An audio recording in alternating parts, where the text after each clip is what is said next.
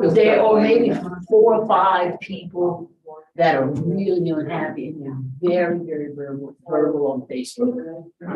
And so it's horrible. I mean, we are the healthiest financially than we've been in years. I mean, Ron can attest to that. You've been there for $50 a year.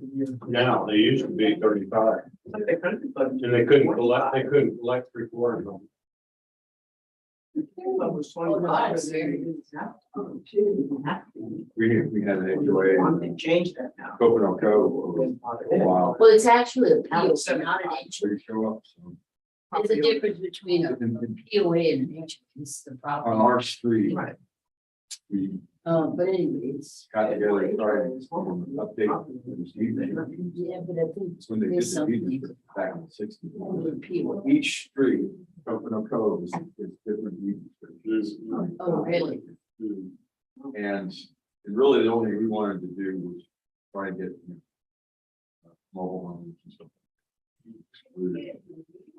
So we got we had one of the folks in the area that was an engineer. He drew up these things and we had a meeting, got together with folks on the block. You would have thought we were proposing to open up. Yeah. No, not a lot. And I mean, it was just, it was amazing. Yeah. Well, I'm. Oh, no. No. And the thing is, people, well, very short time. They're actually, at the time, we're not. There are several lots that people have. Travel trailers. When you propose it's Right. On ours, in Lamar Point, when they HOA and the HCC, you can park RVs in front of your house in the driveway 2 days.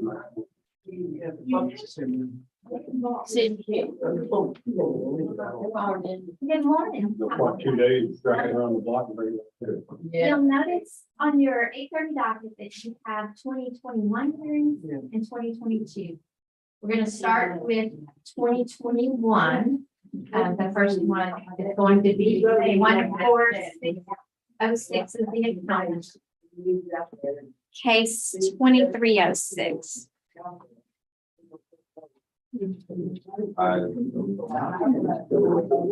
Let's see, if I'm not sure, I may have to go print something out for it because of it being 2021.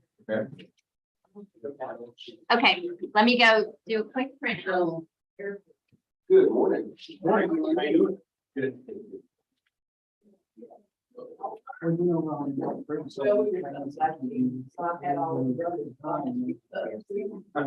And, he assured us, and, a lot. Oh, yeah. Yeah. So you look from here and then do. Exactly. So, That's my job in the Lamar Point, is I have to follow up with these people. yeah.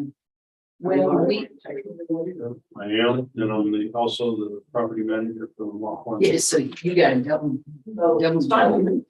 I enjoy the heck out of it. It pays well. It does. It does, really pays. I mean, the property manager, The property yes, I work for the developer, Oh, yeah, not the so I get a commission on every still out there. No, he's- It's really nice. ACC volunteer. Yeah, I mean, I don't know. Ours is too. But see, our developer still owns 75% of the lots out there, so he controls it. That's Where, good. where y'all's, your ACC cannot be part of the board. Right. For ours, I'm a board member and on the ACC. Well, how is that? Because the state came down. No, he still owns 75% of the lots until he sells that last lot. He has one lot, he'll have to go. It was a similar situation years ago. They changed the number of lots. Sure. Because getting away from 5% years. Whatever. Yep. No, I read it and it's there. Oh, You know, He has control as a developer. Let's hit the goal. He's only FTT also. Huh, that's interesting. Actually, it's a good way. It's his property. I mean, he's watching out for his investment. Darren Gerloff. Gerloff and Associates out of San Antonio. Well, Okay, Ms. Sprayberry just went to the restroom. We're gonna keep that. These are the 2021. Why is that? Because this is two that we haven't done from 2021. Oh. So this will be, a 25. Oh. Okay, we also It just Did said- we- don't appear to have packages on the. Under 2021 hearings. Oh, you tried to flip one by us. I heard you. We have to go to 2021. I asked for you, I'll make this board, maybe Zoom. Okay. Even phone. Oh. First one. All right, well, Yeah, I'll look on You're all fine after that, now I need to get. 2021 hearings. you all fine? no, no. Yes. Go back when you're. When you go. Go back. Go back. Maybe I'm gonna go back far enough. That one. It's 8:30. Okay, so we're going back to, Click on Oh, here it is. What's your number? No. Go to the ARB there. hearing. Do first. 8:30? Just keep going back, so. I think it's in- Oh, that was mine. Yeah, I know.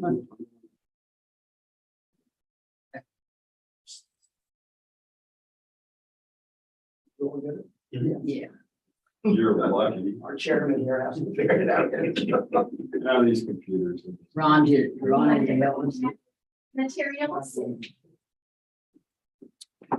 The other section is 14 bonds. Yeah. 43. Go to May 31st hearings. We didn't. Oh, here it is. Oh. That was yesterday.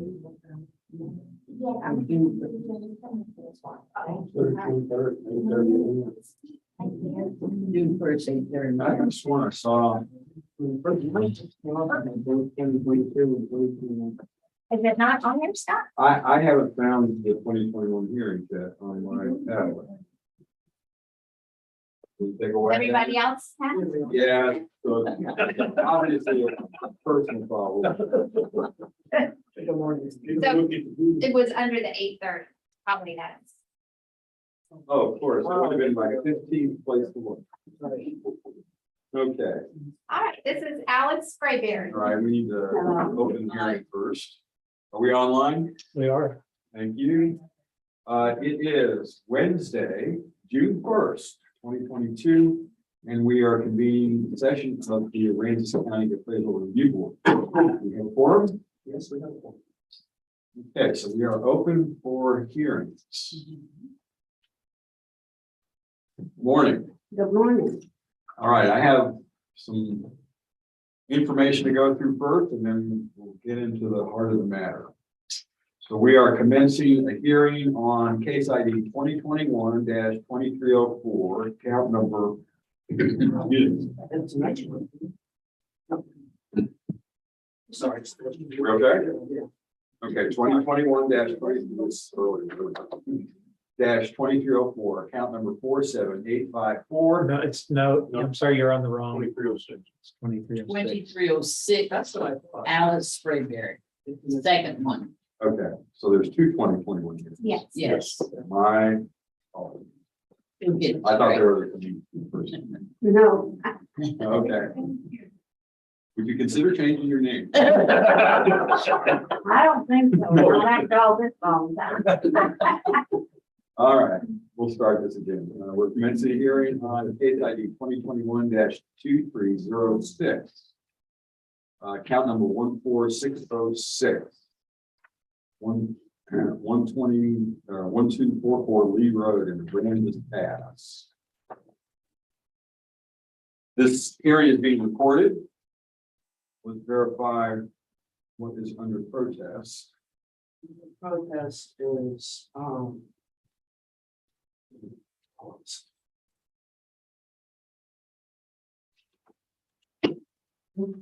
exemption was denied, modified, canceled, temporary disaster damage exemption was denied, modified, and other home destroyed by. Okay, On our sheets, it's simply listed called Q5. okay. Damage. I don't remember all of the letters. Great, it's fantastic. Okay, and this is going to be a 25 hearing. Okay, we are the appraisal review board that will be hearing your protest today. We do not work for the appraisal district. We are appointed to perform an independent review of your protest. At the end of the hearing, you may complete a survey regarding your experience. The survey may be completed using the survey form and emailed to pcad.communications.cpa.texas.gov or online at surveymonkey.com/r/survey ARB. And the survey is voluntary. There is a survey form here if you'd like to use it and take it. All that information. I have no email. Okay, and that's fine. You can fill it out and drop it off here or mail it back to you. And all the information you need, it should be on the form. Okay. Okay. You also have the right to appeal our decision. The appeal information will be provided to you in the determination package that will be sent to you in the mail after this hearing. In accordance with tax code section 41.45H, all written material that has not been provided must be provided at this time. I assume we have all of your evidence that will be discussed during the hearing. I think so, except maybe, I was not told. Of course, I probably should have been smart enough to have known this, but I wasn't. Whenever I first applied for disaster help, I was applying for a trailer. Okay, so what we'll do is. And they didn't give me a choice. Yeah, I understand. Okay, so the evidence that we have is the letters that you had sent in. And that will be the information that you can use to address in your situation. Okay. All right. You also, let's see. The ARB members who are considering the protest have not communicated with anyone about the protest and are signing an affidavit to that. I, Scott Wagner, do solemnly swear that I have not communicated with another person in violation of tax code section 41.66. I have the documents, I want to swear that I have not communicated with no person in violation of tax code 41.66. I, Joanne Ferguson, do solemnly swear that I have not communicated with another person in violation of tax code 41.66. I, Ron McKenna, do solemnly swear that I have not communicated with another person in violation of tax code section 41.66. I, Peggy Burton, do solemnly swear that I have not communicated with another person in violation of tax code 41.66. So all testimony from all witnesses must be given under oath. So you'll be asked to swear in at this point. And I will do that. Senator aloud and state your name aloud. I do solemnly or affirm that the testimony I shall present to the appraisal review board for the Aransas County Appraisal District is true and correct. And Alice Fraser. And my name is Michael Bernard. Do solemnly swear or affirm that the testimony shall present to the appraisal review board for the Aransas County Appraisal District is true, correct?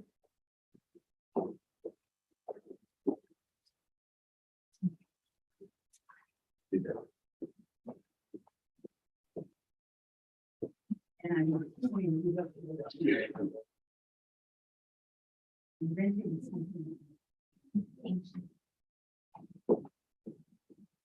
Ms. Sprayberry, do you hold a license or certificate from the Texas Appraisers Licensing and Certification Board? No, Okay, fine. We have to ask that of everybody. okay. Okay. In front of you there, you see on the table, Already. yeah, the information which has the hearing procedure times. This shows how we're going to be running the hearing. And there are two ways we can start. One is you can go first and present evidence, or you can have the district go first. And you'll see going down that chart, you'll have several opportunities to talk and give information during the hearings. So you get to choose which one you'd like to go first, or if you'd like the district to go first. The district. Okay, that's fine. So, in Ms. Sprayberry's, protests, there's a couple of different things that are strange, from the standpoint that they're not normal. One is the 25-25, the fact that they're the late protest. The board is acting on the things under protest, but they're not really congruent with 25-25, which is a limit that it has to do with the whether it's 1/3 or 1/4 over. I'm going to go through that evidence very quickly and then try to get to the heart of the matter, which what I believe is a glow on this issue, which is a general land office home, and there's specific portions of the code that are congruent with dealing with that, and they're very obscure, to say the least. And so we just recently worked out with our counsel, our attorney, and trying to find out how to handle both the cap and the freeze associated with these new glow homes. And so let me just go through my value portion of my evidence really quickly, because it's, again, I don't think that's the heart of the matter here.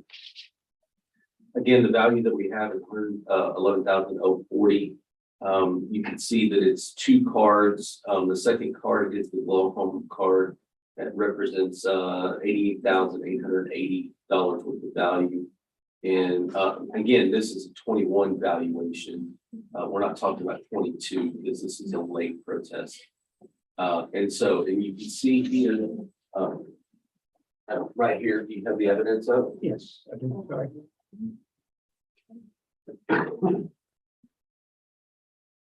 Again, for purposes of explaining the complex nature of the glow home thing, I'm going to ask that you give equal time to the property owner, but this is going to take a little while. And so just that's what I would ask from the board. It's a complex issue. Again, this is the first card, go to the second card. And you can see this is the glow home in question. It's the 4FP minus 2022. There's a picture of it right there. We have 111,040 on all of the structure. All of the value. Continue on. This is the location of you can see the thing right here. You can see this is on Lee Road. Continue. We have sales again. This is 21 protests, so we're just showing 21 and 20 sales to prove the value of that. And you can see that 121 supports the value of the 111. We have other 4FBs in here. They're adjusted appropriately. These are sales within that area. You can see Sawyer Lane off of Highway 35 and Haley Road. You can see one. This is off of Johnson Road right here. Again, another class 4. That one's much bigger. It's adjusted down. Continue on. This is the equity. These are not necessarily sales, but there are other homes just like it. So we tried to go get other homes in that class that are in that area. You can see Lee Road, another one on Lee Road, another one on Manatee, another one on Rabbit. And you can see that the 111 is really nice and tight as far as the grouping of the value. And it's congruent with the 111. It supports the 111 that we have on the property. Continue on. That's one more, another 43 minus, continue on. And here's a sales ratio report just of that area. And you can see at the very end of that sales ratio report let's see, the weighted mean is 96, so we're well under the value that we should be. We're not even to market value there in that area. That to me is less of the heart of the matter. This information alone proves that it's not over by more than 1/3, which is a late protest. But I think the heart of the matter here had to do with specifically what Ms. Sprayberry has indicated that you know, she had a mobile home, I believe, and you can at any time right now when I'm speaking, anytime, like if I say something that's Not right. or not congruent with how you remember your dealings with the GLO, Yeah, because you may have some insight there. But the way I understand it is she had a mobile home. It was damaged or destroyed by Harvey. She wanted a different home, you know, she wanted another mobile home, but the general land office would only build a home, and they built several homes in this area. Again, if I can just continue, you can keep track of my time and give equal time in this Spayberry. So what happened, not only with hers, but I want to say we have approximately 170 of these homes in Aransas County. Whenever from the time of the hurricane, just a broad view, we would look at the condition of 11-135. Now, what is 11-135? What does that mean? It's a property tax code, and it says the continuation of a residence homestead exemption while the structure is being constructed.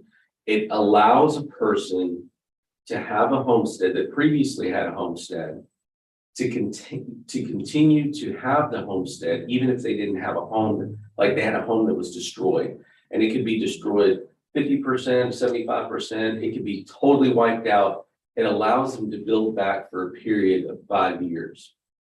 And that's what specifically 11-135 does.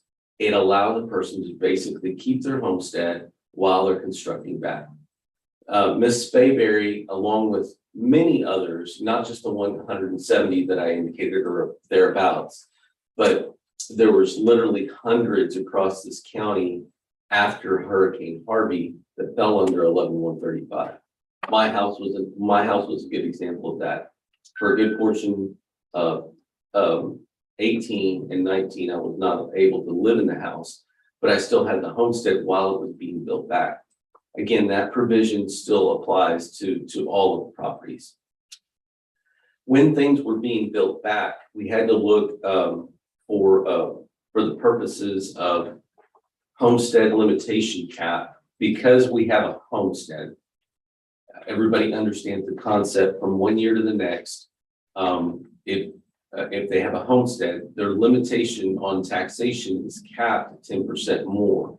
So for easy math, if you had a property that was $100,000 and the market went up to 180, then they still would only be, have a market of 180, but they would have a tax limitation that would say that they would only go to 110. So in that vein, I'm going to read a section of 2323 in the tax code. And this is a limitation on appraised value of residence homestead. Subsection F 1 and 2. For purposes of appraising property under subsection A, in the tax year in which a structure would have been constituted a new improvement, the appraised value of property would have had in the preceding year if in the preceding tax year, if the casualty or damage had not occurred, is considered to be the appraised value of the property for that year, regardless of whether the appraised value exceeds the actual value of the property as limited by subsection A. Number 2, the replacement structure is considered to be a new improvement only if the square footage of a replacement structure exceeds that of the replacement structure. as the structure existed before the casualty or damage occurred. Or B, the exterior of the replacement structure is of higher quality or construction and composition than that of the replacement structure. All right, so I'm going to stop there just for a minute, just to illustrate what that means. If a person had like a little 2FB, or a little class 2, and they did not fall under GLO specifically. Okay, this is where the crux of the matter is coming. So they had a 2FB, let's just say for illustrations, it was 1,000 square feet. And when they built back, it was a 4FB of class and quality, and it was 1,400 square feet. I'm just making those numbers up. I'm just to give an illustration. Under this section of the law, it says it would be considered new. The replacement structure is considered to be new improvement only if the square footage is bigger, and I'm paraphrasing now, or the exterior of the replacement structure is higher quality of construction. So basically, within this office, we called it the bigger, better rule. We did hundreds of these tests after Hurricane Harvey to determine, is that their old structure that they just kind of, repaired, or was it like they demolished and then they built back, from 1,100 square feet to 2,500 square feet? Well, that's a whole new improvement. And so we did these tests. It's called bigger, better test. Now I'm going to read the section of the code in the very next portion of that same code that I just read. Subsection G. In this section, disaster recovery program means that the disaster recovery program administered by the General Land Office or by political subdivision of the state is funded with community development block grant disaster recovery monies authorized by federal law. Notwithstanding subsection F2, and only to the extent necessary to satisfy the requirements of the disaster recovery program, a replacement structure described by that subdivision is not considered to be a new improvement if to satisfy the requirements of the disaster recovery program, it was necessary that, and it repeats the same thing, the square footage of the replacement structures exceeded of that replaced to the structure as it existed before the casualty or damage occurred, and the exterior of the replacement structure to be of higher quality of construction of composition of that replacement structure. Scott, can you go tell Val I need that Excel spreadsheet right now?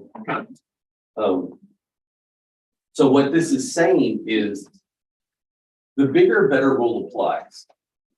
Unless it says the disaster recovery program. And if you go on to see, it says administered by the General Land Office. I need to print out. Oh, gosh, I didn't speak like that. Thank you so much. And so what we did in relation to that, Ms. Blakeberry, along with other individuals, said, well, what about this portion of the law? So we had to look into it, and we looked into it pretty thoroughly with our attorney. And what ends up happening is basically it's not considered new for cap purposes, but it is considered new for freeze purposes. Again, this is complex, but let me tell you what this means. Basically, the bigger, better rule says, is this bigger, better? Yes, it is. It's bigger and better. It's bigger than what she had, and it's better than what she had in the past. Does she have a caveat in the law because it was built by the General Land Office? Yes, she does. So she has the cap limitation because the section of the law in 2323 applies to the cap. So for purposes, again, for illustration, the $100,000 to the 110, that cap will be in place for a while for Mrs. Fayberry. That cap will just continue to, and just in that situation where, let's say again, $100,000 to $180,000, what happens over time is the limitation from one year to the next, since you can only go to 110. The next year it would go to 121. The next year it would go to 132 and change. And then it would go over that for years until it reached the 180 mark. That's the same situation for Mrs. Fayberry. It is not new value all in the first year. It gets a cap limitation. What it does not address is the freeze. So the freeze ceiling is then set at whatever new value is added. Okay, can I ask a quick, Sure, when you say cap, you're talking about appraisal. I'm talking about a homestead. The homestead. I understand, but when you talk about freezes, you're talking about tax freezes, is that correct? Yes, And when you're talking about, when you had been talking about the homestead cap, that's related to an appraisal, a freeze as it relates to your appraised and assessed value. Is that right? no, there's two different things. Okay. Okay, you have a limitation, you have a homestead cap, and this is why this is complex. You have two exemptions. You have the homestead. I have the homestead on my home right now. There's a limitation of 10% more than it was the previous year, right? I do not have an over 65 exemption because I'm not over the age of 65, and therefore I don't have a freeze. The freeze is the levy that is calculated in the year in which they qualify for the over 65.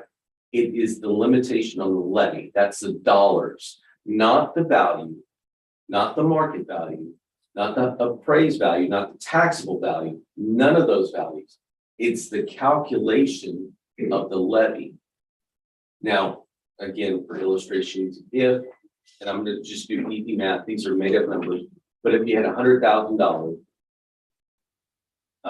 and that was the year in which a person had the homestead and the over 65, okay? So the $100,000, let's just say for easy math, that thing goes to $200,000 next year, okay? But they had a homestead and they had the freeze over here. They had the homestead here, the freeze here. So what happens is that the market value goes to 200, but the limitation on the cap is only 110. But none of that, basically all of that gets trumped because, again, I'm making these numbers up. Let's just say the $100,000 created a $1,000 tax bill for the school district. Okay, that's the levy that I'm talking about. That's frozen. So no matter, we're not even trying to calculate on the 110 or the next year, the 121 or the next year, because this trumps all of that. It doesn't matter if that goes up to $500,000. They're still paying $1,000 on the school over here. Now, the way I understand the appropriation for this general land office special, what is it called, disaster recovery program, and this is under 23G of the property tax code. It talks about the limitation on the cap, but it does not do anything for the freeze, which means the freeze gets set in a situation where I just described 100,000, right? And then the next year it goes to 200,000, but they're still paying on $1,000 freeze over here. I'm going to give you another example for illustration. In year 3, this person built a garage, and it's one of those fancy garages. It's a $50,000 garage. That $50,000 is new to the freeze. So you take the 50 times the levy that gives you, again, I'm using easy math, these are not right numbers. Let's just say it created $500 worth of new levy tax. Then the new freeze in year number 3 would be 1,000 plus the 500, which is 1,500 over here. So essentially that's what's happening for these homes is they're limited on the cap, but we're over here, they're considered new. Not in the homestead, but in the freeze, because in 1126 is that's the section of the code where it talks about homestead, freezes. There is no reference to this law. And we've been over it with our attorney, I mean, many times. And this is his advice, and this is how we handle these accounts, is we've done that and we've gone through. We've gone through and applied her cap, which means that in the current year, Scott, in the current year, you could see, I'm gonna try to show you, just go into her account.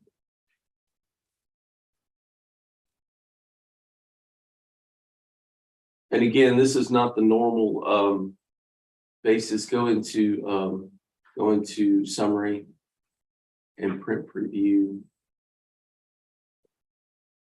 Now, I want you to look. Oh, yeah, pull the card over. I want you to look at the card very closely. Do you see we have $111,000 worth of market value? We just talked about that in 2021. Because we're talking about 2021, but we're also kind of talking about 2022 from a broad standpoint. Notice the cap loss is $72,000, and she's only assessed at $38,500. Now, why is that? Because we talked about the limitation. It's a limitation of her mobile home plus 10% that only allows her to go up whatever a year. But the levy, the new levy, the new, like we did the $1,000 plus the garage, we're saying that all of it, go to the next card, Scott, that all of this new house, go to the next card, Next card, what? Sorry. should be in next property card. There, right there. Sorry. All of this is considered new value. It's like, this is like the garage in our illustration. And so from the free standpoint, it is considered new. From a cap standpoint, it says you can't go faster than this. And that's what's being shown right here. Now I want you to see, click out of here and go back to my evidence. Now, remember that $38,000 number, $38,591.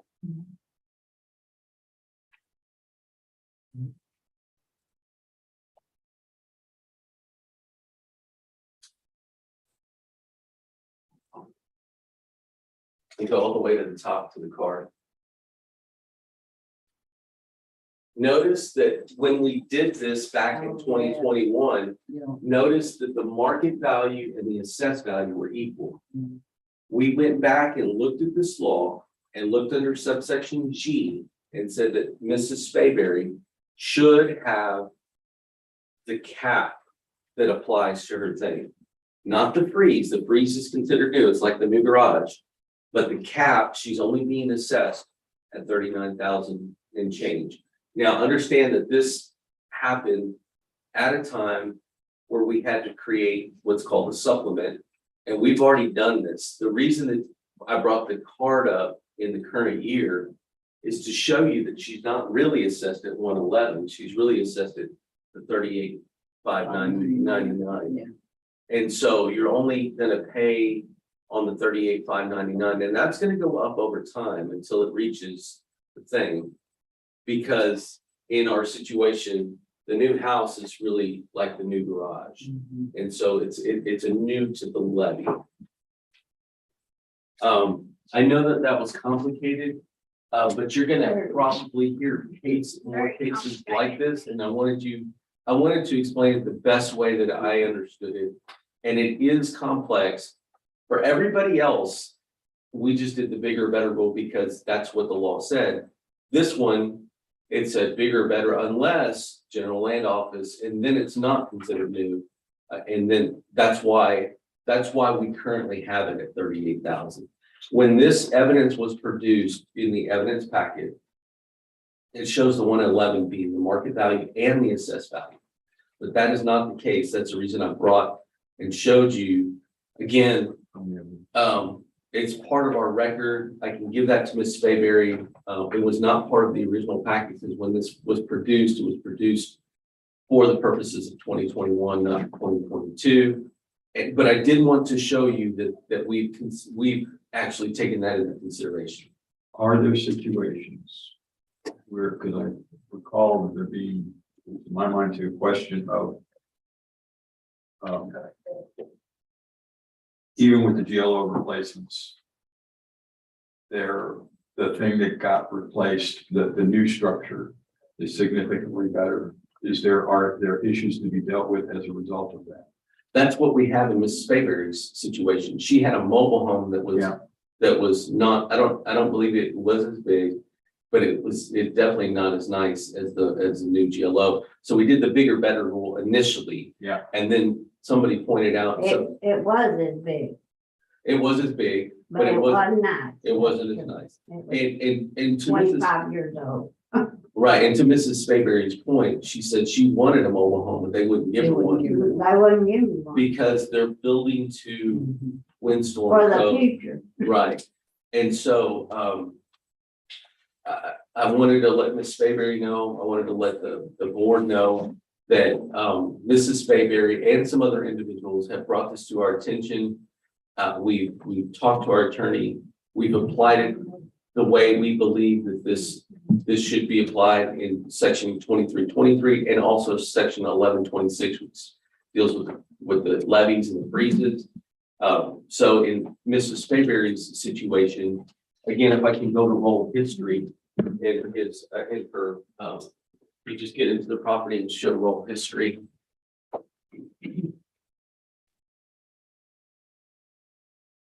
That's 21. Go back to 20. Go back to 17. Okay, so in 17, notice in 17, and this was the year of the disaster. Notice in 17, you had a value of 37,000. Well, here she lost some stuff, so it went down. I mean, like the improvement went down. We lost So- the carport. Right, so it went down to 29. And then we started to put this back and it's back up to, let's see, we were at 37, now we're at 36. And now we're at 36, still nothing built. And then continue on, 2020, we're still not built. But she's still in the provision like everybody else. 11-135 says you can have your homestead until you build it back. And then boom, we start to see some value here. This was probably not even all the way built, but it looks like it was because we only had like $88,000 or $89,000 worth of value in this location. So this is where we would have picked it up. Remember the card in the evidence showed $111,000 assessed, but that's not the case. We've already fixed it in the system. So she's only being assessed at $38,599. Why is that important? Go back to 17. Because in 17, she was only 37. So we're only picking up we're only picking it up as the limitation. So The 10% on the 37. the 10% represents the 37. It really, in this case, it should have really been 37 plus, it should have been 40. But the way it's calculated, 38,599. But notice the huge amount of cap loss. Now, what's going to happen year over year, Mrs. Fayberry, is this will go up another 3,800, and the next year it'll go up 3,900, and then it'll go up another 4,000. You know, it's just going to go up incrementally until it reaches this 111. So at what point and at what value is a freeze ceiling, a tax freeze ceiling established? The free ceiling is again, it's not a value. That's why homesteads are values. Freezes are levies. They're tax amounts. Right. So, so I can say that the levy over here, the new value of the levy, like the new garage in our situation, the new 88,000 or 89,000, I guess in 2021. Yeah. That 89,000 is like our new garage. So it sets some levy. Yeah. It's different for every single one. Because some of the GLOs are just slightly smaller, slightly bigger than others. Whatever that value is in that year, that's where our new garage value is set, or new garage levy is set. So it takes the 89,000 times the tax rate within that school district and says, this is the new levy for the school. If they're in a city, if they have a freeze, then it's there. It's whatever freezes are available. We didn't present this information, so I won't, but I will talk about it from the standpoint, so I'm not gonna show it to you, but I will talk about it, that we did this for 170 or 180 other properties the same way. Okay. So the biggest thing is I wanted to show you this, that she's really only assessed at the 38. When we originally did this stuff, we thought she was like everybody else, and we were gonna assess her at 111 because it was better than what she had before. So we did the bigger, better rule. Notice going to 22 one more time. Do you see how I said the 3,000? Yeah. And now it goes to 42. Right. So that limitation, that's gonna go up, that it's gonna take for her to get to this new value, this 143, it's gonna take a long, long time. Okay, so I'm still fuzzy on, and I understand we're dealing with assessed values and the caps that are associated with that. Okay, from a tax levy standpoint. There is a freeze amount there. I can show you her freeze now, if you want to see her freeze. And is that going to, with all of the incremental ratchets that she's going to deal with in terms of assessed values and the caps that are applied to that freeze value is Trumps it. Okay. It trumps. Remember how I said, like, in their situation where you have 100 and then the freeze is set at 100? Yeah. So in our hypothetical thing, this levy was 1,000 Yeah. over here. This is the same situation from the standpoint that it goes up. Like this is going up from, it's going up from like 38 to 111. So it's doing the 38 to 111. But over here, the 1,000 in our hypothetical situation is set. But it's like the garage, it's really 1,500. I can show you what the levy is for her specifically. But I mean, they're always going to be slightly different. But does that also continue to go up? No, that's why I said, It's there. that's a freeze. It's not, as it relates to the protest before you. It says, I think what it says, is disaster exemption and exemption with the denied, modified, or canceled. In both situations, I've shown you that that's not the case. She actually has the exemption in place. And furthermore, actually showed you that her capitalization is where it needs to be. I can absolutely show you if you'd like to see her freeze. Yeah. I would. Okay, certainly.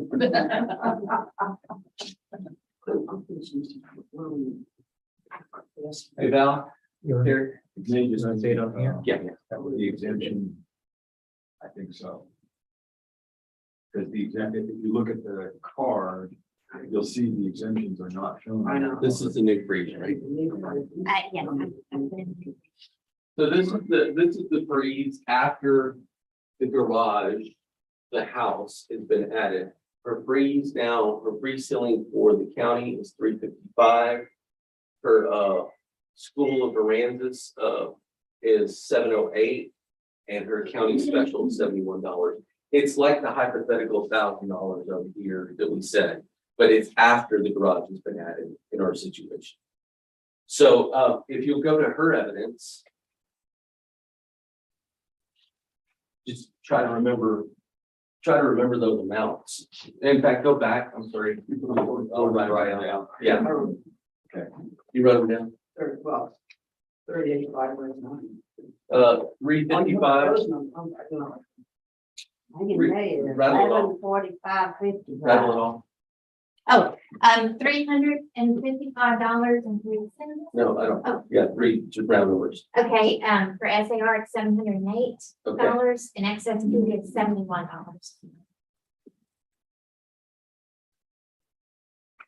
so GAR is the county, SAR is the school, and XSP is the road and bridge. Those numbers. Now go to her evidence. Again, Ms. Mayberry, I've taken a lot of time. She's gonna have as much time as she wants to say whatever. Yeah.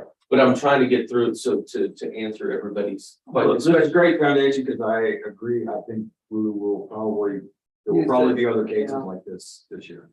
Okay, so this is her information, continue on. This is showing her benefit. Okay, so this is a tax bill, Yeah. and this tax bill is in, 2001. That's a 2001 tax. It was before, But that would also be interesting, if you go down to the total bill. okay, is- stop right there, stop right there, stop right there. that was before we had homestead. Before it was homesteaded? Okay, continue on. And those are the taxes that I paid In 2020, in 2019, 2020, and 2021. okay, so Oh, notice, that's the total, yeah. notice right here that she had, go back. This is the 2021 tax bill. If we No, go, that's a 2001. I'm sorry, 2001 tax bill. If we go to her tax bill in 2021, and then you see her new freeze that I just showed you, you'll see it, you should see a difference, because we didn't know the G in this section of the law. This is a 2001 tax bill. So that's Again, 2021 right there, 1145.55, that's what you need. go ahead and pull that over the You her, want the tax statement? the tax statement, So go to property, property events, Collection. collection. and collections radio, and then the 2021 tax statement. And just preview it. Okay, zoom in. It's the same, 145. Okay.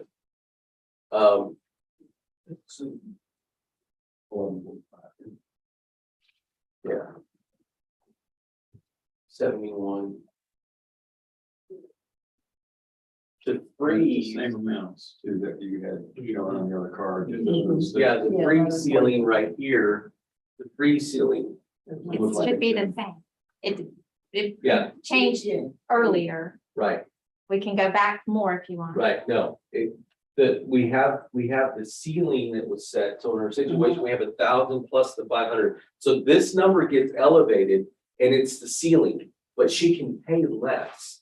And really, she is paying a lot less because of her cap limitation. Okay, Has She'll she, get a corrected statement. I was It gonna is say, not because of in the the cap system limit. yet.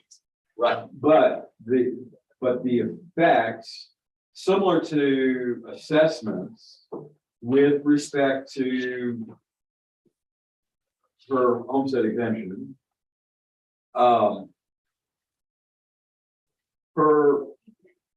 Her tax levy will be lower. no, Her tax, let me finish. Okay, maybe I hope I'll get the words out right. Her tax levy will end up being lower because it's based on a lower assessment. Homesteads, yeah, because of the homestead, the cap, okay, the homestead cap. However, the tax levy will increase incrementally, just a little bit, incrementally every year for a long time, because it's tracking along the homestead cap. And the total freeze, that if she ever were to reach the 1145 level, that's where it would end up truly stopping. that's exactly right. Okay, So that makes sense to everybody? The homestead cap is creeping along. And if she ever got to a level, because here's her 11,145, Yeah. again, you have to think of this as the tax. But if this tax ended up getting to here, and then it would go, whoa, it would bump up to the ceiling, it would eventually get there. Okay. So this number really reflects the true ceiling prior to, Well, the true ceiling of tax levy prior to an application of the homestead cap value. right, like, again, she is going to pay the tax associated with the 38, Yes. not the 111. Right. And so, but we calculated the 111. Yeah. And so if she ever gets to where the cap produces a levy that reaches the 1,100 and whatever dollars it was, it would hit that So same. this is Yeah. what it's now. Okay, it makes sense to me. This is the correct. At least. that's me. Don't. And you'll have an opportunity to. And Ms. Barberry, like Val indicated, we just completed this, the supplement, go ahead. Yeah, pull that up. And so we just completed this for this and it's like 170 right now. This would be, the corrected bill hasn't been sent out, but this is the tax summary for it now that the correction's been made, where the base taxes, Right. that third or fourth column over, Okay. right in the middle, that will be. That's her base tax right here. And So- total base tax is the 153. Right. Instead of like, and that's a really good situation, illustration. Remember the 1,100 over here? She's paying on 153.41. She just hasn't gotten the supplemental bill yet because we just did them for 170 some odd properties. Right. It's with the tax assessor collector. Right. This point. Yeah, we've already sent this over. She's gonna be getting a supplemental bill. So if she's paid the bill, then she'll get a refund in 2021. Yeah. If she hasn't paid the bill, then she owes the 153 and change. Is that right? That would be Yeah. correct. Okay.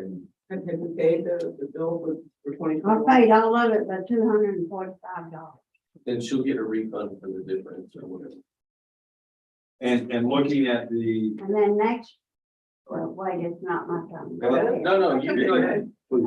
But next year, are you saying that it will go up? It'll, A little. it'll, Oh, a little? Yeah.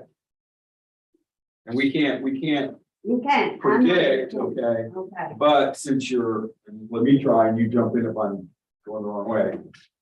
Because of your homestead cap, your assessed value is going to be capped at no more than at 10%. So it was 38,000 and we got another, 3,800. So your homestead cap would bring your assessed value up to 41. And that would be what the taxes would be calculated on. So I'm looking here at your, whoops, That looks better. Yeah. it's more colorful. Yeah. Okay, I'm looking here in your evidence where you had listed the taxes you paid, Uh-huh. okay? And this is the one that took your breath away with 1145. Right, right? I had a heart attack. Yeah. Now, I really assume that you are going to be around for a long, long time. Well, I hope so. 82 years old, so I Okay. don't know. But the real point here is that your taxes are gonna go from 93 to 153. And then every year after that, it's gonna go up a little bit, okay? Maybe, I can't say how much because those levies change from year to year. Right, but And it's not gonna go up dramatic. correct, but like this But time. each time it may go up, say, $20 or $30 as an example, okay, as an example. Uh-huh. Yeah, $20, $30, that's 170, then you go to 200. 200. At somewhere down the road, when it hits 1145, after going through those incremental little changes, that's where it will totally stop. Assuming that you don't make any other changes to your houses, man. That's a long time. It's a long time. Yeah. I understand. And that was the purpose of, I believe that was the purpose of the law, the way they set it up is because people that applied for GLO, they didn't generally have, I don't know, I'm not speaking to Ms. Well, I can tell you, they did not tell us everything that we should have known. If they had them, I would have called them. Cause I could have lived, my trailer was not good. It was livable though, because of the things that my son had done to it after the hurricane. Plus, I did get money for a new partial roof. but they didn't do anything about the floors or anything, but my son did fix it up, and I could have lived in that trailer for the rest of my life. I mean, I wouldn't be comfortable. But if they had have told me that I was gonna have to go through all this, I would have told them no. You know, Well, I mean. because, you know, did you- the windstorm and the homeowner's insurance and the taxes, that's just more than I can pay on what I make. I mean, if it hadn't been for the stimulus checks I got the year before, I couldn't have paid this. Right. This year and last year. So, Yeah, this is not unfortunately, it's not a new story. I know We a have- lot of people are in the same boat that I'm in. And, you know, it's unfortunate now, and what's made it a little more interesting or complicated in your respect and how we're gonna hear from other property owners going down the road. We have to understand, and that's why this has been helpful to me, to understand the nuances of homestead exemptions, how they apply towards tax levy calculations, and the over 65 exemption, Yeah. which injects a freeze on your tax levies. Well, see, that's Okay, what. and that's why it's Well, complicated. that's what I thought whenever I said, now I know I'm gonna have this new house and I'm gonna have to have insurance on it. But I said, since I have a tax free, and I should have called and found out about it, but I thought since I had the tax free, I wouldn't have to worry about the taxes. Right, and, you know, it is an obscure part of the law that's not used very often. I'll say that in my own defense or the district's defense. Furthermore, in this, GLO is required to give me the report of stuff that they're doing within the county. That didn't start, just like a lot of things, they were in the mix, that when stuff was going on after Harvey, there was a lot of moving parts. Yeah, I didn't get the reporting in the timely manner that I should have from the GLO. Having said that, they've reported since, and I'm happy to have the information. I'm grateful. I'm grateful that the GLO is come in, and I believe that those homes do you pay for them or are they given to you or? we have to, no, they're given to them. We have to, They are given? for 3 years. For 3 years, which my 3 years will be up next March. For the 3 years, it doesn't belong to you. It belongs to them. Okay, But as long as you keep your taxes paid, your insurance paid, and keep the house up. You can't rent it, you can't sell it, you can't do anything with it. You have to live in it. For 3 years, you have to live it, and then they give you and then it's yours. that's a seat, and I'm grateful to the GLO that they Yeah. do Well, that. I am blessed, but, you know, if, like I said before, if I'd known all the facts, it would have been a different story. Well, I still think you came out ahead on this. on this Well, thing. I know I did. And I really would have if I was younger, but, you know, I'm not. Right. But I know for the rest of my life, I'll have a good place to live. Yeah. And they also didn't give us a choice on whether to have the house on cement foundation or block, or they really didn't give us a lot of leeway. Right, You know, they just replaced what you had. You had a 2-bedroom, 2-bath trailer, so I got a 2-bedroom, 2-bath home. yeah, and that's the way they did it. I just to let you know, along with Miss Bayberry, I did an open records request to the GLO for their standards to see if they had any like smaller homes, because that would come into play, but they had a basis for a base model. Right, we had And- three to choose from. Yeah, there was I think 3 or 4 different models is all that they have. And it's based on square footage and the people in the family and stuff like that. And so, having said that, what you have before you is a protest about like, the homestead exemption was denied, or, you know, the checkbox and, I hope that you feel better about, I do, I feel much better because this packet was, I know y'all put somebody put a lot of time into it, but it did not mean anything to me. I could not understand any of it. Because I'm just not.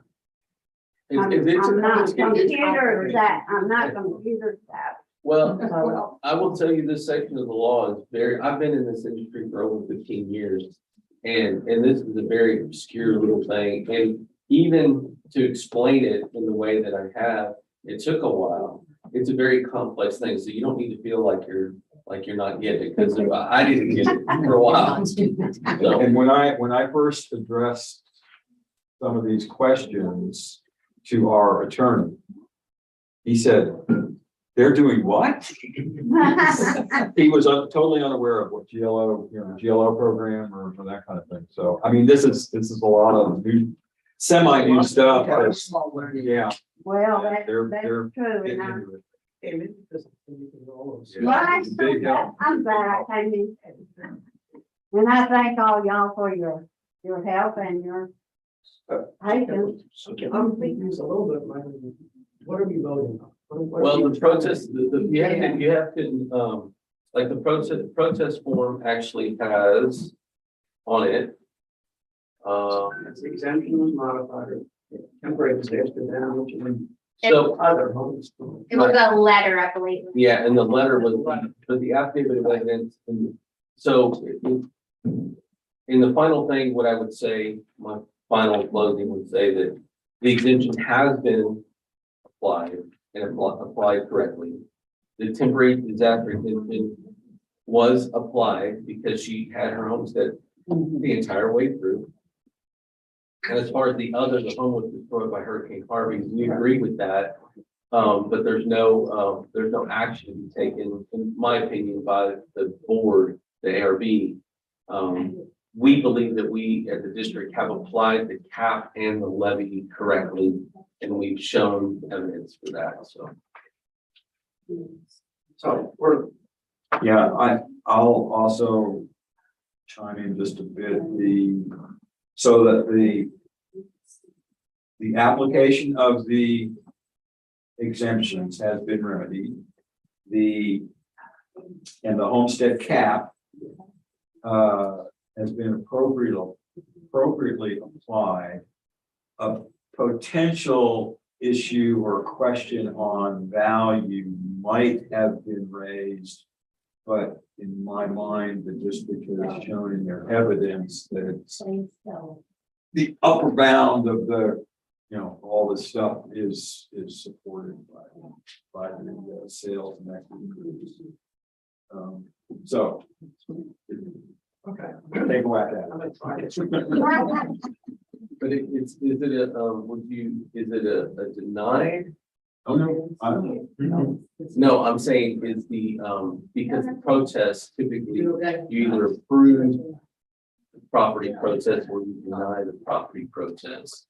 So that the language is, you have to just be real careful about the Can't we language. just say that we approve that the exemption has been properly handled by the. I guess you can. Makes sense. All right, AID 2021-204, Sports Center 854. After hearing evidence from the district and discussions with the protest group, the ARB believes that the exemption noted on the protest form has been corrected. Temporary disaster damage exemption has been applied. Yes, the home was destroyed by Hurricane Harvey. So basically what we're doing, I believe, is accepting the district's new line on the homes, is that right? The districts, well, you have to just, the check boxes for exemption, so you've already read that. That's the motion. Okay, before we get a second, Ms. Braver, do you have anything else that you'd like to say? Okay, great. I don't think so. I think I said it all. I'll second. Okay, all in favor? Is anybody opposed? Okay. I think we do need another motion though. With the original letter, it said 2525B. That is how we set it up. with the 25 period. So I believe we need a denial on the 25 fee, and that's how it'll go in the system. So, that was the thing, I was confused, so was the last month, was that a denial? I didn't understand Yeah, the long that's thing. what I was saying. That's what I'm. Yeah, I'm so looking we for. need that's a good motion, but we need another motion for what's actually But what, under- but what they voted on? Did they vote to approve or deny whatever she That's said? why they're gonna do another one. You don't even Okay. have to worry about that one. Okay. You're gonna do on Okay. this one. Without saying it, the original motion was brought in, I think. Yeah. And so. But you also at the beginning indicated that while it was 25 D, the Crux of the matter. yeah, the values of 25 or 25 or 25 or 30% really didn't apply in this case. But we really weren't talking about values. Right. But again, from a procedural standpoint, so she brought a late protest, which falls under 25, so you have to at least make a motion that we did not exceed the value, of that. We're So not changing, y'all aren't changing the value. you're not changing the value. So we're basically denying. I believe Yeah. that's the. I'll make a secondary, motion on the same ID and account numbers 2021-2004. Case ID is 47854. The account number is 468. No. 14606. Oh, no, I'm sorry. I don't do right. Maybe I You can handle. You can do it, you can do it. Well, I mean, you're doing it now. I mean, you brought, you said the other one, if you, yeah, it's 14606. I really won't vote. I mean, do I have to erase that or just ignore the motion? Sure, if you want to just start over, that's fine. So. Making a new motion, your case ID. Dash 2306, account number 14606. That I've been listening to the district and protesters, the motion. The investors exemption has been applied. Temporary disaster damage trees and corrected, home was destroyed out of the army. And in relation to the 25 years of the protests, the ARB ordinance that is not a factor that is not going to come. Yeah. And I'm sorry, that is all the way to so consideration your pricing. As we discussed. The protest is denied, the exemption apply. Right, protest is denied. Well, that. My taxes are going to be voted. Yes. So, yeah. All right. I know how you feel. Ready for a second? Scott, are you okay? Yeah, I'm assuming that the denial. Okay. All in favor? Aye. Yeah. Thank you, Ms. Fraser. Thank you for coming in. It was a big help to us. Well, thank y'all very much. I guess we all learned a little. Yes. Thank you. And I am And your taxes. I'm forever grateful. Enjoy your new home. Oh, I am. I'm really enjoying it. I just enjoy it every day and at night, every night. Every night. I wasn't cold and I haven't been hot, so. Thank you so much. Except when the electricity went off. That's what we check out. You guys can tell my neighbor. Thank you so much. Thank you.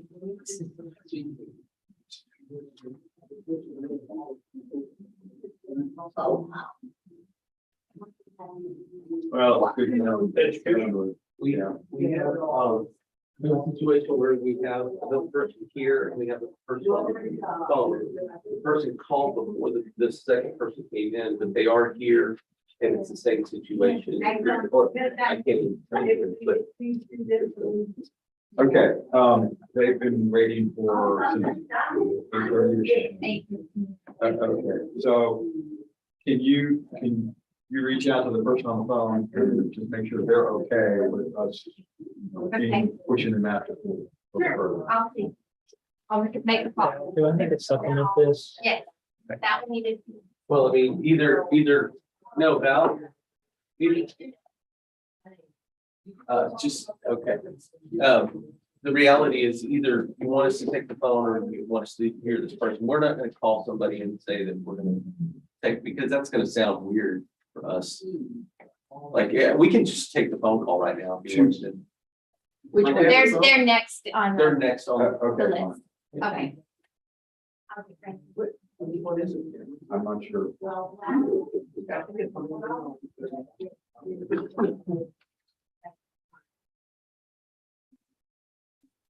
Even though.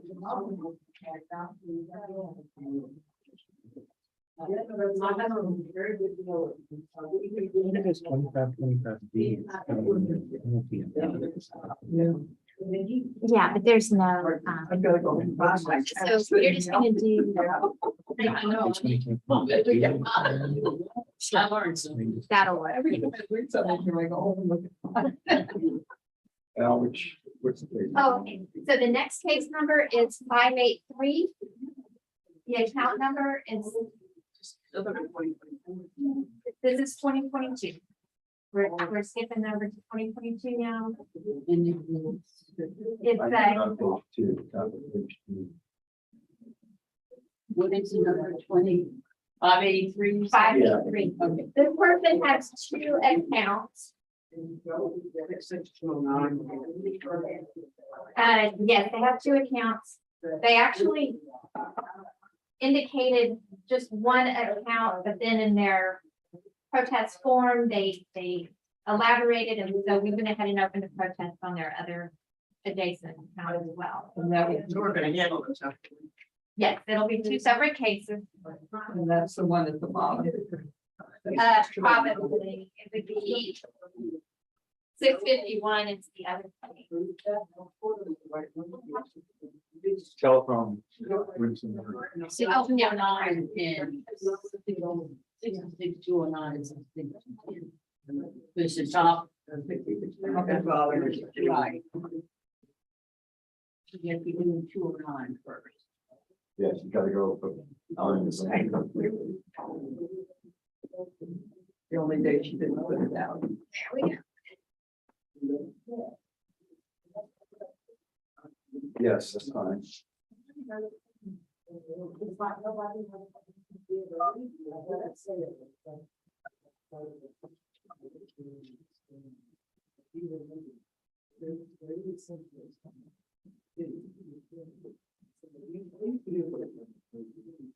It'd be 66209.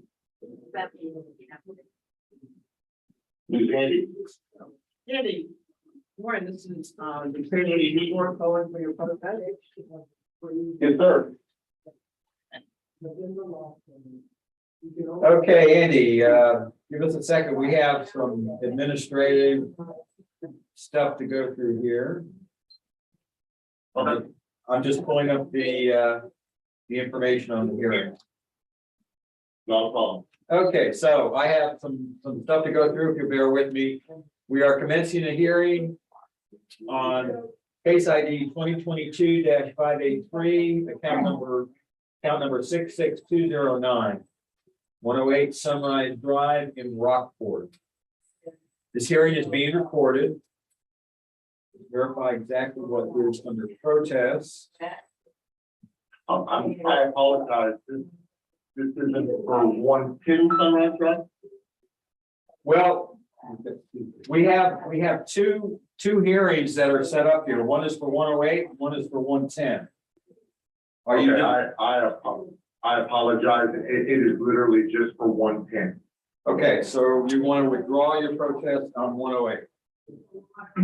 Yes, sir. Okay, so it's gonna be case 651.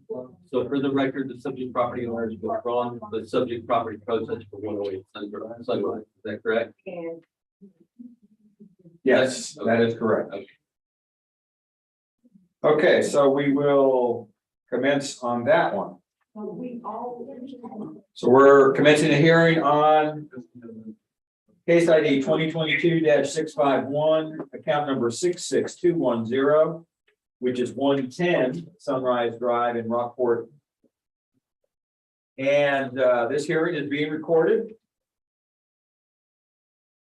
And we're looking at the protest form just to verify what's under protest.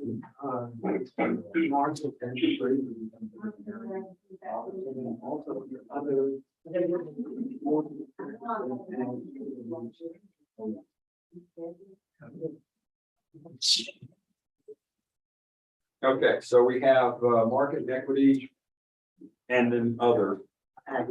Yeah, more than 10% ag timber use. Correct. Okay.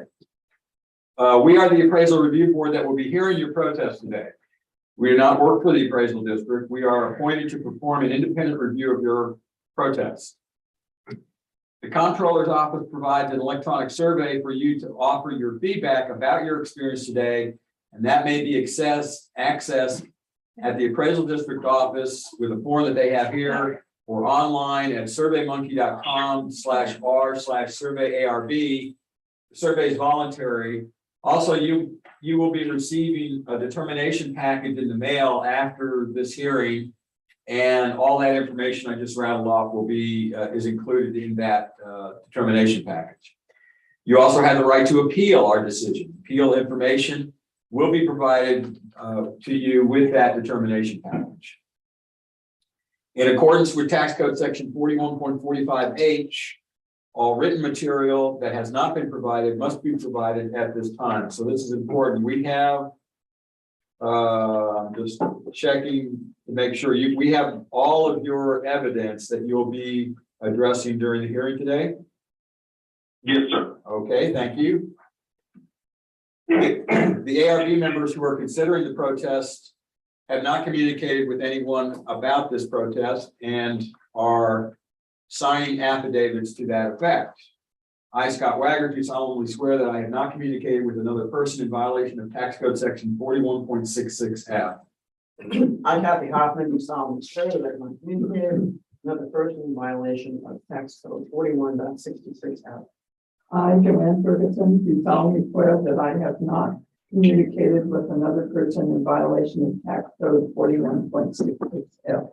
I, Ron McCann, do solemnly swear that I have not communicated with another person in violation of tax code section 41.66F. I, Peggy Bird, do solemnly swear that I have not communicated with another person in violation of tax code 41.66F. All testimony from all witnesses must be given under oath, and we're assuming, or I'm assuming that you are under oath in that you submitted a valid signed and notarized affidavit. And my name is Michael Soto. I do solemnly swear from the testimony shall present to the appraisal review board for the Aransas County Appraisal District is true and correct. Okay, Andy, I have to ask you a question as to whether or not you hold a license or certificate from the Texas Appraiser Licensing and Certification Board. I do not. Okay, that's good. Or that's fine. We just have to ask everybody that. No problem. Do you have a copy in the package that you were sent from the district, a copy of a page that says hearing procedure times? Yeah, notice that, as far as I know, I'm looking at it right now. Okay, it's a table, it says hearing procedure times, and it has two sets of columns. One says, When protester goes first or when the district goes first? that's correct. This is how we're going to be running the hearing in terms of the time allotment for the various parts of the hearing. You have the option of choosing whether you present first or whether the district present first. And you have to make that choice. I would like you to present first. Okay, right. So I believe that subject property is 110 Sunrise Drive. It's out on Sunrise. You have, this is Sunset Bay. You'll see the, pictometry imagery. You have a house that's constructed on that lot. We have a total of 279,400 for the subject property right now. What are the comp sales in that area? You have 209 Sunrise. 209 Sunrise sold for $289,000 and change. It's a little bit of, let's see, you have a value that's indicated at 282 after adjustments. 218 Sunrise is just a vacant land, just to show the value of the land in the area. The others that you have is Cape Valero and Lake Shore. They're a little bit further away. Sunset Bay just doesn't have very many houses out there, house sales. So we had to go to the next nearest ones. Those sold for 459 and 451 respectively. They have indicated values of 361 and 435. For equity, moving to the equity grid, these are not necessarily sales, they're just other properties in and about the subject property owner's area. And you can see in that right there, you can see in that that the indicated values 356, which support the value of the 279 that we have on it on the subject right here. And this is Sunrise. So they're both of these are in the same subdivision. Continue on. Let's see, this is South Point, these are a little further away. Again, Sunset Bay is an area that has very few homes that are out there, just generally. They're not all built on. I believe the crux of the matter, well, attached to this is the sales ratio report for that area. I believe the crux of the matter is the subject property falls within a land break, which means that the properties to the south. So if we can go back to pictometry, the properties to the south are closest to the road right here. And these are like, I believe they're in the 30, 35 range, they're 33, 35 range.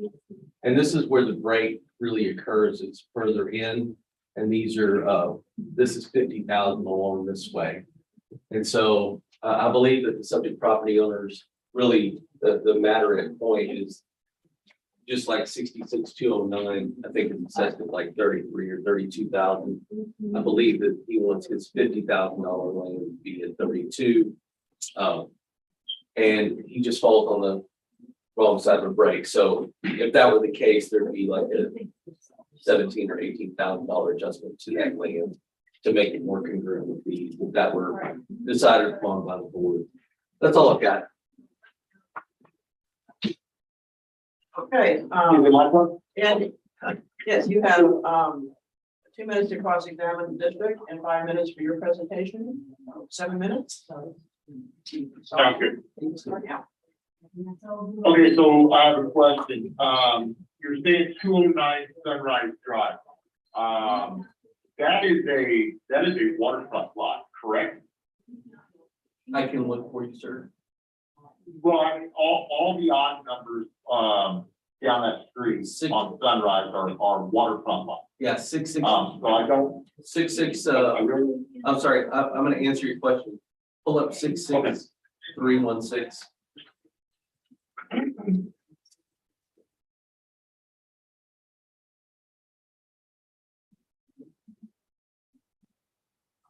On pictometry. Oh, pictometry. Okay, 66316.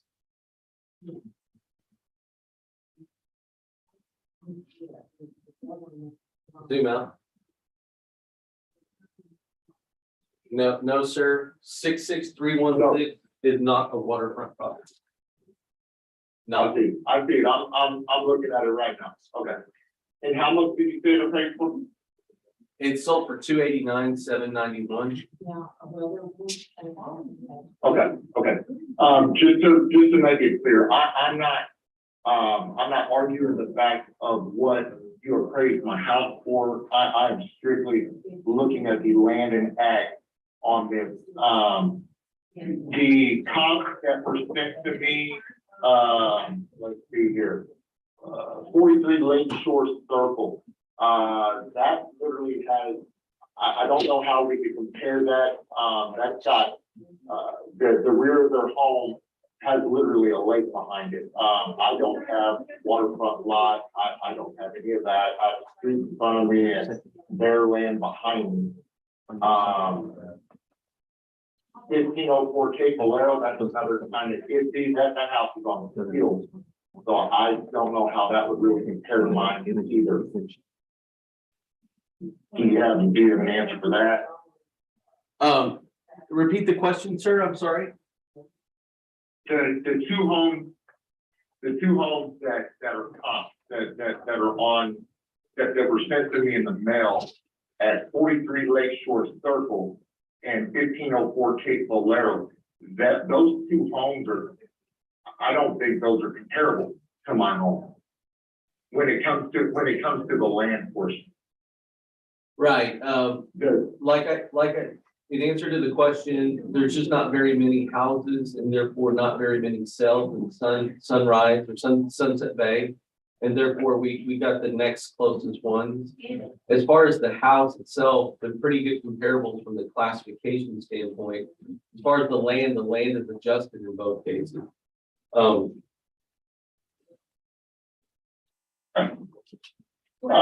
don't know if I went over on my protester cross-examination. Can I go ahead and switch to my protester presentation?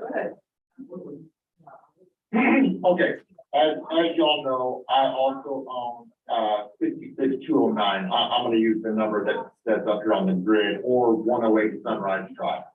I purchased 108 Sunrise Drive last year. You guys will see that the change of title happened last year. Obviously, that lot was not up for sale through a realtor or anything. I actually reached out to the homeowner because I'm actually on the board of Sunset Bay. And asked them, hey, do you want to sell it? Because I really didn't want anybody living next to me, right? LOL. I bought that land for $33,000. That land now is priced for 35, which I think is a fair number, 100%. The line that you guys are talking about that my home sits, which is the adjoining lot, I don't know what line you're showing. I've never seen a line, but all of a sudden my land went up to 50,000. When the closest lot, 1 acre lot that sold, and as you see, I lent you guys a copy of exactly what I'm looking at on the computer. Basically, it's the overview with all the lot numbers. The closest lot that sold was 12 blocks down. I know you guys are basically going off of what you saw it up for sale for. Nobody knows exactly what it was sold for. But once again, that was 12, literally 12 acres or 1,200 feet down the road. I contacted you guys, I'm sorry, when I say you guys, the appraisal district, twice in a month and a half before this all happened, 4 months or so. And I got 2 different answers from 2 different appraisers. One appraiser, after 25 minutes of not being able to come up with a reason, all of a sudden he pointed at the fact that a lot sold down my street. Okay, that was his excuse. The next guy's excuse was, I have a substantial, beautiful view from my acre at 110. Okay, which is another drawing I sent to you, basically showing you the V's of that's my view. I mean, to the left of me, all I can see is the fish camp on 188. I have a little bit of a view between the fish camp, between the house across the street from me. But that's my view. Lastly, in my presentation, the land right across the street from me is 66,239. Stephen Chadwick, home, friend of mine. Anyway, y'all appraised his land at around $60,000. But to the left of him and to the right of him, y'all appraised it at 79. that doesn't make any sense to me. So if there's some line that I'm looking at, I can't see a line here where all of a sudden we decided to start $50,000 land at 110 and not anywhere else. But that is my presentation. Okay. I got 2 minutes for possibility. So in, one of the things that are protest is ag was denied, modified or canceled. It says more than 10% ag timber use. And so that's under the protest form. You know that under, the property protest, Q1 and Q2 is the burden of proof is on the district. Otherwise, the burden of proof is on the property owner. I'm just going to say that, I do not have in my possession an agriculture exemption application for the subject property in my record. But even if I had one in my possession, I would most likely deny it because it's residential use and it doesn't meet the minimum standards of qualification for any kind of ag. And so I want to put that to bed. As far as like the value, it's an acre minimum, yeah. Or if you're doing bees, it's 6 hives for the first 5 acres. So, but again, none of that applies because it's a residential subdivision. Having said that, you know, the subject property owner, instead of being at 50,000 for his land, wants to be somewhere in the 30, 35 or 35,000 or 33,000, whatever the next door lot is. You know, you have to make breaks, you know, from an attribute standpoint, but the subject property owner has a point. So if we wanted to make an adjustment, we're talking about $16,000 or $17,000 adjustment to the land only. And that's all I've got. Okay, Andy, do you have any other questions or comments you'd like to make before the district appraisal review board takes the time to review the case? I do not, other than I really appreciate the time. And like I said, I know you guys got on, I totally get it, right? This was just one that just really didn't make any sense to me, and that was it. Okay, anything else? That's it? That's it, yes, ma'am. District, you have anything else? Just that if there were going to be anything to be adjusted, it would be just to the land, it would be a $16,000 or $17,000 adjustment to bring it in line with what the next door lot is. That's it. So ARB now has 5 minutes to discuss your protest. Yes, ma'am. Condition use the land for 35. Yeah. Keep the house where it is. I agree. I'm going to make a motion on your protest, Andy, for account 2022-651.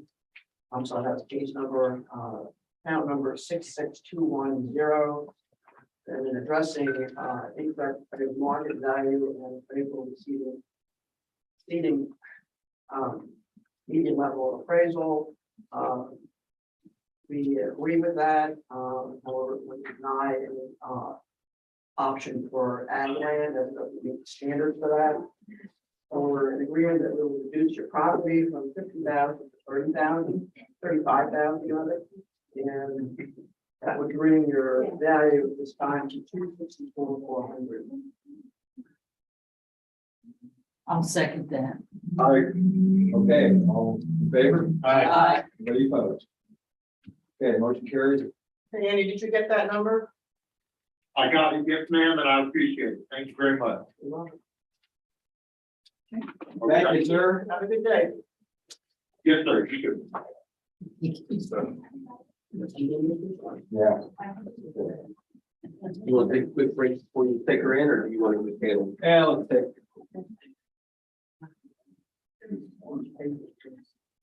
I'm not sure. That's what we don't have. The other 20. Yeah, so I'm not sure. 2021, I am honest. right. Whew. Oh, rain, not to explode, just tell. It's gonna be like, everybody shows up. If you go out of your drive along. We page one. On that, last one she brought in, 2021, Yeah, Oh, I got it. it's 2021. probably gonna be that 475.4, right?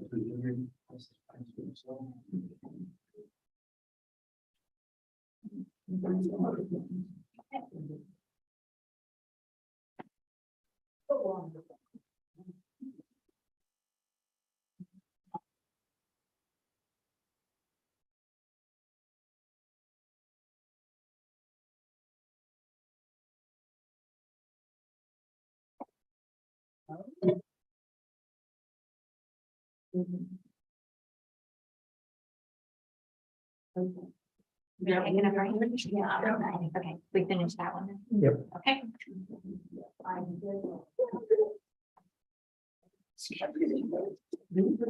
it. Oh, I think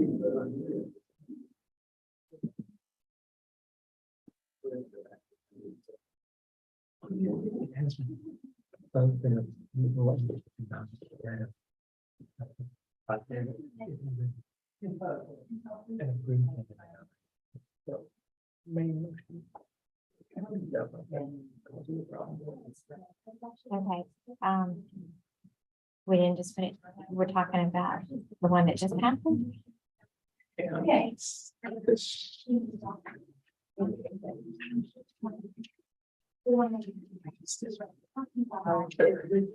Yes.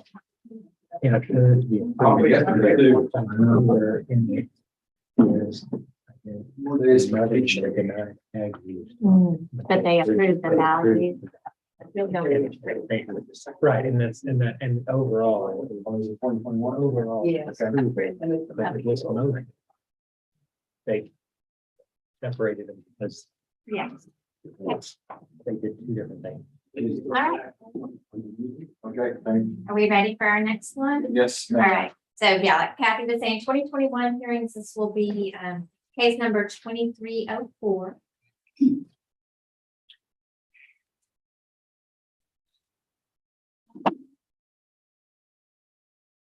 Okay, I think we're ready. Yes.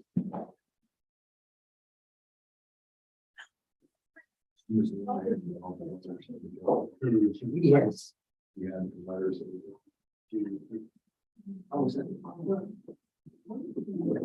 Yeah. Here.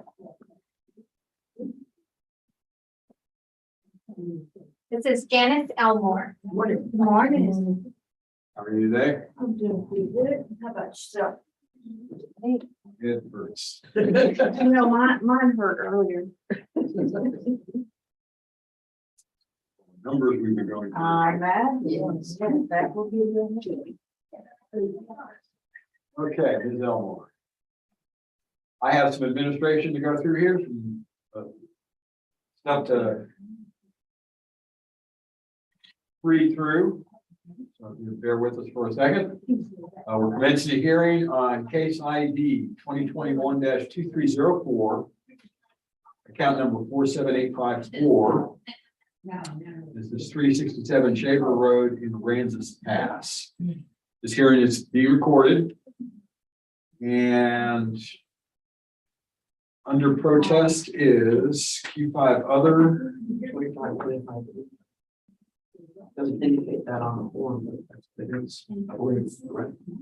I believe she, I believe the owner indicated under her, in her, not her evidence, but her protest document. Yes. She has a, that form, and then she indicates. But it's in the letter itself. You have to read the letter. But I see here, it is 25. It's a 25 D. It's also a 11135 and GLO. So it's Similar to that case we heard earlier. So this will be a little more convoluted for us to deal with because of the fact that values may not be as appropriate as they apply to 25D, but we'll get into all that. All right, we are the appraisal review board that will be hearing your protests today. We do not work for the appraisal district. We are appointed to perform an independent review of your protest. At the end of the hearing, you may complete a survey regarding your experience. And a survey can be completed using this form and either dropped off here or it's mailed back, or if you want to email it, you can email it to ptad.communications@cpa.texas.gov. Or if you're so inclined, you can take it online at surveymonkey.com/r/survey ARB. I don't expect you to have remembered all that stuff I just went through. Thank you.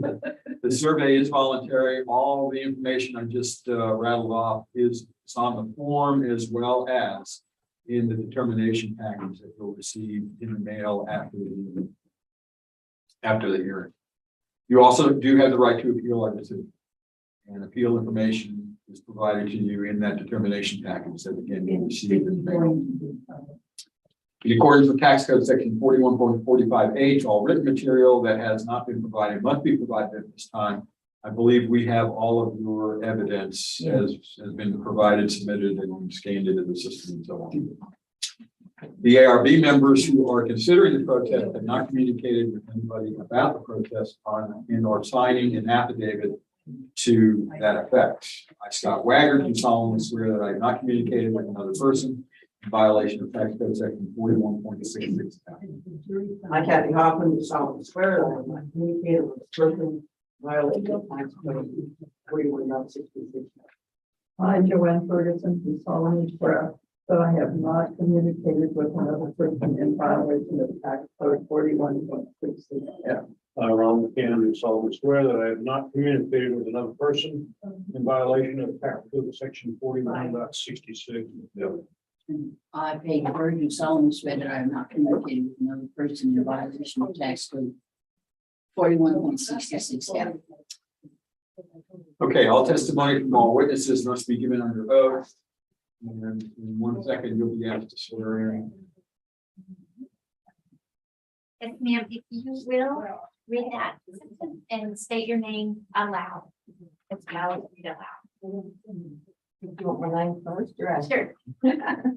Janice Lee Illman, I do solemnly swear or affirm that the testimony I shall present to the appraisal duty board for the Aransas County Appraisal District is true and correct. All right, and then if you will, sign and print your name. My name is Michael Sutter. I'm solemnly swear affirm the testimony shall present to the appraisal review board for the Aransas County Appraisal District is true and correct.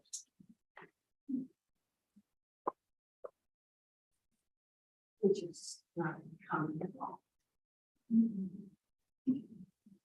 I'm sorry, it looks like I've been crying. I have allergies and it hit me just really hard this morning. So I may cry before it's over with, but right now, yeah, I'm fine.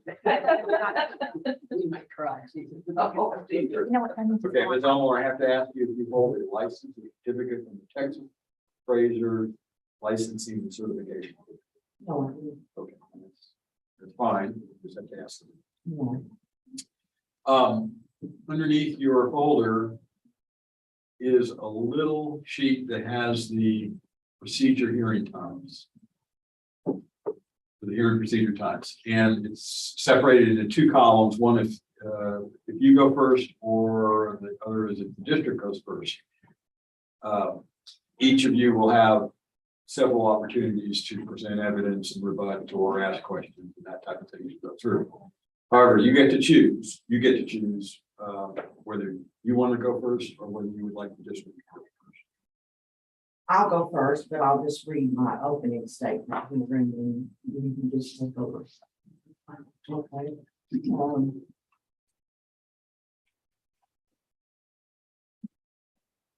It's not very long. It's just something I put together just to make it go. You know, it starts out from my family has lived at 367 Shaver Road in Aransas, Texas since 1957 when my dad bought 10 acres.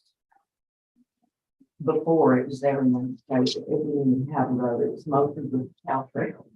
And then a sand road, and then a shell road, and then they had Lee Road, and it was named after my dad.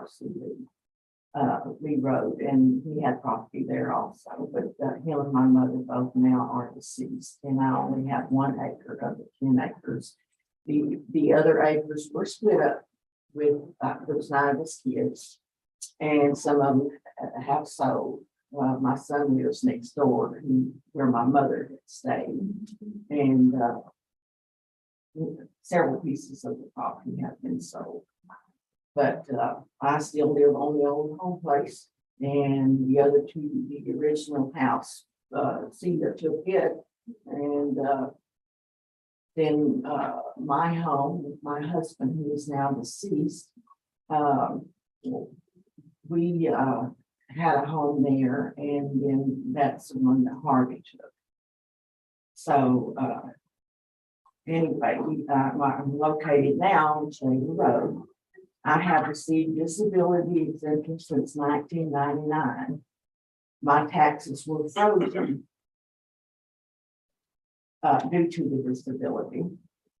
And I did the homestead. August 25th, 2017, I lost my home due to a natural disaster. Hurricane Harvey. On the 25th of August, thus making my home uninhabitable. I lived in a horse trailer so that I could continue to protect my property. I wanted to stay in the barn, but the kids wouldn't let me in the horse trailer with air conditioning and had a bathroom. Wasn't very big, but it did have a bathroom. Anyway, I stayed there until I was awarded a replacement home to a disaster recovery program listed by the General Land Office, GLOW, funded by disaster recovery money authorized by federal law. Therefore, a GLOW home is not considered a new improvement as described further in Texas Tax Code 2323G. The GLOW home provided is not greater than the square footage of my home. My home prior to the hurricane was 3-bedroom, 2-bath with an additional dining room, walk-in closet, and computer sewing room. A 2-car attached carport or garage, and it was enclosed on one end and attached to the home. Me and my husband also completely redid it. It's a 14-by-8 mobile home, and that's what was added on to it. And we completely redid all the inside. He's a very good carpenter, and he's the best in the field.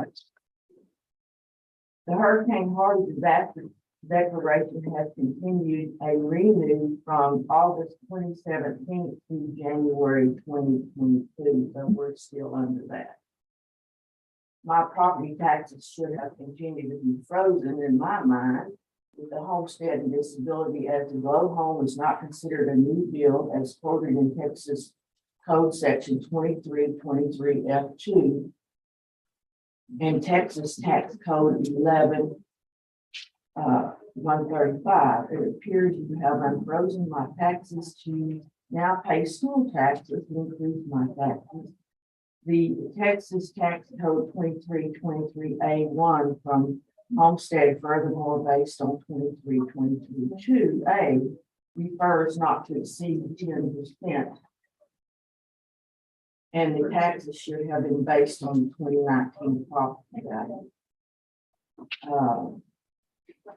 Also, I was over age 65 when Harvey hit, and it was still homesteaded. So I feel it doesn't matter the size of my other house or the size of this one due to the tax code 2323 GNL.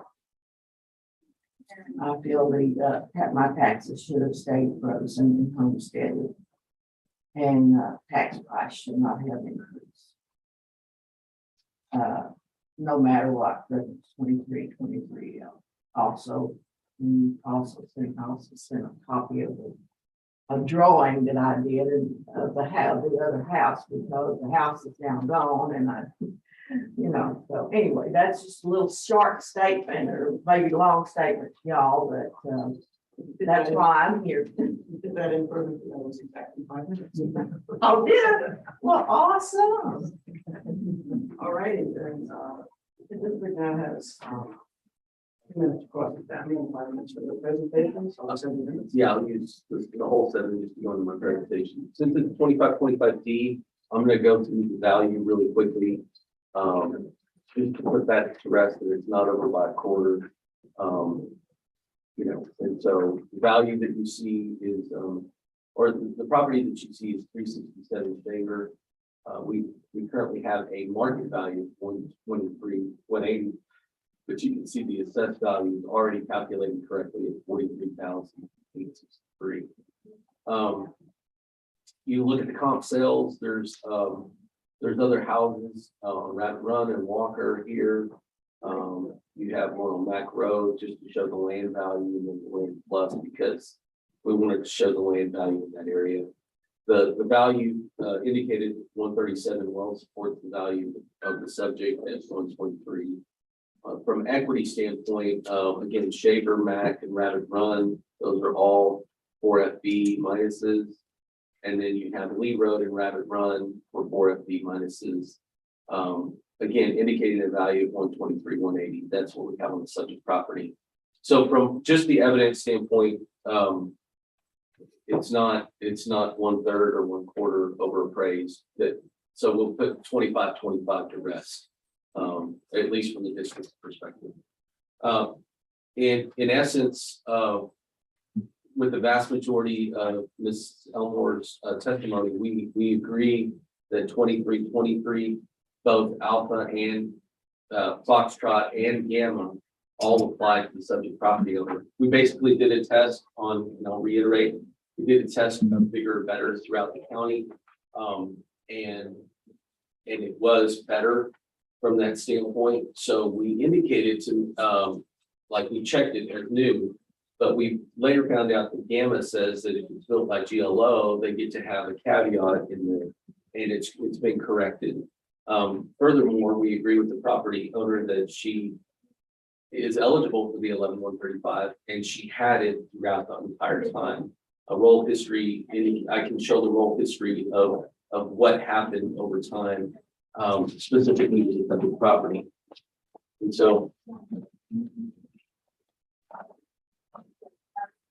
if you go back to 17, she had a value of 37,000, then went to 35, then it went to 36. So nothing's happened, but you can see the homestead and over 65 are still applied in all those years. Continue on. This is in 2020. That's when the home gets added in 2020. So it's looking at the value of the 37, and it's still only assessing at 39,000. She has a $76,000 cap loss. Even though the market value is 116, she's only being assessed at 39,000 here in 2021. This has been done through a supplement, Mrs. Elmore, which means that it happens later after the certified roll because of the late, it was a protest later in the year. And there was a lot of investigation associated with how to apply this. But you can see the 39,000 in 2020, and that goes up 10%. So that's 43,000 and change. And then you go to 20, that's for 21, the year in question under protest, go to 2022. And you can see again, another 10% is added. But in all cases, the freeze is set with the new value. But that's a higher level that's there. One of the things that I wanted to point out is that her cap basis that she actually indicated, as far as her tax bill, if you can go to images here, images, and go to actually events. And then you go to collection and go to 2021 tax statement and hit preview. This is the tax statement that really caused a lot of angst for Mrs. Elmore. And we agree with her that 2323 Gamma should apply to her cap. And so instead of having a $1,286 basis for her bill, she has a tax base, and if you can get out of that, that's 2021. And then go into tax, it goes to entity exempt, entity exempt. Right here. Sorry. And then go to, and then you can see that her tax basis right here is now, this is her tax base. Get out of that. That's her ceiling, that's her new ceiling. Go to Homestead.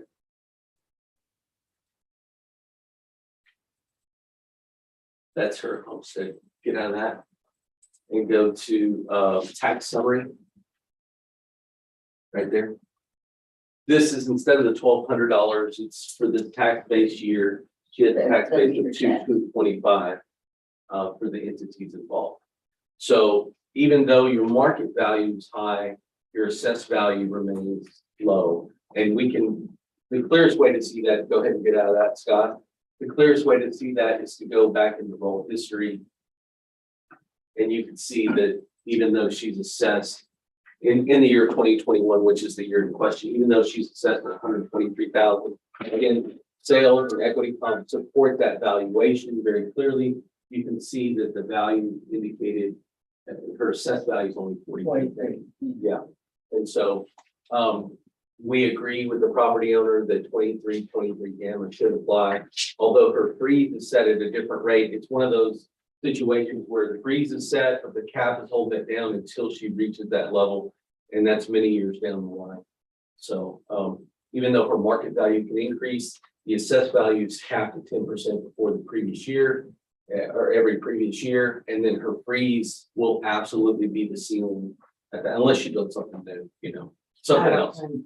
Right. My husband was the builder and he's not here anymore, so I don't plan to do that. Right. But again, the things under protest, she wrote this long letter here. But I believe what it has to do with is under her taxpayer evidence. She indicated some checkboxes. She put temporary exemptions as absolutely denied or modified. The district's position is that what it was properly applied at 11/135, and I showed that she had the homestead all the way through. And the second part of that is the freeze. It has to do with the freeze in the tax code 2323.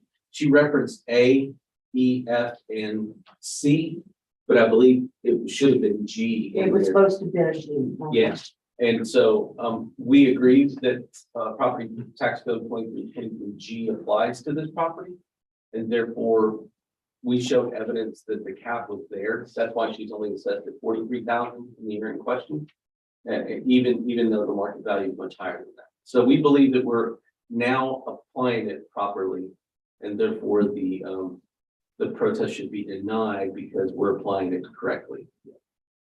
Okay, you have a couple of minutes to question the district if you have any questions or comments.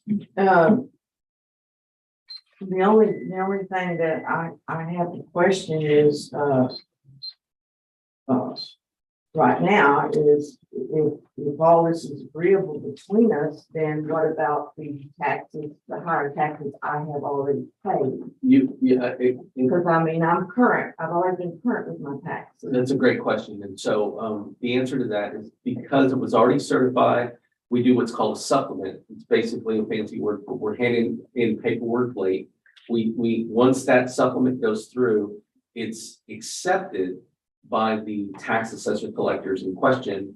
And if you've already paid it, you'll be issued a refund for the difference. Oh, great. Merry Christmas. Right. Good. Yeah, we had another situation in which a lady had paid only a portion and she'll receive whatever. Again, all of that's worked out with the tax office. As far as we're concerned, the things under question were about this check boxes. And we've shown that we've applied it. So yes, you'll be issued a refund if you pay it. Okay, another question is, what will I be paying? I'm sure it's gonna take a while to do the numbers, unless you've already done it. Per, well, I know that, but in other words, will I have to pay this year's taxes? Yeah, you'll have to pay every year's taxes. Yeah. Which will be. No, What it's assessed at. Yes. Yeah, I can. Not what I say, what I mean.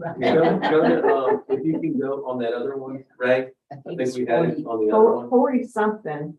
48, 248, 9. So in 20, go to roll history this way. Yeah, so in 21 it's 43, 863. Yeah. In 22 it's 48, 249, because it goes up 10%.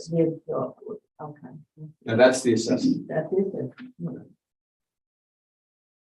Is it okay if I make a couple comments? Okay. So your assessment is going up maximum of 10% because of the homestead cap that you have. That's on the appraisal, the assessment appraisal. Then you have your tax freeze, which we don't deal with per se. However, because of the new bill, where you had a tax freeze that was at this dollar amount, because the new bill added some value, which was which we shown there. Right. It actually causes the tax-free ceiling to be raised. However, the taxes are calculated against your assessed value. Okay, so every year your taxes are going to go up a little until they hit that ceiling, which is going to be many, many, many, many years down the road. Okay, so that's why I wanted to take a moment to explain that, because whereas you've gone for a number of years with your tax bill dead nuts being the same every year, because of the change where your tax-free ceiling, that amount did get increased because of the added value. Okay. And where it's a little complicated in the tax law, because you reference 2323G or GLO, and it's not considered new build and things like that. That applies to the homestead exemptions in appraisals and assessments. That sets the base amount, the freeze amount for a homestead exemption. There's another section which I think was 21. What's the one that does levies? It's 1126. Yeah, 1126, which talks about tax levies. We talked about freezing and over 65. And that's where it's dealt with in terms of the fact that the free ceiling is now a little higher. And so hopefully that made sense to what I was explaining. Thank you for explaining that to me. Okay. It can get complicated. Oh, it is. It has been complicated. The only reason I was able to go through that is because we did it earlier today. And if you were asking tomorrow, I probably couldn't. So anyway. Yeah. In closing, the district would say is that the 2525 appeal should, in our opinion, should be denied, because we show that the market value is not in excess of 1/4, just from the sale of top equity. For the things under protest, the temporary disaster exemption denied or modified, that, in our opinion, should be denied, because we showed that homestead and the over 65 were in place all the years during, from the time that they were rebuilding. Furthermore, for the other thing that was checked, we showed that the homestead cap was applied correctly. And we showed that from an assessment value, the difference between the 123 and the 43, I believe, 43,000. So in all cases, it's the district's position that the taxpayers' protest should be denied, but we agree with the property owner that it has been applied correctly. And the key word is now. Correct? Yeah, for the 2021 year, because it's been done through the supplement. Yeah. Yes. And that's the year under protest. Yes. Yes. So you're set at 48,249. I think that's for the 22, 22, yeah, 22. but the year under question is 43,863.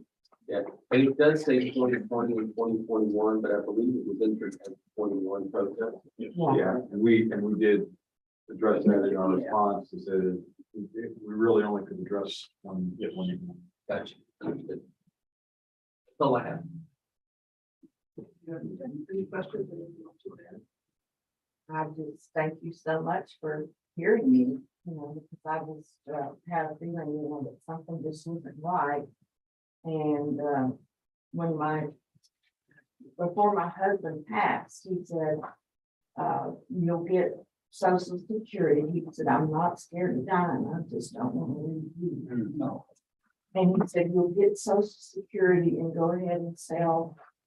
He had a big shop full of tools and his boat and his trucks and stuff, and he said, invest it if you want to, and he said, the taxes are frozen and the house is paid for, you'll be okay.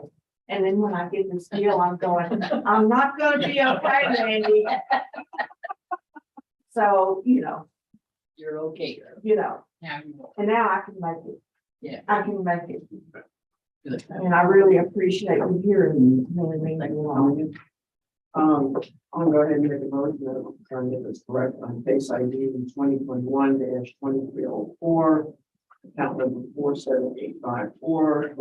That after this presentation from the property owner, we will deny the 25B exemption that's been not falling in the space, and agree that 23 and 23G is firmly in place, so the CAD is in place on that one. A second. We know we're denying the protest, but everything is applied, correct? Right. Thank you. Did somebody second? I second. Okay, Ron seconded. All in favor? Aye. Anybody opposed? Okay.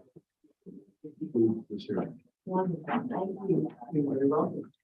They weren't coming in. So go tell Randy you're okay. I'm going to. I took flowers out just a few days ago, because he died in May, 10 years ago. And I told him what I was fixing to do. And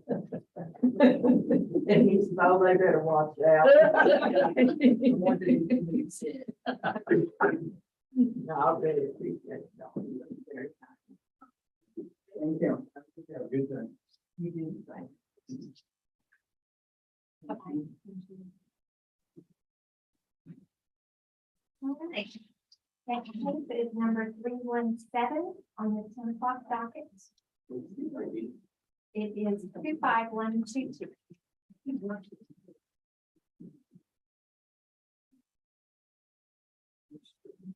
Yeah, but I see. Bottom of page 3. Yeah, 2512 here. Yeah. Page 3 bottom. This will be an in-person.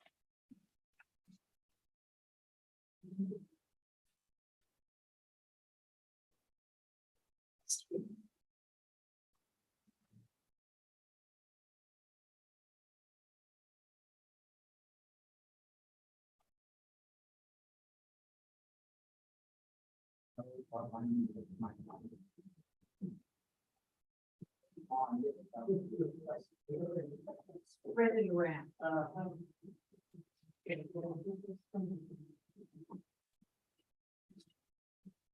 Ready for me to bring it back? No. Okay. Sorry.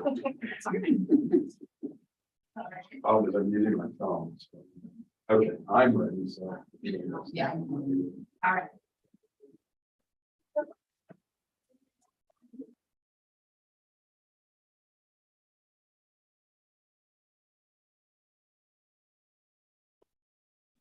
Right here. Morning. Good morning. How are you? Thank you. Okay, I have some administration to go through here, if you'll bear with me. We are commencing a hearing on case ID 2022-317, account number 25122, 72 Curlew in Rockport. This hearing is being recorded. It's online submissions. No boxes were checked, and so I guess the district. We're on the. Oh, is that the bottom of the page? Yes. Yes. I'm sorry. Q1 and Q2. Yep. Okay, thanks. We are the appraisal review board that will be hearing your protest. We do not work for the appraisal district. I just wanted to be appointed to perform an independent review of your protest. So at the end of the hearing, you may complete a survey regarding your experience. Survey may be completed using the survey form, this one actually. If you'd like to take one with you, you can fill it out either before and drop it off, or turn it in the mail, or you can email it. And if you email it, and I don't expect you to remember all of these addresses, you can email it to pcad.communication@cpa.texas.gov, or if you so choose to take it online at surveymonkey.com/r/survey ARB. Survey is voluntary, and all that information I just rattled through is on that form, as well as included in the determination package you receive in the mail after this survey or after this hearing. Okay. Yes, sir. You also have the right to appeal our decision. Appeal information will also be provided to you in that determination package that you receive. So in accordance with tax code section 41.45H, all written material that has not been provided must be provided at this time. So need to verify, and this is important, that we have all the evidence that you're going to refer to during your hearing. Other than my personal testimony. Yes. Written materials. Yep. Okay, the ARB members who are considering the protest have not communicated with anybody about this hearing, about this protest, and are signing an affidavit to that effect. I, Scott Wagger, do solemnly swear that I have not communicated with another person in violation of tax code section 41.66. I got an opportunity to solemnly swear that I have not communicated with another person violating the tax code 41.66. I, Joanne Ferguson, do solemnly swear that I will be able to communicate with another person in violation of tax code 41.66. I, Ron McCann, do solemnly swear that I have not communicated with another person in violation of tax code section 41.66. I, Peyton Bird, do solemnly swear that I have not communicated with another person in violation of tax code 41.66. All testimony from all witnesses must be given under oath. I see you sign. You'll need to swear in on that form. Yes, we read this sentence aloud and state your name. I, Lawrence Glasgow, do solemnly swear or affirm that the testimony I shall present to the appraisal review board for the Aransas County Appraisal District is true and correct. You? My name is Michael Soto, do solemnly swear and affirm the testimony of the prison people and prison districts is true and correct. Okay, just for your information, the five of us around this table here are ARB, and Mr. Soto is the chief appraiser representing the district. You need to ask if you hold a license or certificate from the Texas Appraiser Licensing and Certification Board. I do not. Okay. That's fine. We just have to ask. There on your right hand, your left hand, rather, is the hearing procedure times. This dictates how we're going to be running the hearing. You have the option of choosing whether you go first or whether the district goes first. You get to make that choice. All right, I'd like to request that the district proceed. Fine. Okay, subject property is in Key Allegro. Key Allegro is one of the premier subdivisions in Rockport. We happen to have one of the most robust real estate markets that we've seen here locally and statewide, not to mention nationally. There's over 109 sales that are indicating the sales ratio in the Key Allegro area. And we'll get to that, but I just wanted to talk about the robust nature of the market. Subject properties at 72 Curlew. 72 Curlew, you can see it sold way back was 2007 for $890,000. We currently have a valuation of $968,000 on the subject property. The next page you can see the commentary imagery with this property overlooks the Little Bay area and that canal that runs between Little Bay and the Rockport Beach. On the next things, I believe the things that are protests are market value and equity. Is that correct? Okay. So from a market value standpoint, what is the property? What is the property's value? How does the district support this? We have sales in the area. You can see 30 Moffett Lawn, 8 Curlew, are two of the sales that we have indicated, file number 1 and 2. They both sold, this last year. The first one was for 1.17 million. The second one was for 945,000 and change. You can see that the adjustments that are played out, on the adjustment grid, on the comp grid, they take the differences between market value of the house and the market value of the land, and make the appropriate adjustments within the land tables described.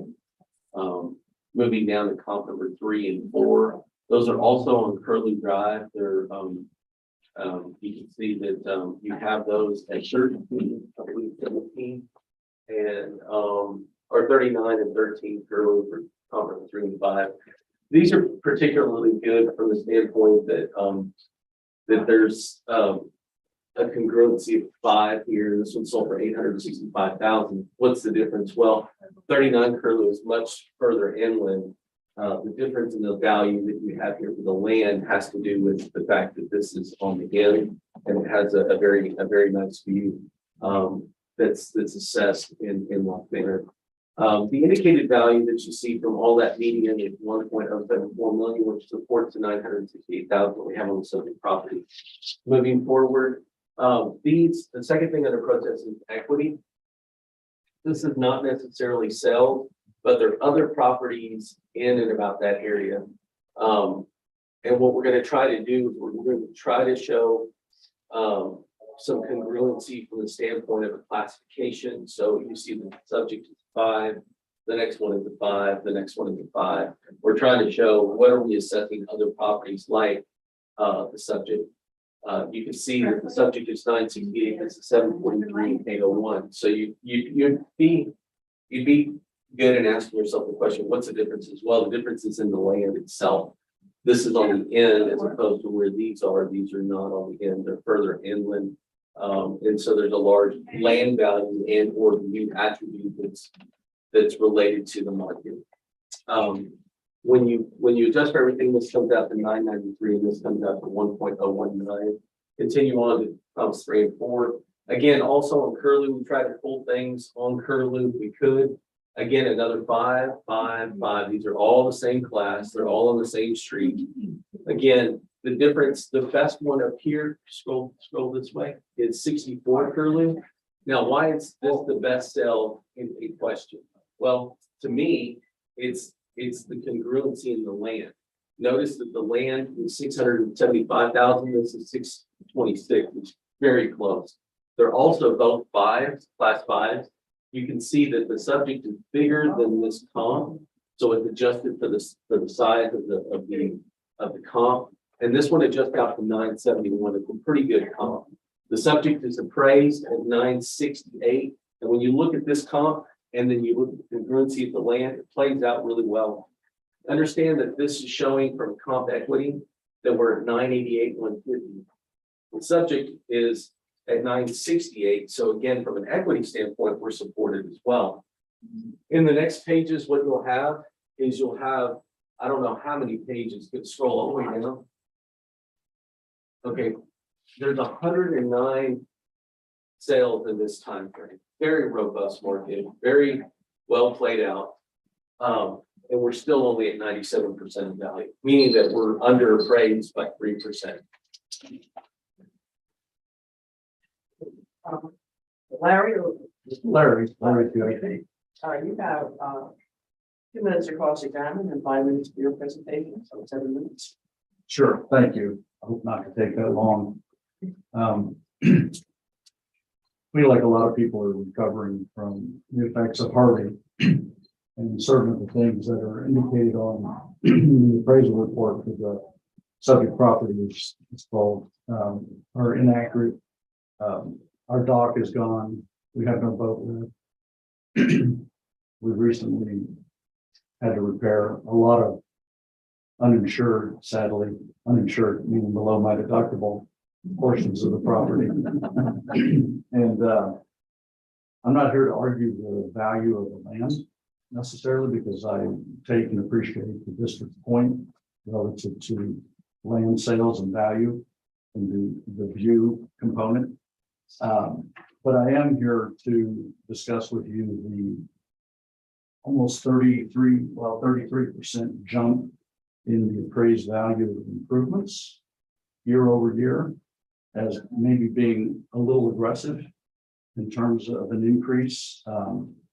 We have, I think you'll see there's a permit that was filed relative to the replacement of windows that were damaged by Harvey, and it was only after Superstorm Uri or whatever it was in the fall where we couldn't deal with it any longer because there was so much cold air blowing in. We replaced those windows. So was a maintenance item, really. We permitted it to be, good citizens, but it was mainly a maintenance item. We've run into a lot of resistance with trying to find people who actually will work on this house because they view it as a tear down. The tear down is related to, it's kind of a unique aspect, I guess. It's among some really nice homes, right? Which is the genius way to buy real estate, buy the lowest value home, right? But all the same, with the houses that surround me, it's pretty much the opinion of most builders that nobody's going to pay for the improvement structure. They're going to pay for the lot. And what they'll pay for the lot is anybody's guess. So I was fine living with the appraised values as they existed over time, but the jump, like I said, north of 33% as it related to the improvements seemed a little aggressive, and I'm asking for some relief in that regard, given that while the improvements may have some value to us, meaning the Glasgow's as we visit from time to time, they don't have any market value relative to what somebody would be willing to pay. And I think that kind of mitigates the comp suggestions from the district. You might ask about rental income. We don't rent the property, so that doesn't play into it. In large measure, we don't rent the property because it still has issues that a renter wouldn't abide by. We're trying to fix those over time, but it takes time and resources. Are you living in this? No. I mean, it's a second home for us. We come down. But you're still using it. Oh yeah, we still use it. Absolutely. We still use it. But I'm just saying from a rental standpoint, it's got a lot of issues that I'll put up with, right? That a renter wouldn't put up with. And so that's I guess largely my presentation, kind of a big jump year over year on the improvements. And you could argue that it has just land value. The fact we don't have a dock or something, which I think also impairs its value relative to its use. That's what I have. Okay, Mike, you have 2 minutes for cross-examination, 2 minutes for vote. Right, if we can pull up the commentary imagery of 25122. Let's address the boat and boat lift dock thing. So there's no boat lift. We do have a dock area. I don't know if there was a dock previous to this that's there. There was, it was destroyed. Okay. Can we go to the property card with the sketch, I guess? Because we can obviously take the boat lift off and we can take any kind of dock that's, but I need to know if it's considering this dock or You want to go in the account or do you want in the account, pull the property card over. As far as the market value increasing from year to year, again, the market value, again, the dock is just a long skinny dock. So it's that area, it's not curved, but it's there. But the boat lift, we can remove this $1,980 value. I mean, that's not a problem. But you would have to do the full. That's 2020. Scott. Right. Well, just to be clear, that is not a dock. That is a bulkhead. Okay, well, that's what we have drawn is the.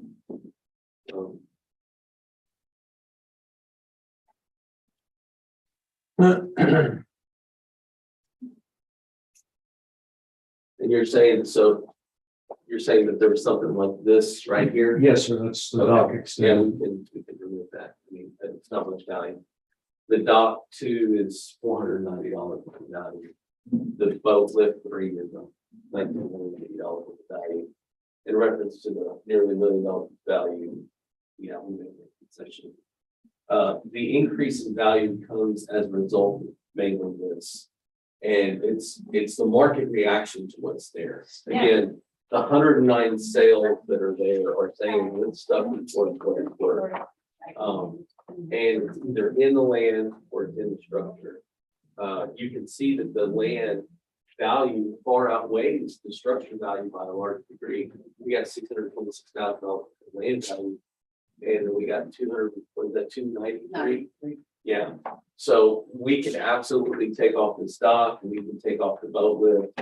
That's not a problem at all.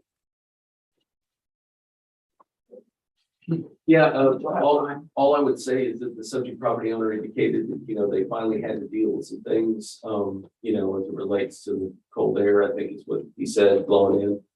And so he made some things, he made some changes.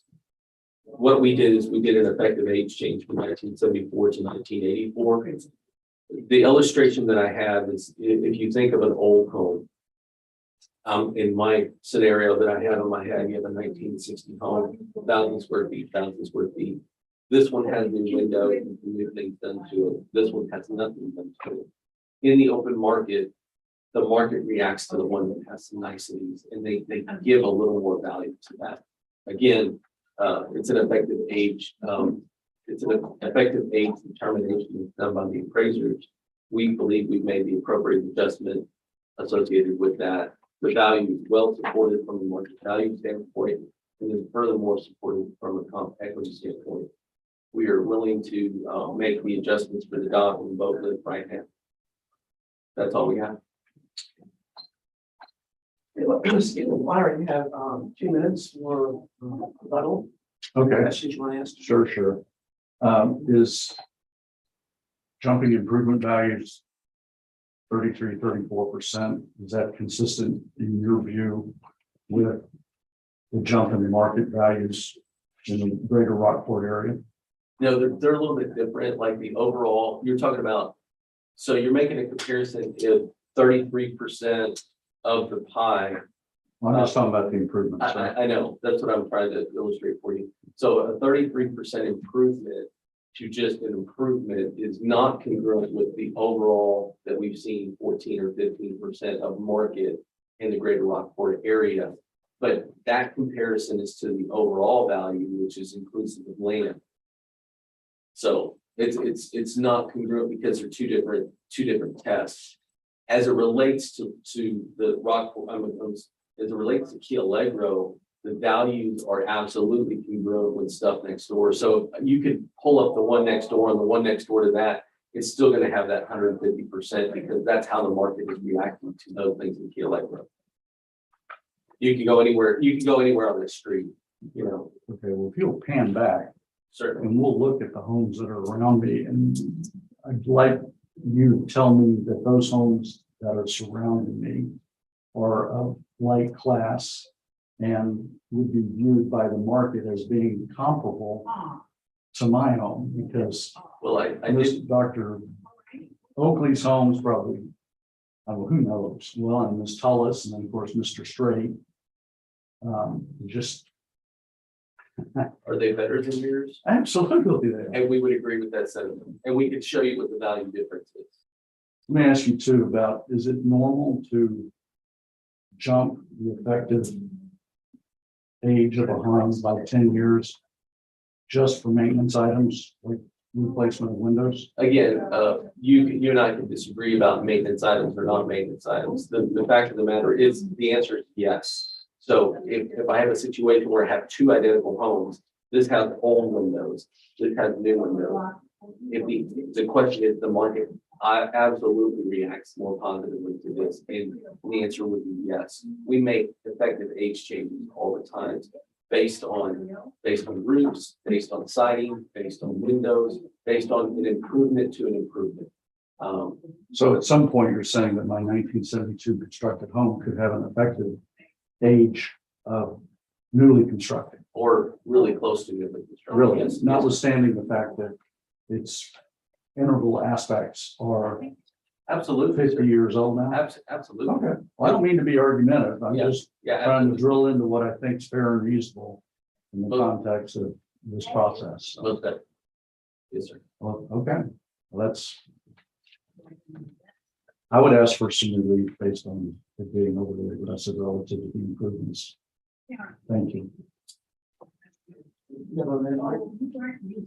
Yeah, what I would say is that, in relation to the question, 33%, I didn't do any calculation for the 33%. What I can say is you can pull the one to the left and to the right, and they should have a similar neighborhood adjustment, because that's how market is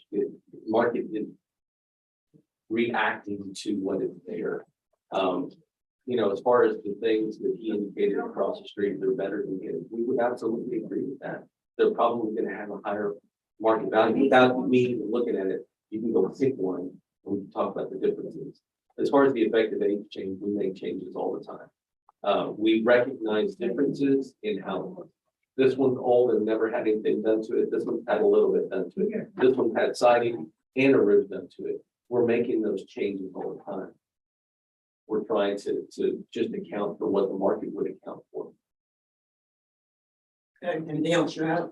Just a question about depreciation. Do you depreciate older homes? in this Absolutely. context? Absolutely. You can, if you look at our property card, it's actually all laid out pretty nicely there for you. So if we go to the property card, just in the evidence on the first page, I guess. So you can see that the original value, well, this one's indicated at 84, but you can see that value would have been at 113, but it would have been originally at 177. So this is the 64%. So there's 36% depreciated from that number. So we absolutely take that into effect along the whole grid. The ARB has 5 minutes to deliberate. Should I step away? No. I have a couple questions. Certainly. Scott, can we look and see what the neighborhood adjustment was per year? Sure.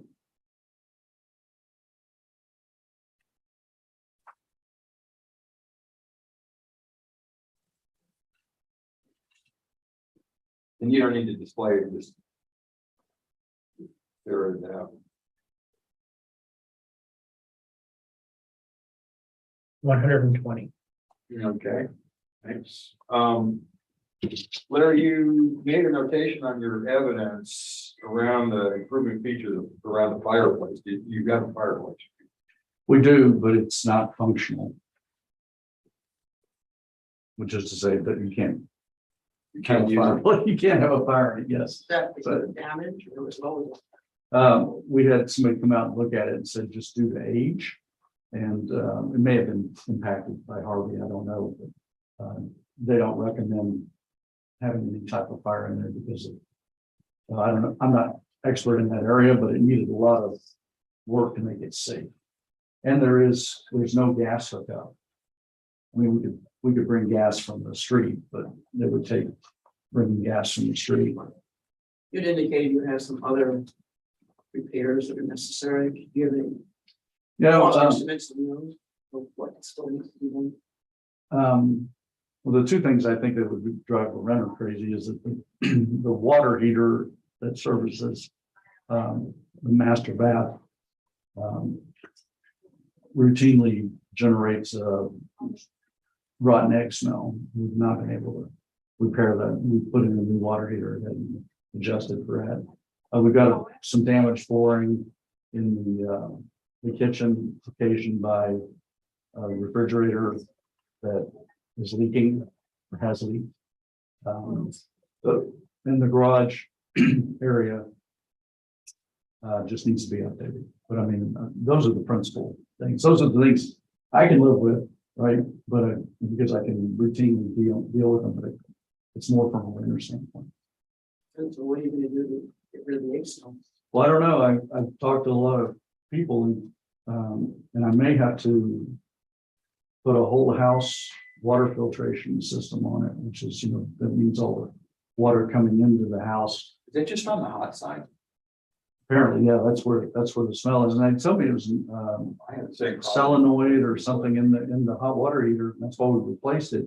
But even with the brand new hot water heater, we had the very same issue. Yeah. So I'm guessing it must be something that's actually active in the water that's causing that. Again, not an expert. And then, of course, we need at some point put a dock and a boat lift to, harvest. Yeah, I mean, to harvest, but you're in response to your question, to kind of harvest the full value of it. You have an estimate on the net filtration system? I do not. I've never kind of actively looked at that. I don't think it'd be hugely expensive. It's just a question. Well, the plumber may be expensive. I don't think the system necessarily is expensive. We could absolutely, take off the boat lift here. As far as the fireplace is concerned, we can leave it there, but we can give it a zero physical because it's not operational right now. We can do those changes right now. Can you put it up on the screen, Scott? And while he's doing that, the reason I asked about neighborhood adjustment, one of the things you see in the property card is 150% that is that is applied to the entire neighborhood there. And that was 120% last year. So that the entire neighborhood was inflated or increased from 120 to 150. That's almost 30%. This is what they're asking me to do. There would be Here. a noticeable change, I think. Yeah. You guys have any other? Yeah, just to do this.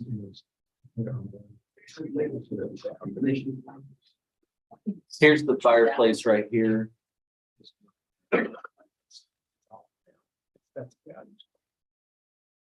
The value's gone. Yeah, okay. And then It's we're gonna going, be, it's gonna be three. That's what I was. and then take off the boat lift, just delete it. 43, 49. Yes. And then can you hit recalculate and then can you go to summary and preview?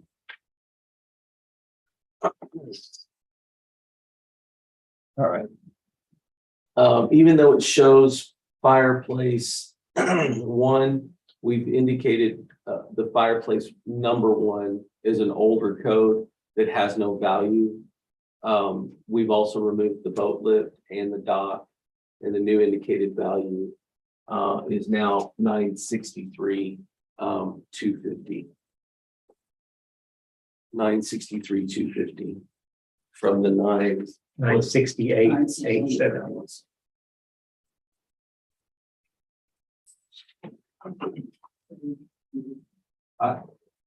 I personally think the 903 is probably a good value, and the biggest increase is, to me, is neighborhood justice. The land value, I think, to me, it's not, that's probably one of the most premium ones in the field, amongst others, but it's pretty nice. They were, I would be comfortable with the 963.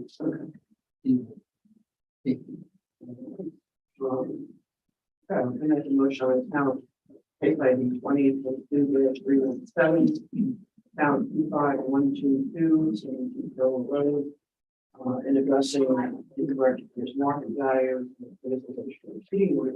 appraisal, ARB. After hearing information from the district, going to remove the dock and the boat lift, bringing the new total on the property to 963. Second.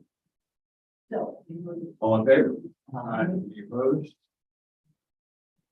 Okay, Larry, you understand what we did? Yep. I do. Okay, and you will receive the news and the determination package that will be sent out in the mail here shortly. Okay, and nothing I need to do to perfect the appeal. In that package is information about dealing with an appeal, and you have a period of time after you receive it to do it. Okay, and is that at the county court level? Actually, it's your options are district court, District. and there is a arbitration option, but I don't know that it applies. It might apply because of the dollar value. It doesn't apply. Yeah.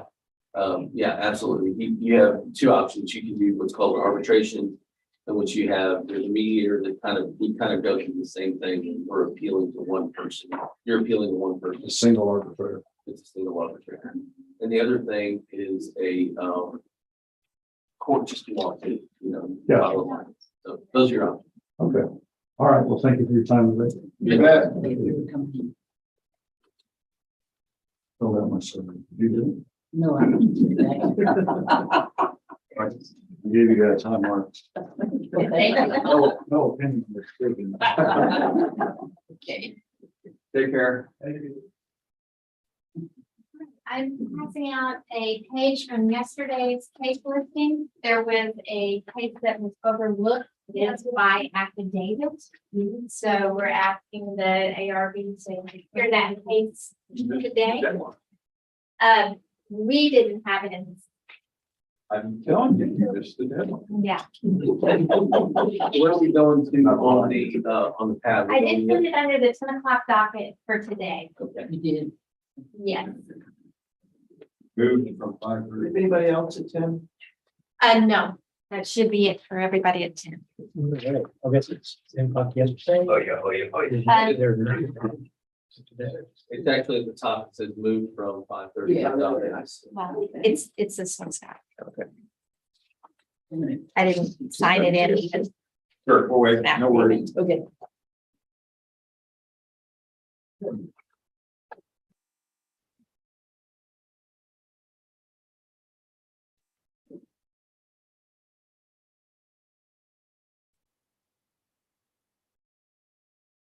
She didn't appreciate my letter. I said she didn't appreciate my letter. She's so focused. And get in a mode. She's a great one. Oh, no. She's great. Yeah, she is. And I'm sure she's told you that. Actually, that's what even makes her great. She doesn't even have to force stuff on her. We're waiting. Yes. Yeah, I thought y'all might need a little break. Thank you. We do. Do you need to take a break? No, I'm fine. Just need to stop thinking for a couple of minutes. Erase the board and start over.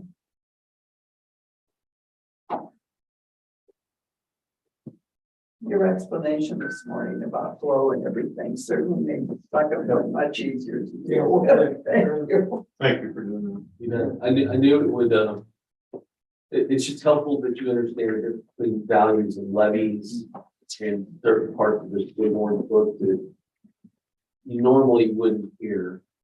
Because normally, like 90% of your cases are just gonna be like what the market value. But that wasn't this, so it was good. It was good. Okay, we're going to commence the hearing on case ID 2022-575. Account number 25032. 32 Bahama Drive, Rockport, Texas. This hearing is being recorded and under protest. You wanted to the market and, Thank you. We are the appraisal review board that will be hearing the protest today. We do not work for the appraisal district. We are appointed to perform an independent review of the protest. Protester has the right to appeal our decision, and appeal information will be provided to the protester with our determination. In accordance with tax code section 41.45H, all written material assumed to have been provided with affidavit. I assume that's the case here. The ARB members who are considering the protest have not communicated with anyone about the protest or signing an affidavit to that effect. I, Scott Wagner, do solemnly swear that I have not communicated with another person in violation of tax code section 41.66F. I, Kathy Hoffman, do solemnly swear that I will communicate with another person in violation of tax code. Tax code 4166. I, Joanne Ferguson, do solemnly swear that I have not communicated with another person in violation of tax code 41.66F. I, Ron McCann, do solemnly swear that I have not communicated with another person in violation of tax code section 41.66. I, Peggy Berg, do solemnly swear that I have not communicated with another person in violation of tax code 41.66F. And my name is Michael Soto. I do solemnly swear affirm the testimony shall present to the Appraisal Review Board for the Aransas County Appraisal District is true and correct. All right, the district representative will now read the affidavit into the record. This is the affidavit in support of before me, the undersigned notary on this day, personally here, Kathleen E. Huff's letter, who after me being duly sworn upon her oath, deposed did say, my name is Kathleen Huff Stetler, more than 21 years of age and sound mind, capable of making of this affidavit. The facts and statements and circumstances set forth in this affidavit are true, correct, and within my knowledge. Number two, I am authorized to bring this protest and file this affidavit on behalf of Rockport Family Partnership Ltd. as owner lessee of the property located at 33 Bahama Road, Rockport, Texas 78382, and referenced by account number 25032, the property. Number three, the owner lessee mailing address is 200 East Bassey Road, Suite 300, San Antonio, Texas 78209. And the property's legal description is Kilo Road, Unit 3, Block 12, Block 27 and 28, and Waterfront East. Number four, the property owner's lessee seeks relief from the following determination appraisal district as relates to the property and the 2022 tax year. Number one, the incorrect appraised market value pursuant to section 4225 of Texas Property Tax Code. And section 2, values unequal compared with other properties, section 4226 of the Texas Property Tax Code. Number five, furthermore, for the purposes of evaluation of this administrative proceeding, the owner's lessee 2022 opinion value for the property is $2 million, be attached. Lastly, the owner lessee and representatives thereof do not intend to appear at the property's appraisal review board hearing. And this affidavit serves as the owner's lessee's evidence and or argument. To be completed by notary, further say if not, Kathleen Stetler. Subscribed and sworn on the 23rd day of May 2022 by Kathleen Stetler, a person known to me or who proved her identity through a valid government issued identification, which is to certify which witness my hand and seal. And signed before notary public Genevieve Jimenez. On the next page, what you have, it says 2022 equity grid for 25032. The property account number subject is 25032, 33 Bahama Drive. We have a value. The value is $2,992,420. The improvement square footage is 5,638 square feet. The price per square foot is $530 $530.76 per square foot, built in 1979. What you have underneath that is comps. You have 15 comps, and the PIDs, the addresses, and the 2022 values are indicated along with the square footages associated in those particular property. It gives a price breakdown of the price per square foot and the year built for each one of those. You can see that they in their grid they put together a median price per square foot, which is the $412.73 per square foot, and then the indicated value that they have is 2.326969 and 44 cents.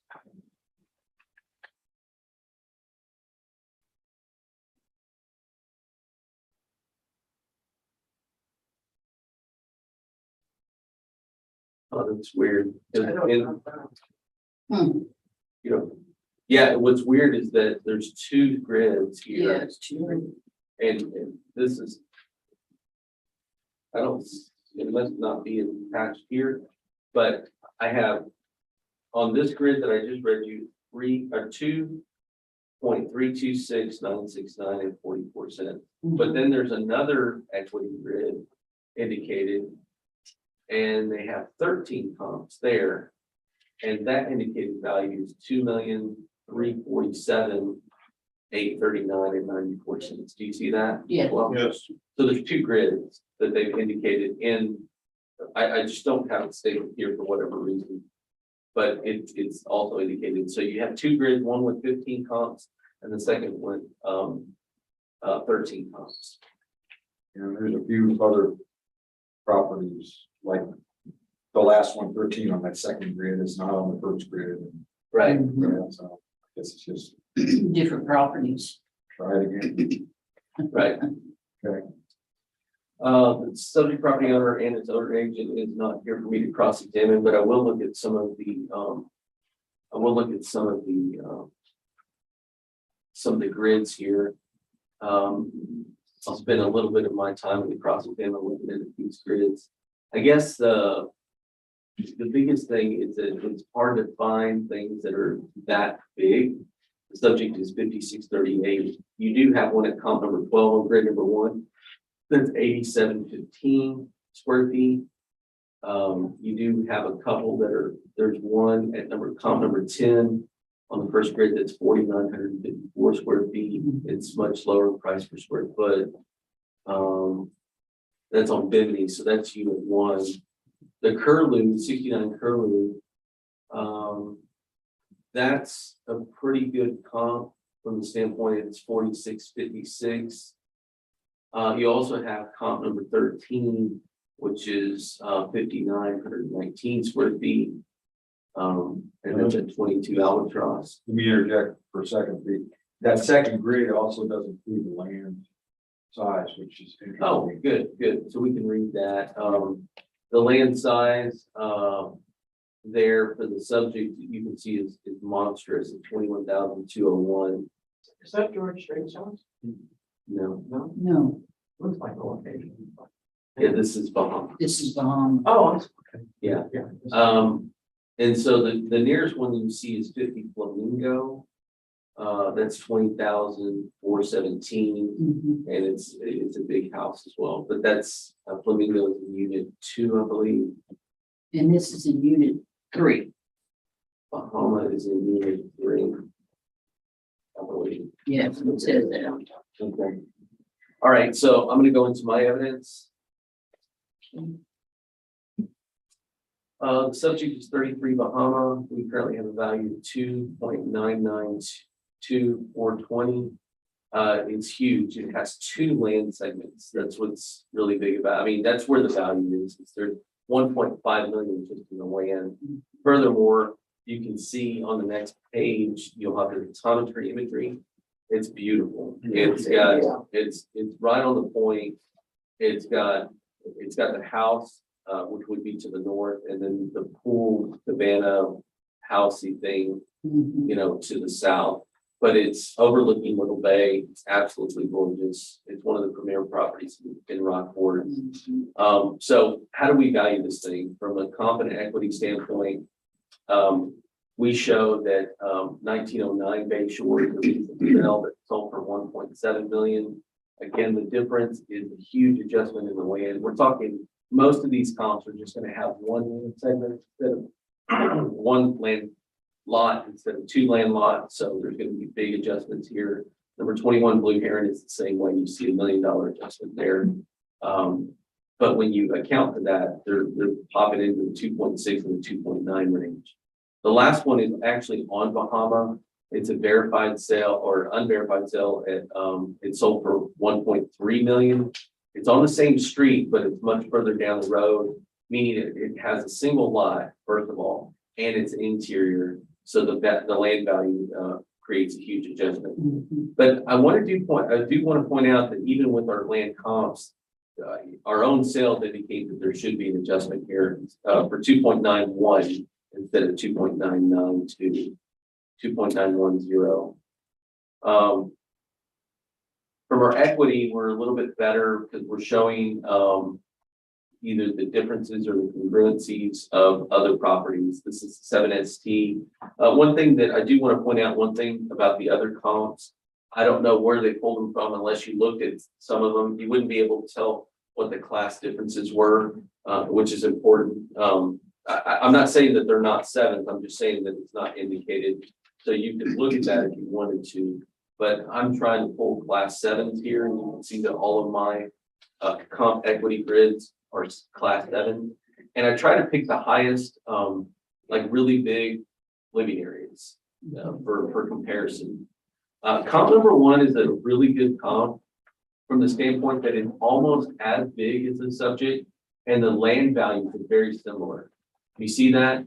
You see how there's $1.5 million just in the land value alone.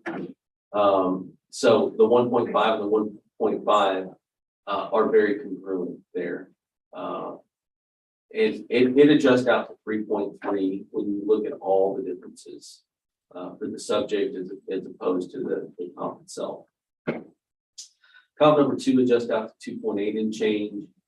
Comp number 3, which is 65 Curlew, adjusts out to 2.9 and change.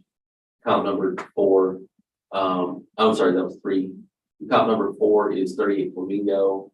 It adjusts out to 2.9 and change. Again, these are all class 7s. I tried to get some big houses in there.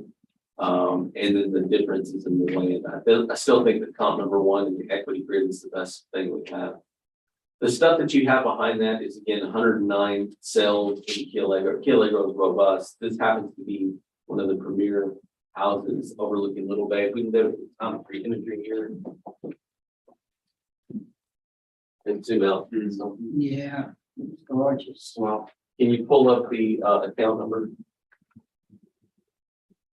So this is the one in question right here.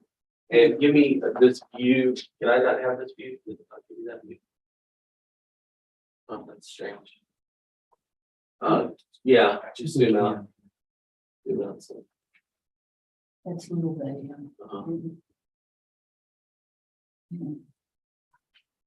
yeah, do it like that. That's good. Yeah, that's probably a better view. Now zoom out. Zoom out.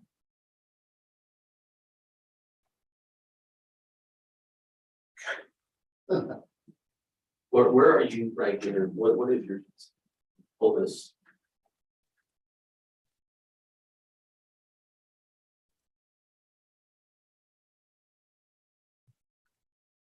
Okay, just go back to that's mosaic. That's just gonna be an overview. You can keep there, keep there. So this is the subject right here. And if you pull down, like go that way, this is that other big one that was in comparison with right in here. Or yeah, it was right in here. It was but that's Flamingo, right? Is that Flamingo? Yeah, that's the big one at the end. So that's the same kind of situation as this on the point right here. It's the best equity comp that we have. Understand that our sales are all going to be adjusted in a large degree because they all have 1 lot instead of 2. But these all have a premier land value in here. One other thing I do want to point out is even though their equity indicated a 2.3 number, they're asking for 2 just because I don't know, that doesn't make any sense to me. But their information presents a 2.3, 2.3 and change. My information indicates that we should be at 2.91. And so I'll be glad to answer any questions. I don't have any. Both properties. The 2, 9, 10, 2, 9, 10, 9, 61.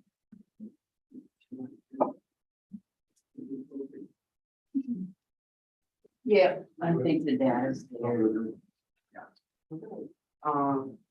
Make a motion on account 2022, there's 575, account 25022. And that's the incorrect appraised market value on appraised appraisal ratio exceeding median level appraisal. The district provided information, based on the fact that the median level of appraisal is lower than the price of currently known on the property. So you're going to reduce the house from 2,992,420, 2,911,000. 2,000,000. I'm sorry, 2,900,000. No, 2 million. 2,910,000. 200. Well, I just rounded it up. It's 2,910,961, right? Yeah. Yeah, so I just made it 2,911. Okay. It's not, right? Okay. 2,910. Yeah. Change that recommendation, reduce the value of property from 2,920 to 2,910,000. I'll say. Okay. All in favor? Aye. Anybody opposed? Oh, okay. We're done with the docket, but yes, I do have some letters, if we want to do that now.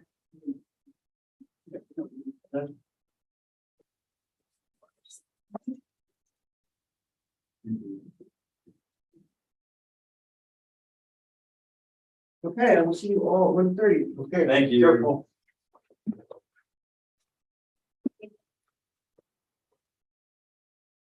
All right, so here's the letters.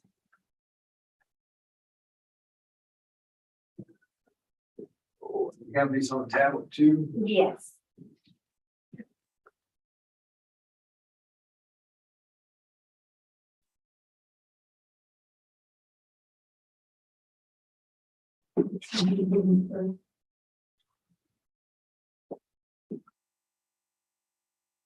Who's gonna read them? Yeah. Yeah, I'm trying to find them. That's all. You're in first name. Okay. The first one will be property ID 616-61960.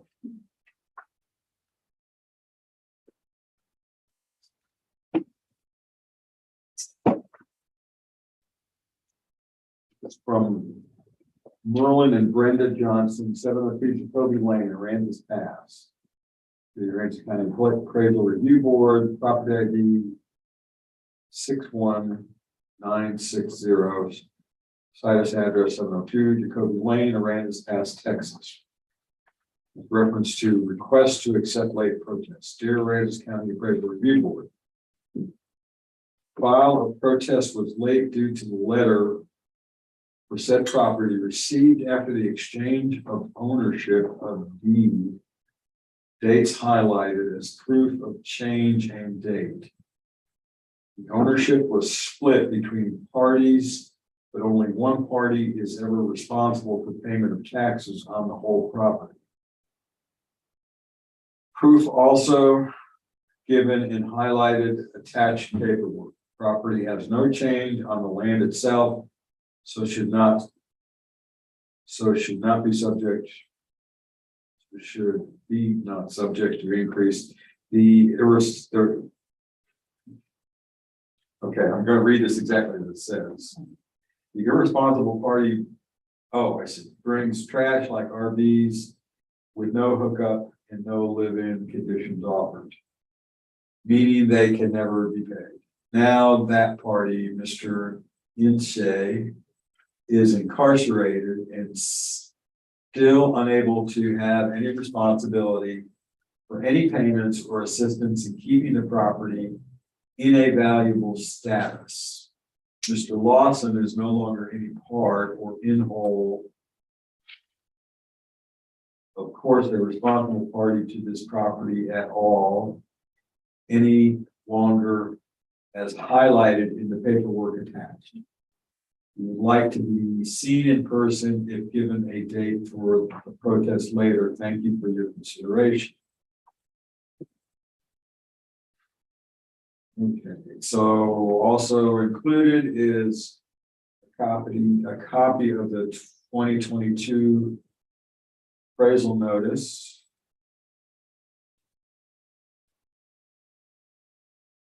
An invoice dated May 26, 2022. Which deals with the sale of property. Property description, 3 acres, more or less, a portion of lot 29, block 216, Burke and Danforth, City of Aransas Pass, Aransas County, Texas, being Aransas County Appraisal District, property ID 61690, otherwise known as 702 Jacoby Lane, Aransas Pass, Aransas County, Texas. And it's signed by a number of folks. Total amount $250. Also that included is looks like more paperwork about transfer. More paperwork about the transfer of copies of warranty deeds.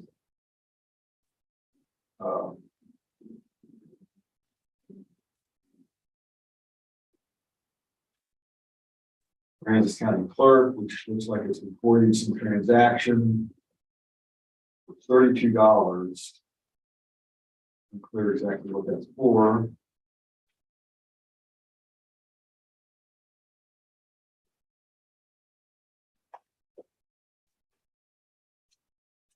Looks like it is for the next page. Copies archived from stuff to be filed with the county. Additional collection penalty applied for the 2021 unpaid taxes on the last page. Paid by May 2022, $884.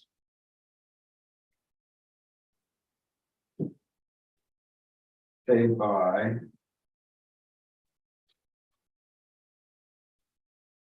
it looks like they paid the taxes on the last page shows Big Daddy Stewart LLC, and looks like it's something from the county for a payment of $884.48 paid on May 4th. May 24th.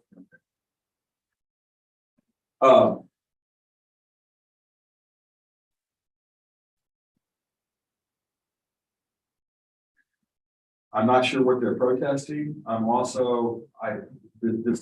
All of this transaction took place in 2022.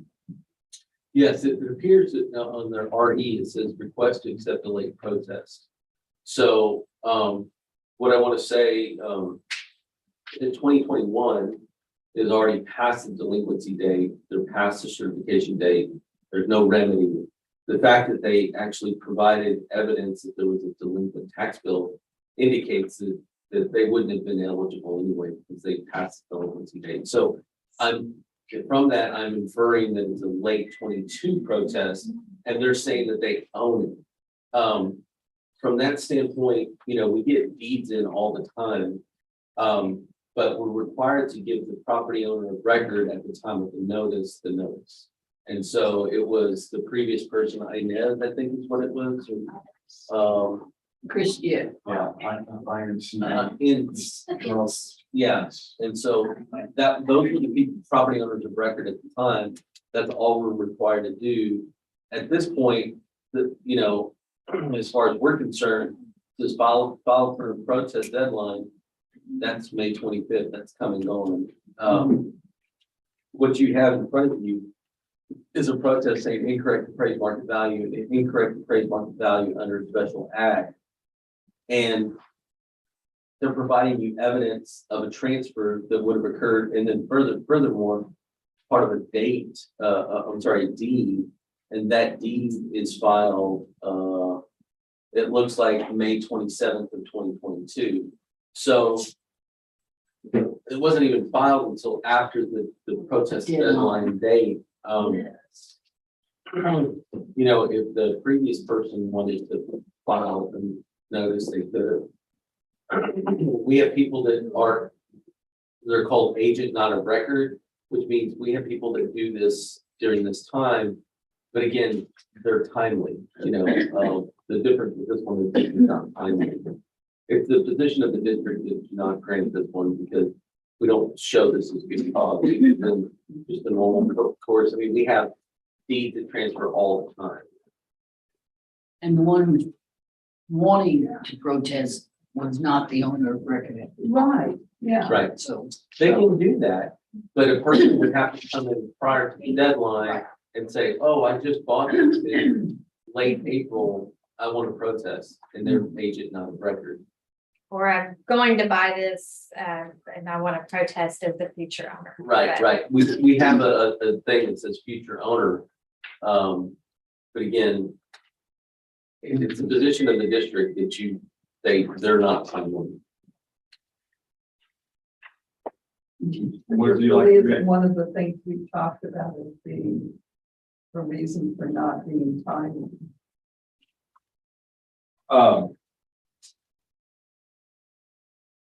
Well, in this case, it's well past any deadline. Yeah, so, So I think the. so you need a motion. Yeah, I didn't answer the question, did I? you did. Okay. Yes, I need a motion. Okay. Good. I'd like to move that the ARB reject this protest because property code 61960 is past the deadline to protest. And no good cause. And no good cause. I second. Okay, all in favor? Uh, Anybody opposed? Okay, so that motion carries.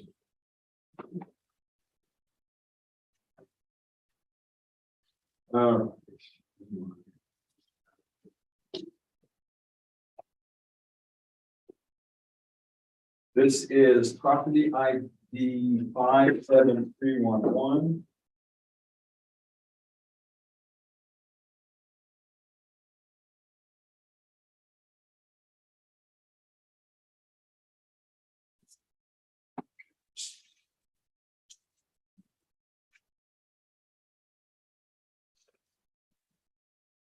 All right.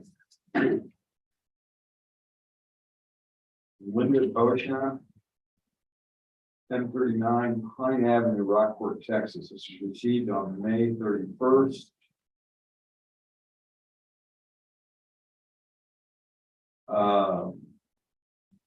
Indicates 1039 Pine Avenue, Rockport, Texas, property ID 57311, owner ID 60294, Deer Aransas County Appraisal District. Dated May 25th, 2022. I want to submit information about my house and property that has not been considered in the appraisal value for 2022, and in providing photos in print and on CD. I paid $3,300 on repairs in my garage after Harvey by Tweed Insurance. 1/3 of the sheetrock in the garage ceiling was replaced. The entire garage was painted. 1 year later, that the paint on the walls began peeling, and a crack has been developing in the ceiling where they replaced sheetrock. Workers have ignored my request to correct their work, and I do not have the money to repair it again. Peeling is now extreme. Photos on the CD. My only recourse is to paint it myself at some time in the future. Also, the paint is peeling on the roof fascia, and small sections need to be replaced. I do not have the money for these repairs either, and plan to gradually do as much as I can myself. Photos on CD. Someone ran into the back corner of my metal shed with a large piece of equipment which damaged both the roof and the corner from top to bottom, and made a small hole in the interior at the bottom. I was not notified when this happened, and do not know who did it. It said the shed was replaced new in 2018 by RV by Tweed Insurance. But it is now rusting badly in places, especially on the roof. I do not have the money to make these repairs either and plan to try to eventually paint the rust myself. The vent corner will not be fixed. Please include this information concerning all values on my house and property for 2022 and going forward until repairs can be made. Thank you sincerely, Linda Boshan, and then handwritten at the bottom. I was unable to submit this information on 5/25 because my printer ran out big and I do not have $50+ divided for this one purpose. Also, my computer is 6 years old and the CD burner was malfunctioning. It took a long time to determine the problem and clean the CD writer. I just want to get this info on file before going forward, as it may be more than a year before I can make any repairs. Okay, so this is a letter of the response from the district, which is dated 5/26/22. It's the response that's generally sent for late protest requests. Dear property ID 57311, situs address 1039 Pine Avenue, Rockport, Texas. With respect to the request to accept a late protest, dear Boshan, your request was received in the Aransas County Appraisal District Office of Postmaster after the deadline to file a protest. You may write a letter to the Aransas County Appraisal Review Board before the appraisal records are approved on July 20th if you wish to request permission to file a late protest. Please include the reason you missed the protest deadline. The appraisal review board will read your letter and make a determination as to whether they will allow a late protest filing based on good cause. You will be notified by mail of their decision. There are some pictures attached.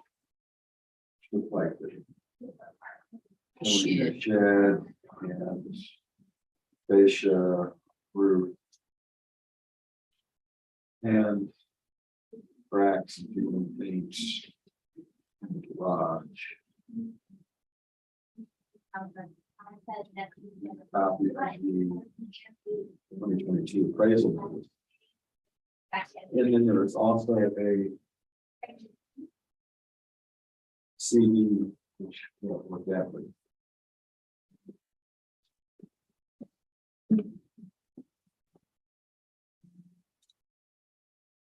Okay, Fallon.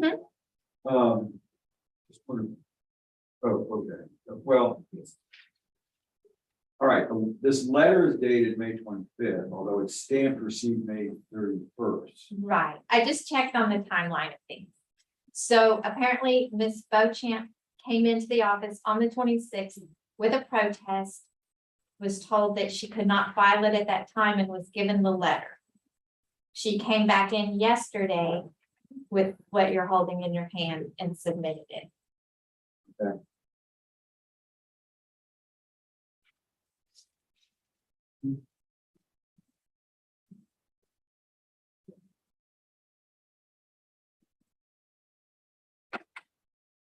So she came in the day after the deadline. Right, Right. and I can get Taryn to come in if you'd like to And talk to her again. Well, the evidence of the letter, we don't print those letters just for people. So unless the person hands one to us and mails one to us, that letter just doesn't go out. So the fact that is dated May 26th is proof in and of itself. And the fact that we don't have a protest to file, you have what's in front of you right now. Right. It's a district's position that this is not good cause.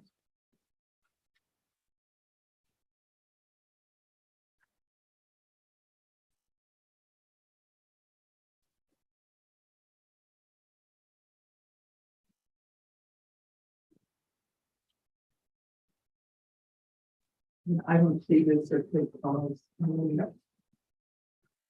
Unless I'm missing something. Mhm. So unfortunately, that's close, but that's It's late. right. So. So I'd like to make a motion concerning property ID 57311, owner ID 60294, that there is not just cause to accept this protest. It was past the deadline, submitted after the May 25th deadline. Okay, I'll second. All in favor? Aye. Any opposed? Okay, so that carries.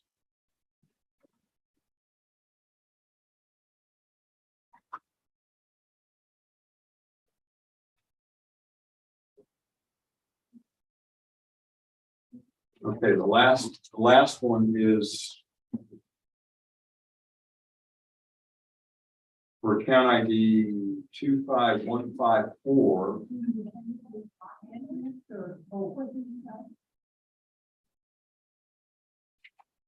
Dear ARB, I am writing, okay, this letter was received, at least stamped received on May 31st.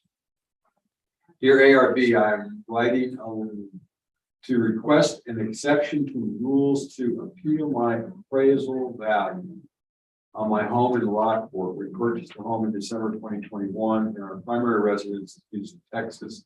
The Rockport home is a second home for us. As the date of this letter, I am 1 day late.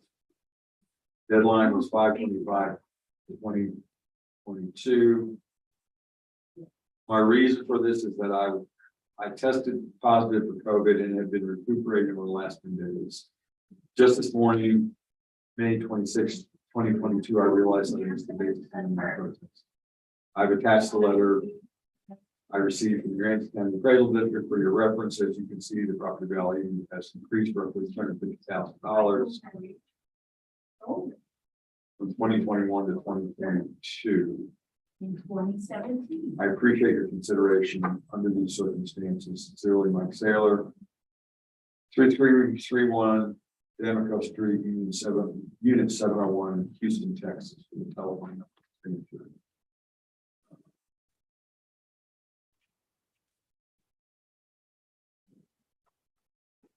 Oh, wait, that's what, yeah, because it's. Yeah, I also unfortunately don't think we should have kept this. The appraisal notice would have been received prior to time when you reacted to it. Anyone else have any comments? I agree. It's not just cause. Mike, you have any? Comments? I don't have an opinion on this one, I'll let y'all make the difficult call. Yeah. Okay.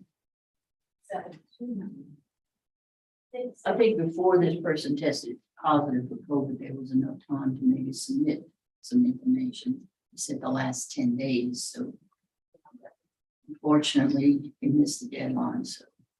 Okay. Okay, well, here we go. Okay, Brandon, got any more comments? Considering a Okay. Good motion. this address. You can make a motion. Sure. I'll make a motion, excuse me, that we, concerning property ID 25154. Property 8 Curly Drive. The owner ID is 143733. We reject the, appeal or the notice for an extension to pass the deadline of 5/25/2022. Yeah. It looks like. I second. Okay, all in favor? Okay, covers these letters. All right. It was time. Yes. We say and you. Yeah. Okay.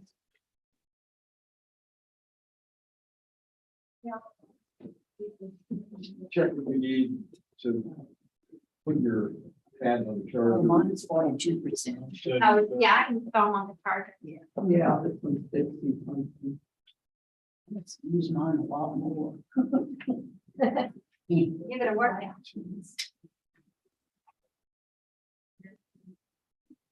We have an agent on the 3 o'clock docket. Would you like the affidavit combined for all of, there's gonna be a Zoom hearing, I believe.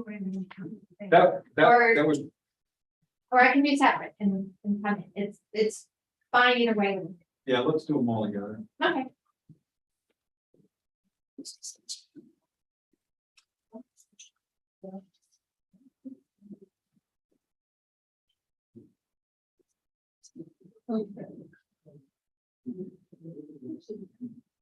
Let me tell you.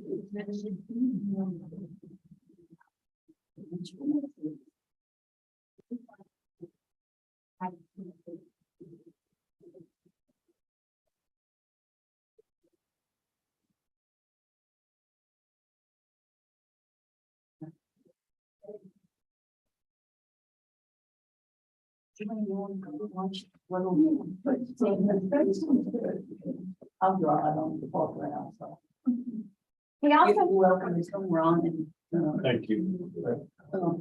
gonna go on. I got some stuff I gotta do. Gotta go walk this dog. They Yeah. God, you're welcome. Other plans. Okay. we also had to do a reschedule on tomorrow afternoon. So it looks like we'll just have the morning tomorrow for hearings. Oh, no. Gosh, I'm so disappointed. Can we do that till the afternoon so I can sleep in?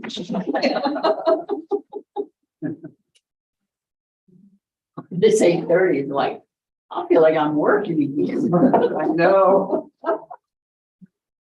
With the wear, I go, oh, what am I gonna wear today? I didn't have that problem when I was retired. So I just put on my pink clothes and go. Yes. You on the bit? Okay.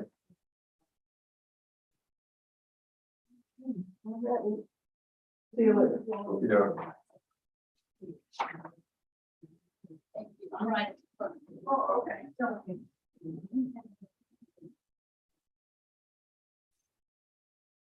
Ay, ay, ay.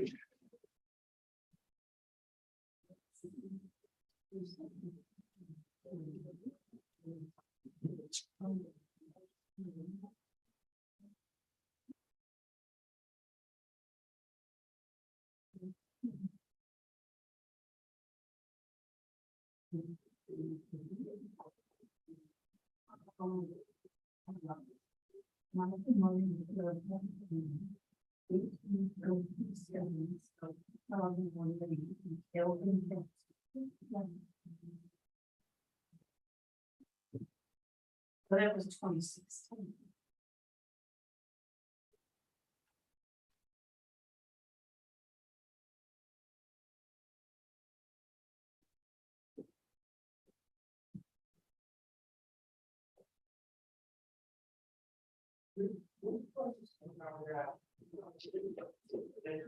Yes, because in 2017, the tax statement went to Larry Fox.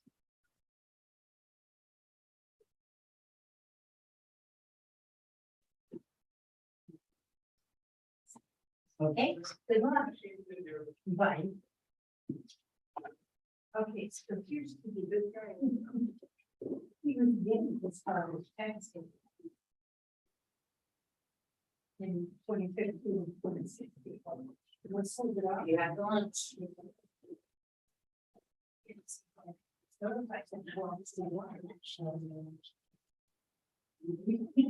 okay there. Okay. Okay.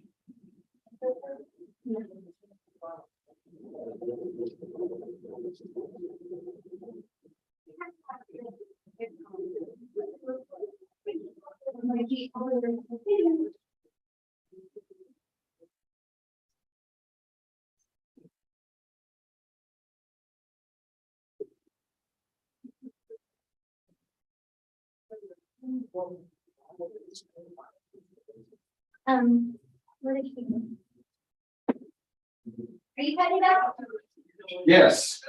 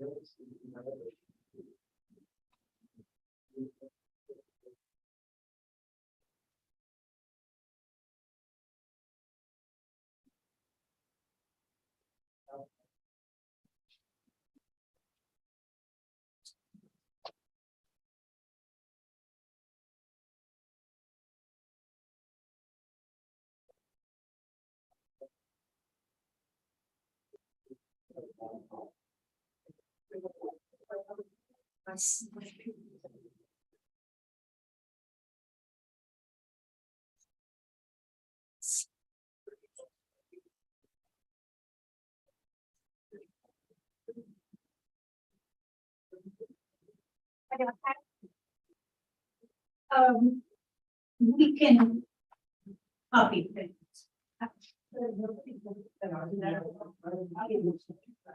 It reads blank.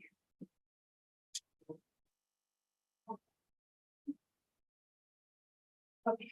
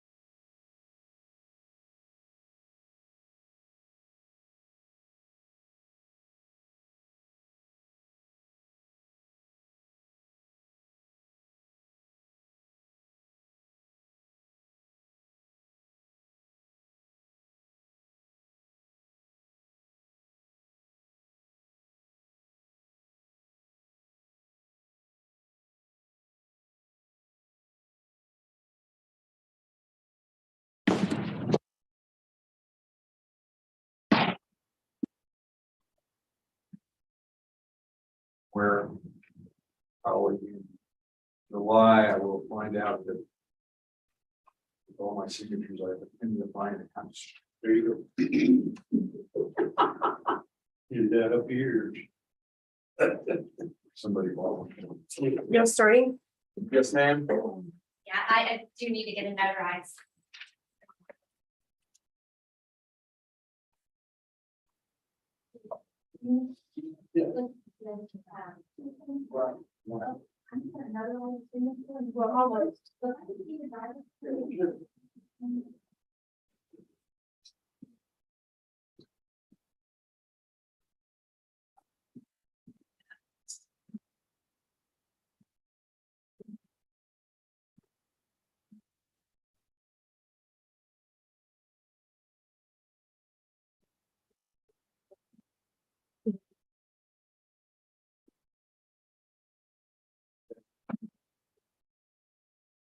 You're driving this afternoon? I am. Okay. I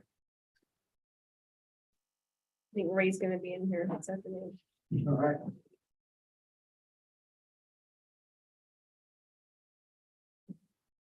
You okay? Oh, yeah, allergies. Who are we doing? You know, What do I do? What's the name of the response? Say for that. How was the weather? You know, right?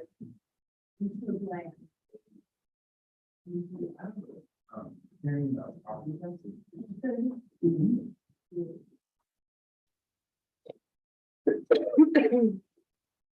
You're ready.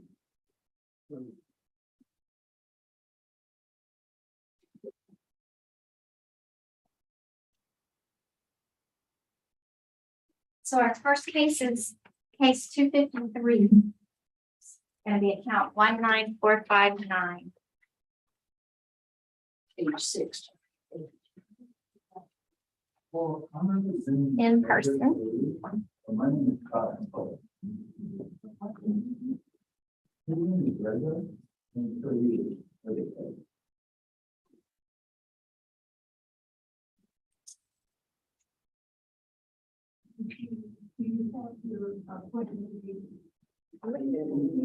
You did.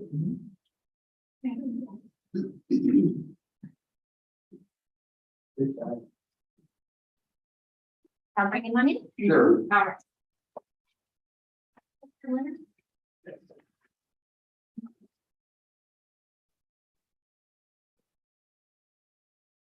You can have a seat here. Okay, thank you. This is Mr. Leonard. Hi, how are you? Hi, how are you? I made it here. Yeah. Do I need to read that thing and sign it now? Yeah, we'll get around to that. They're Okay. gonna tell you. I have a whole bunch of stuff I'm gonna go through and start off with. Okay, I'm just getting my act together here. okay, sure. Oh, no.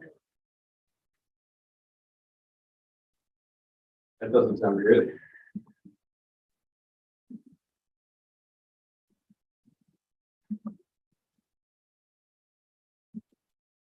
We get all clear. You're okay. Okay, Just give me my password to the top street. okay, we are commencing the hearing on case ID 2022-253. Count number 19459.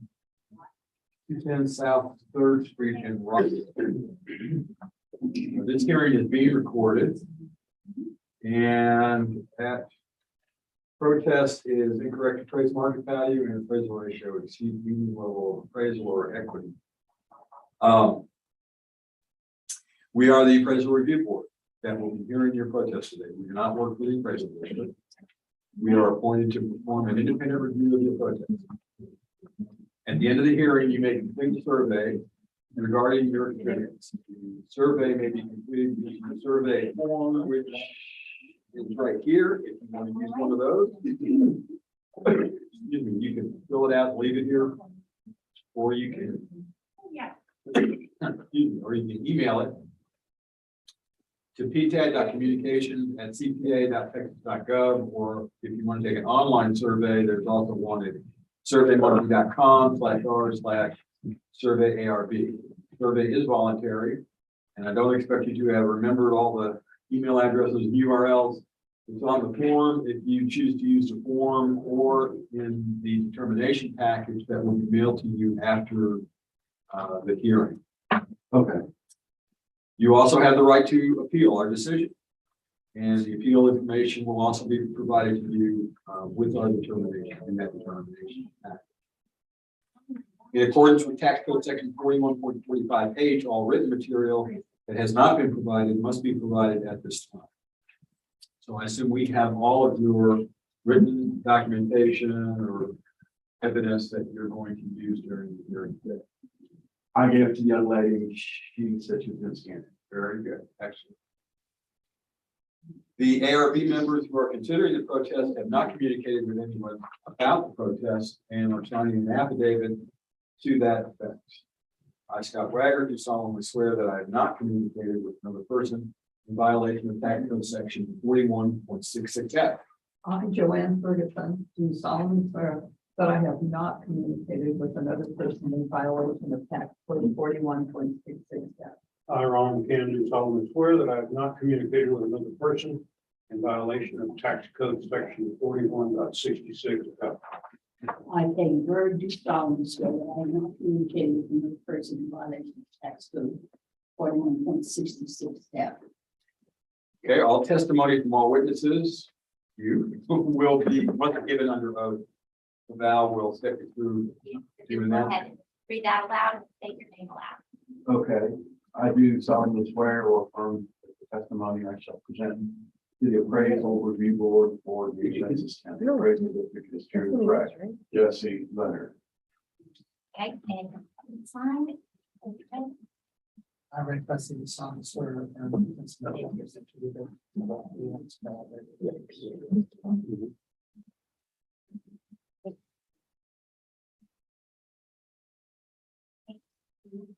Okay.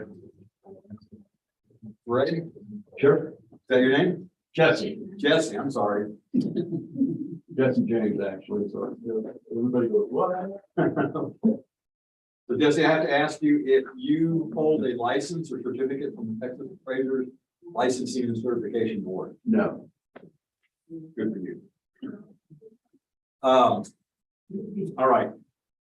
There's a chart there that indicates hearing procedure times. And this is how we're going to be running the hearing today. There are two options in terms of how we start off. Either you can go first in presenting evidence and so on, or you can have the district go first. And you have the honor of choosing which you would like to do. Okay, the district can go first. Okay, very good. And by the way, this is Ray Presley from the district, and the four of us here are the review board. Okay, this property is located on 3rd Street in Rockport. Let's see, do we have Pinto app, Jackie? Yep. Let's show everybody where it's at. That's it. You can zoom out. Please. Give them an idea of what's at. Sorry, this, Big thing over there. I'd go back to that and it's hard to put it on this screen. I'm sorry. Hold on. well, that is what I don't want. That's the evidence for what this side. There we go. And then right over there.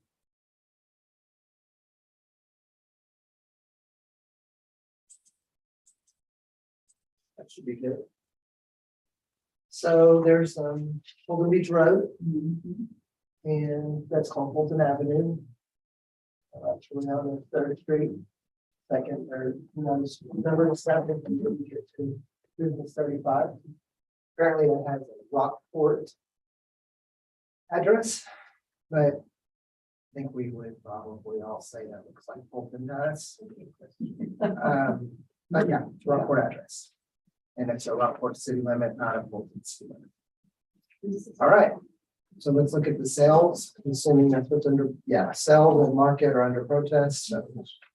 So sales, comp number 1 is the subject. sold in August of 2021 for unverified value of $251,920. Comp number 2 sold in Palmetto in July of 21 for $170,000. Everybody. We're what do we have? Comp Yes. 3, we got some more comps. Comps number 3, comp number 3 is December of 21 sale for 237. Comp number 4 is a December 21 sale for 215. So far, everything that we're comping is either a class 4 or a class 3 home. The subject we have classed as a 4. Square footages are all very reasonable. And comp number 5, class 3 home sold in June of 21 for 204. All of this comps out at 241,901 from a sales approach for value. And we are currently have the subject at 216. So equity. These are not sales, they're just comparing similar classes, hopefully similar square footage, maybe similar age. There's a breaking point somewhere. We just have to see what. So the first 2 are class 4s, square footage is about the same. Years aren't too bad. Some land adjustments in there. Comp number 3. Class 3 home, a little bit smaller, a little bit lesser class. But I'm sure there was an effort to try to keep the comps square footage down because it's a rather small home. And all of that comes out at 215,766, indicating that we are roughly $1,000 high on the value. And just for the heck of it, just to say this is one of those neighborhoods that everything sells through the roof. That's why the median value for sales and the equity value have about a $30,000 difference. Because the sales are more than reasonable. They're not reasonable. All right.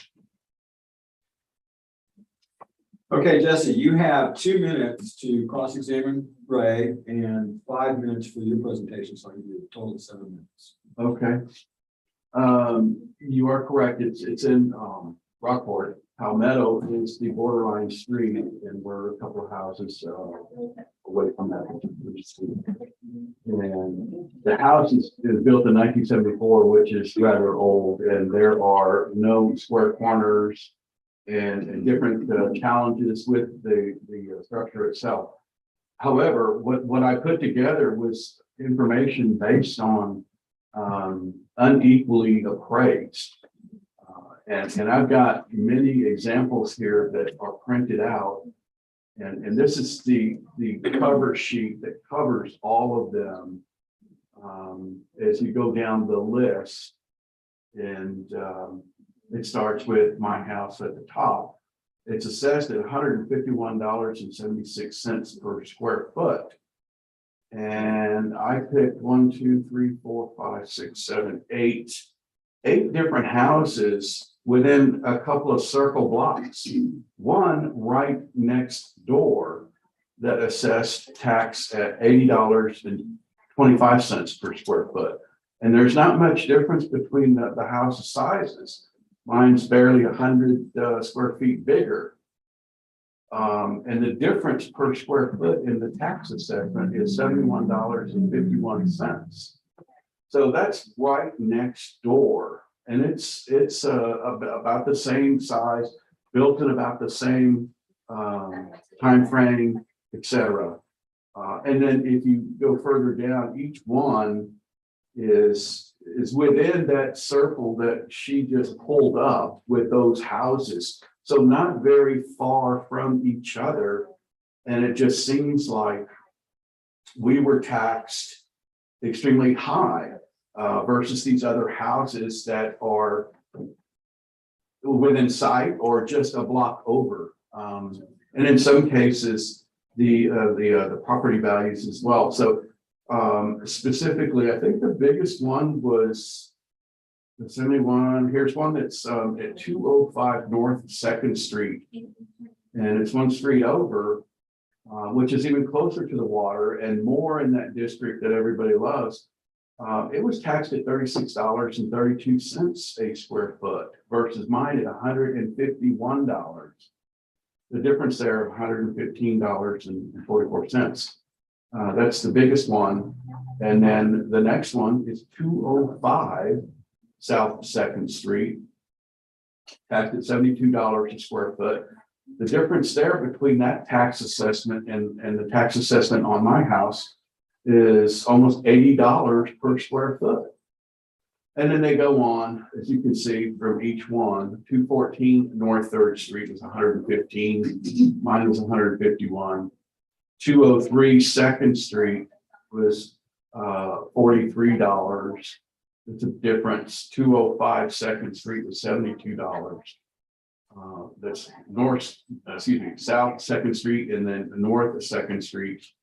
And 203 South Third Street, which is on the same street, just down the road, is $51.33 per square foot difference in the tax assessment. So, and then the last one there is 208 South Sixth Street, which is just a couple blocks over, was a difference of $51.56 less per square foot. As I went through, it seemed like it wasn't on the equal basis of housing all being similar, not very far off in square footage, and all within the same neighborhood. So I definitely wanted to bring that to your attention. I went through just as a calculator and averaged each one of these assessments tax per square foot, including mine, and it was $88.40. And when you look at that, there's 4 that are under the median, the average, and 4 that are over. And it seems like that would be more appropriate to the tax rate per square foot. So that is what I'm bringing. And I brought all the copies of each one of these properties that are on the main sheet printed out. The recap sheet are listed here along with my other stuff and the email that I had sent in originally, suggesting unequal value. And then my house, I printed out along with the rest of them. So That for a minute, I have a few more minutes to talk in. Well, other than the fact that we just bought that house last year and it needs, a fair amount of work. We did some work to it, but other than if you can consider 1974 construction now, when we have folks come by, they say there's not a square corner in here and no 16-inch centers, but that's it. And I think really when you look at the neighborhood and the houses within proximity, as I mentioned, fairly close in size, $151 assessed tax per square foot seems high and unequal to these 8 that were pulled up. Okay. Again, you'll have an opportunity to talk in a second. So Ray, you've got 2 minutes to cross examine and 2 minutes for rebuttal. Couple questions. Did you purchase the house sight unseen? No, Did you have a home inspection? we did. What do you think creates the disparity of square foot difference?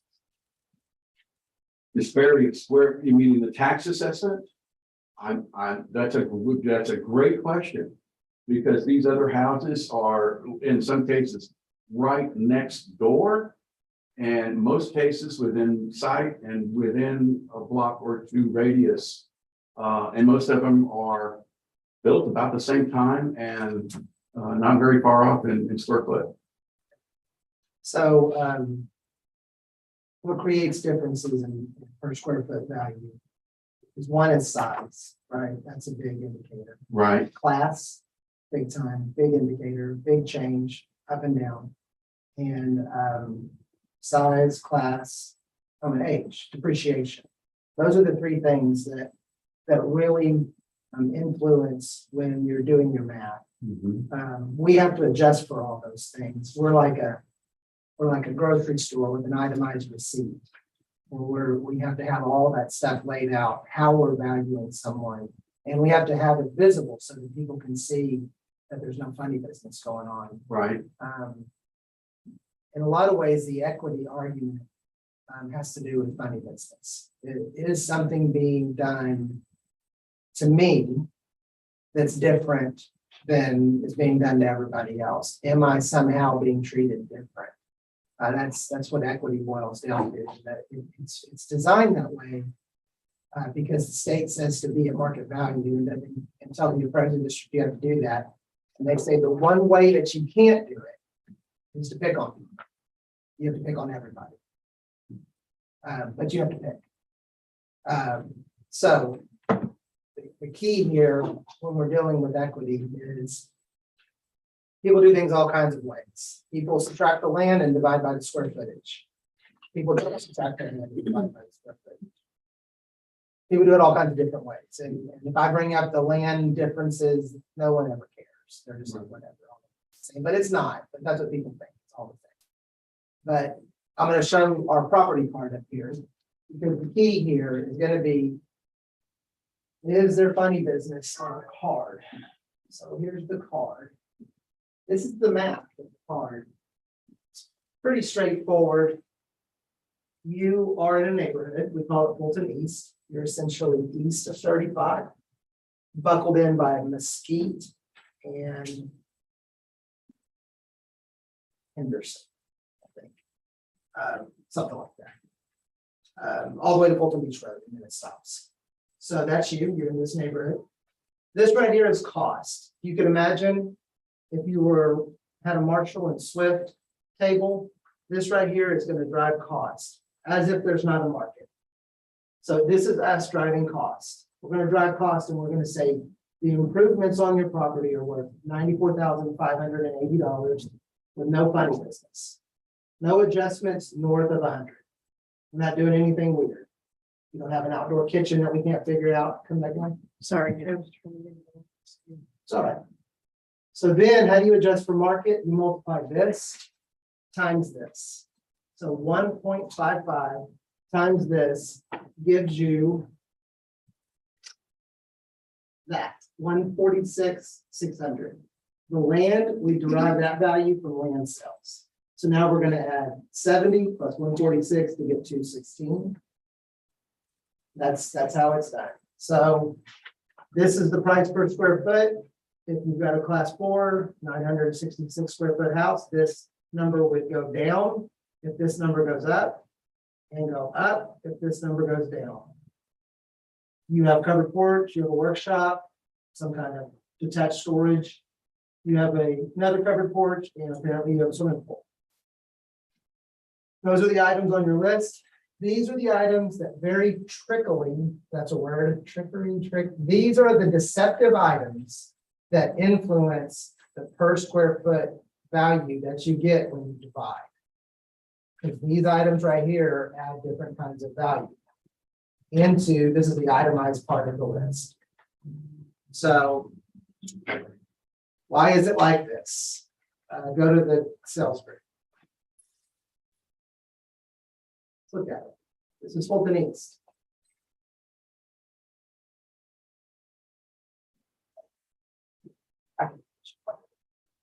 Okay.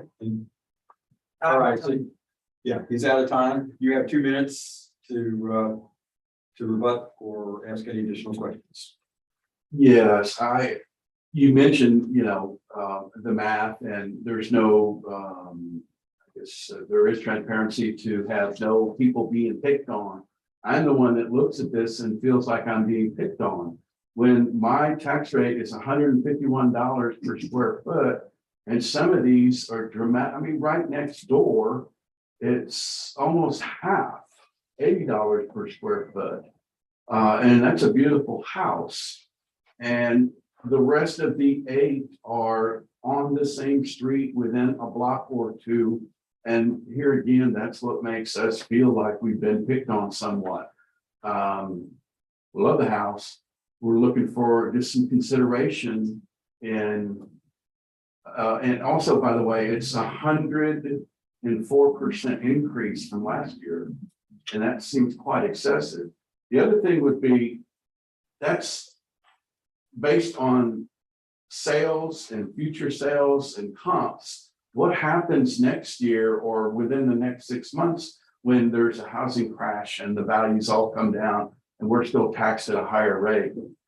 I've heard and talked to people that say, you know, bringing that tax rate back down based on market crashes almost never happens. So I look to show up today for some consideration on $151 per square foot of that building versus the others that we mentioned here, $43, $36, $80 per square foot. And I look for some help that you guys can do for me.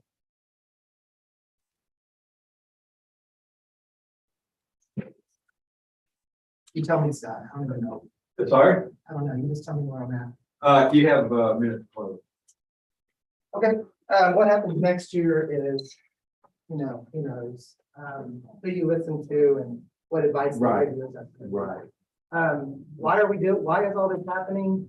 We think this house is worth $215. We think it sold for $250. We think this house is worth $164. It did sell for $170. This house sold for $237. We think it's worth $224. This house sold for $215. We think it's worth $194. Isn't there another one, Jacqueline? There's one more. No mas. This house sold for $204. We think it's worth $150. That's the problem. Also, the problem Well, is. this just, you get the top. This Oh, whole. sorry. The $150 a square foot doesn't mean much to me because the math is just, who knows what's involved when you compare it to these other people. And he may be right. The house next door may be immaculate. We don't know. It also wasn't listed last year with photos online.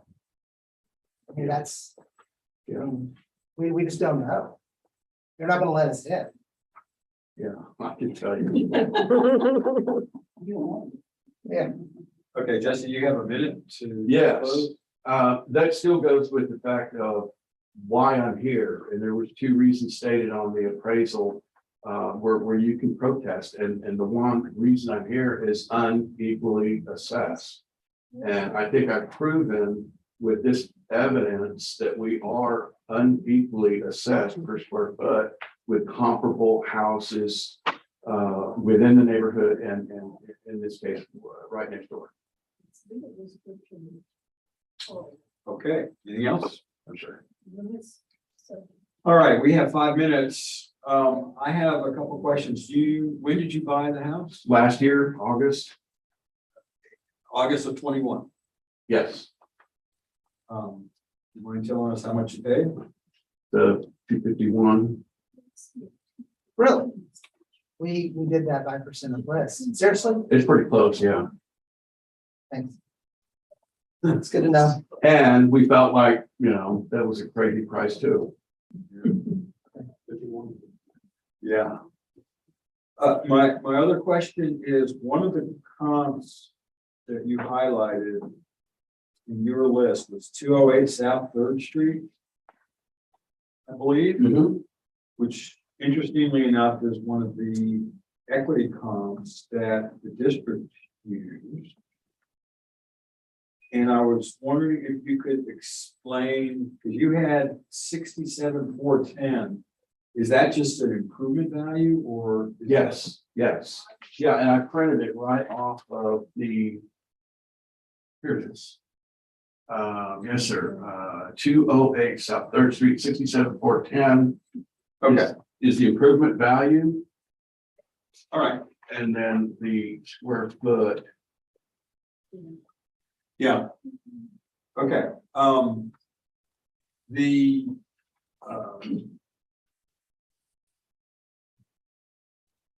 can we take a look at that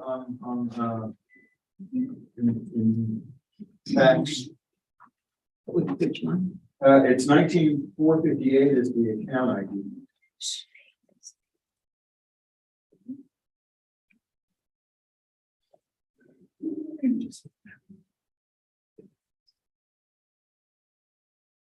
And I just want to compare, it's a different class, it has a 3SS, which is the subject of the 4SS. And it's a little smaller.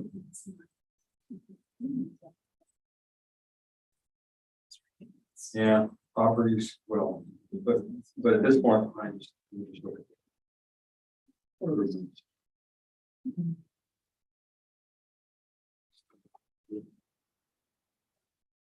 Yeah, so there's quite a difference in the structure. Attached storage, no pool. Let's see. Yeah.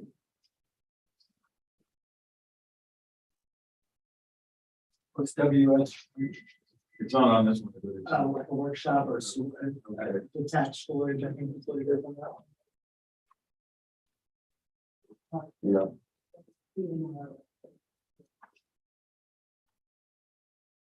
Okay. I'll just mention, it doesn't necessarily help. I'll make you feel a lot better, but the use of square footage is a very common thing people try and do, and it's, you know, when the district is comparing comps or trying to take a subject, there's something. There's a pretty significant process that's gone through to add and remove value so that to make the comps comparable, apples and apples. Okay, and that's why in the grid, for example, here you can see yours is the first column, and then the second column, second, third. You can see 208 South Third. How there are a lot of items that are added to increase the value of the comp of your next door to make it comparable to yours. And I don't know, guys, do you have any thoughts? I mean, the closest I can come to trying to do anything here is using the indicated value after comps, but I think right now everything looks like it's been counted. So you pay $251 for the house. And this year it is assessed at a lower value that you bought it for. And we thought people were paying. But you know, you bought it, you felt like the buyer and the seller agreed with that, so you bought it, but. You know, you're being assessed at a lower value, which you actually paid for. So that's. But it's also increased 104% from last year when we reviewed those records based on the purchase. We didn't expect 104% increase.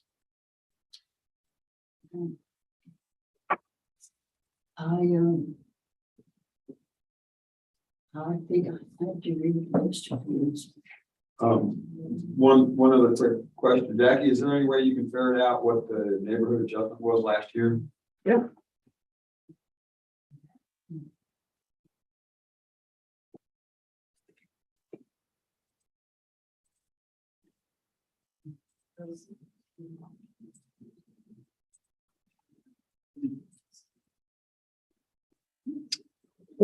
It's 140%.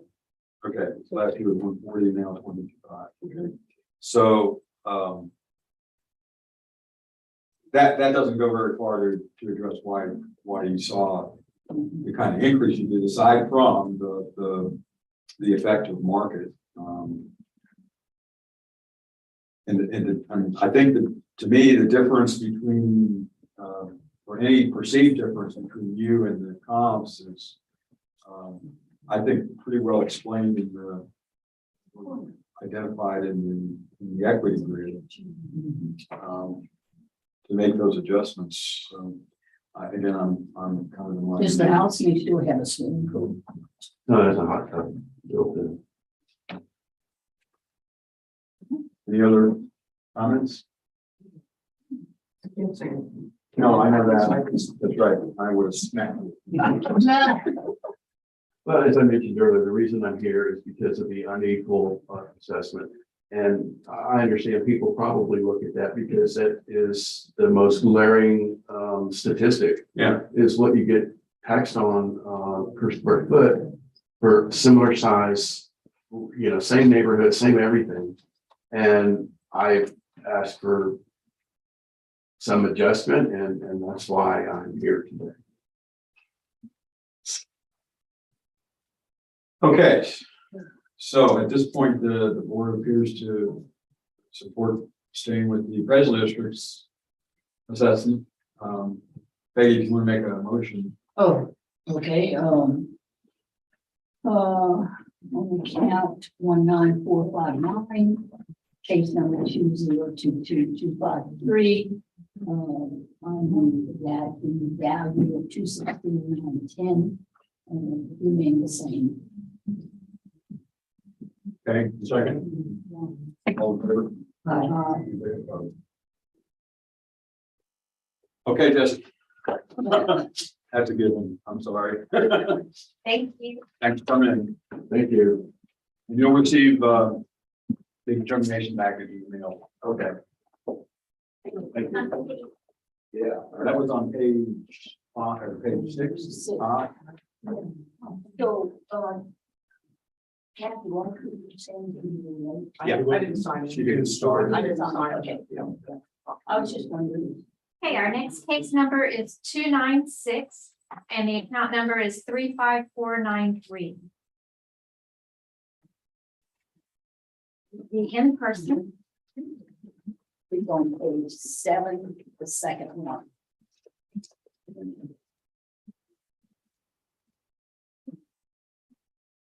Page what? 7.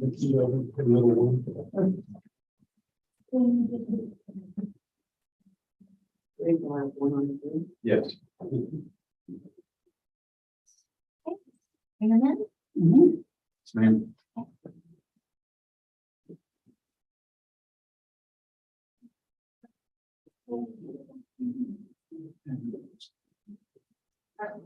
You train. You gotta go find ours. I was trying to. I was going the same way. Right there. Third hand. This Good is, afternoon. How you doing? this is Ray and Tosca, Ron and Tosca. It's second time to. Okay, we're Start with Ron. Yes, that's fine. Okay, Ron. Yes. Good afternoon. We are going to commence a hearing on case ID 2022-296, account number 35493. Is that 1512 Ballery? That's it?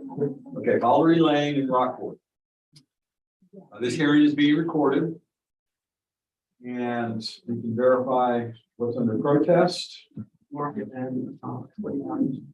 Okay, thank you. We are the appraisal district that will be hearing your protest today. We do not work for the appraisal district. I'm sorry. We are the appraisal review board that will be hearing your protest today.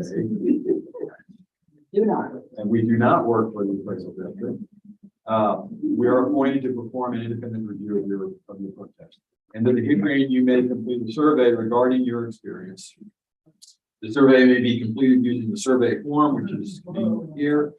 And you can fill it out and leave it if you'd like, or take it home, email it, send it back, whatever. If you email it, you can go to ptad.communications@cpa.texas.gov. Or you can also take an online survey at surveymonkey.com/r/survey ARB. So it is voluntary, and I don't expect you to remember all that information. It is on the form. As well as you will receive a determination package in the mail after this hearing, and it's included in that package as well. So you also have the right to appeal our decision. And appeal information will be provided to you with our determination. In accordance with tax code section 41.45H, all written material that has not been provided must be provided at this time. So this is important. You provided all the evidence that you'll be referencing during your hearing. Yes. Okay, excellent. The ARB members who are considering the protest have not communicated with another person about the protest, and are signing an affidavit to that effect. I, Scott Wagner, do solemnly swear that I have not communicated with another person in violation of tax code section 41.66F. I, Kathy Hoffman, do solemnly swear that I have not communicated with a person in violation of tax code 41.66. I, Joanne Ferguson, do solemnly swear that I have not communicated with another person in violation of tax code 41.66F. I, Ron Can, do solemnly swear that I have not communicated with another person in violation of tax code section 41.66F. I, Peggy Bird, do solemnly swear that I have not communicated with another person in violation of tax code 41.66F. All testimony from all witnesses must be given under oath, so you'll be asked to swear in at this time. Read that aloud and state your name aloud. I solemnly swear or affirm that the testimony I shall present to the appraisal review board for the Aransas County Appraisal District is true and clear. I request that you solemnly swear or affirm that the testimony shall present to the appraisal report for the land is true and correct. And if you could state your name and that you're the owner of CQ. Ron and also for ZP operating.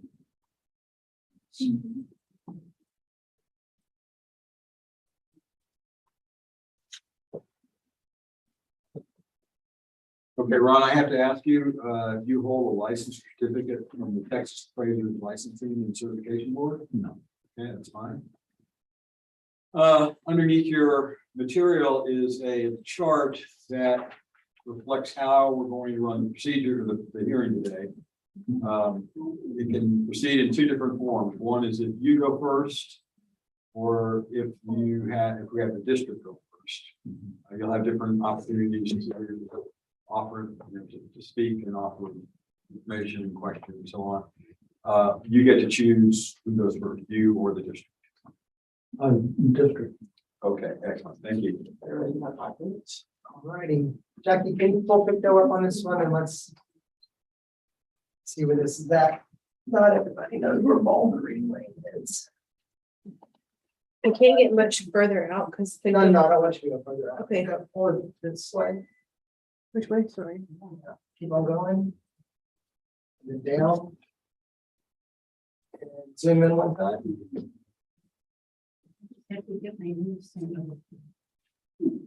Okay, so this is business 35, like you're going to Aransas. That's Cove Harbor, so Cove Harbor way over there. This is Baldry Lane. Baldry Lane kind of sort of dead ends, I think, right around. Zoom in, Jackie.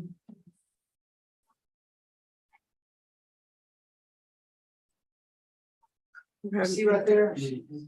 That's Baldry, that's where it turns into. That deal, I'm not sure. Anyways, this is Baldry. All right. Let's take a look. So that's Baldry Lane, what's going on? 1512 Baldry Lane is the subject. 1512 Baldry Lane is the first column.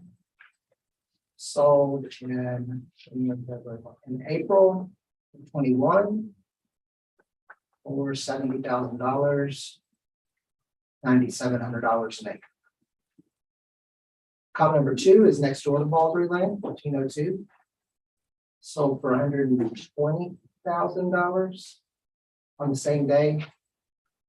And the next comp is Nell Avenue. And this is for, this is a bigger tract. This is 20 acres. Sold for $222,000 or $11,000 an acre.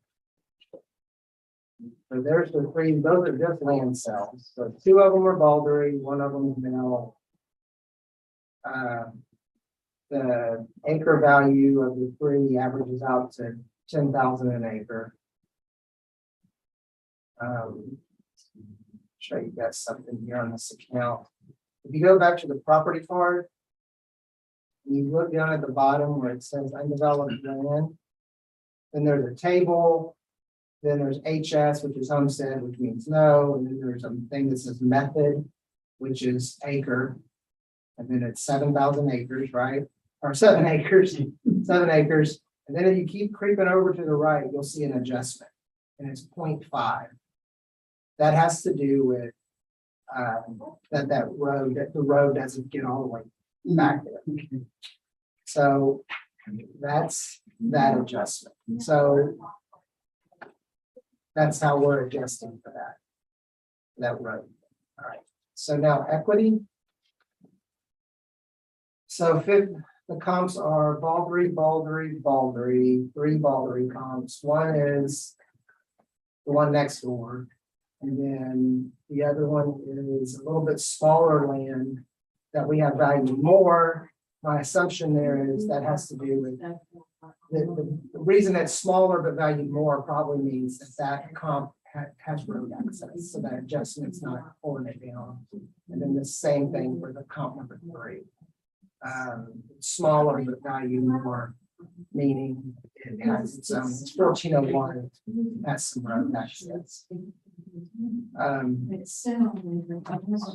you go back to Picto, that's kind of an issue being tucked back in. The beauty of it is they own this. So Same one on that. yeah, so right, that's the beauty of it. So if somebody else owns it, you own that. That would be calling for maybe a potentially larger than 50% adjustment. You're starting to look at maybe a 75% bad, 25% good. But we wouldn't do that if it's the same owner. If the access is there, the road just isn't. So the road ends, there's just no road. It just, Yeah. and you would either have to do something. Yeah, you have access maybe to this, to get into this corner, or, some places in the county, the road ends to where there's a will, there's a way. Yeah. Okay, that's all I have. Ron, right?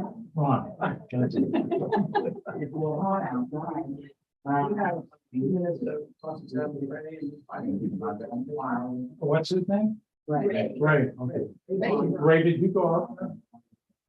Every year. Every year you go up there? Oh, okay. So you saw that it's fairly low land.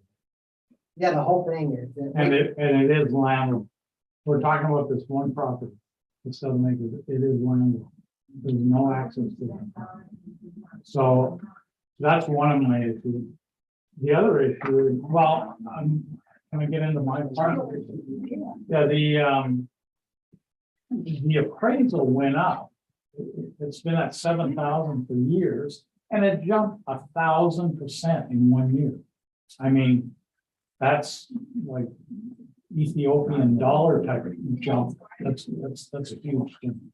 And also, if we look at comparable properties that are landlocked or just raw land in that area, if we flip to the third page, and I added up these properties to total 112 acres with a Rockport, Aransas County valuation total of $198,000 on those properties. And it averages out to $1,763.82 an acre. So I just think, I mean, it is landlocked. So if I want to sell that one property, that 7 acres, that's the issue.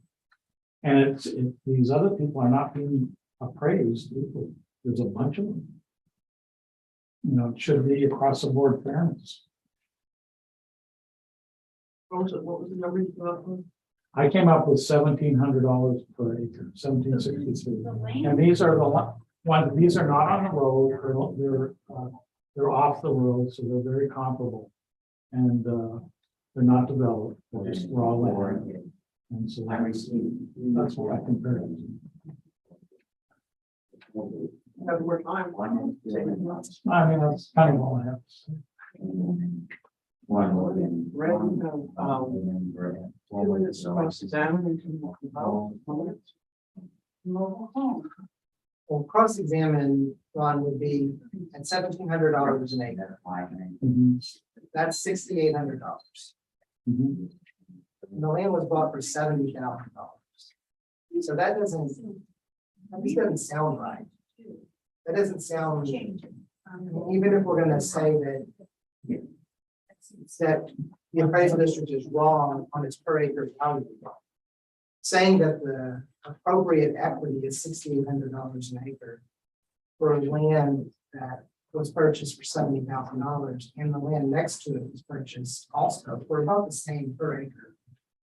That just doesn't sound like there's.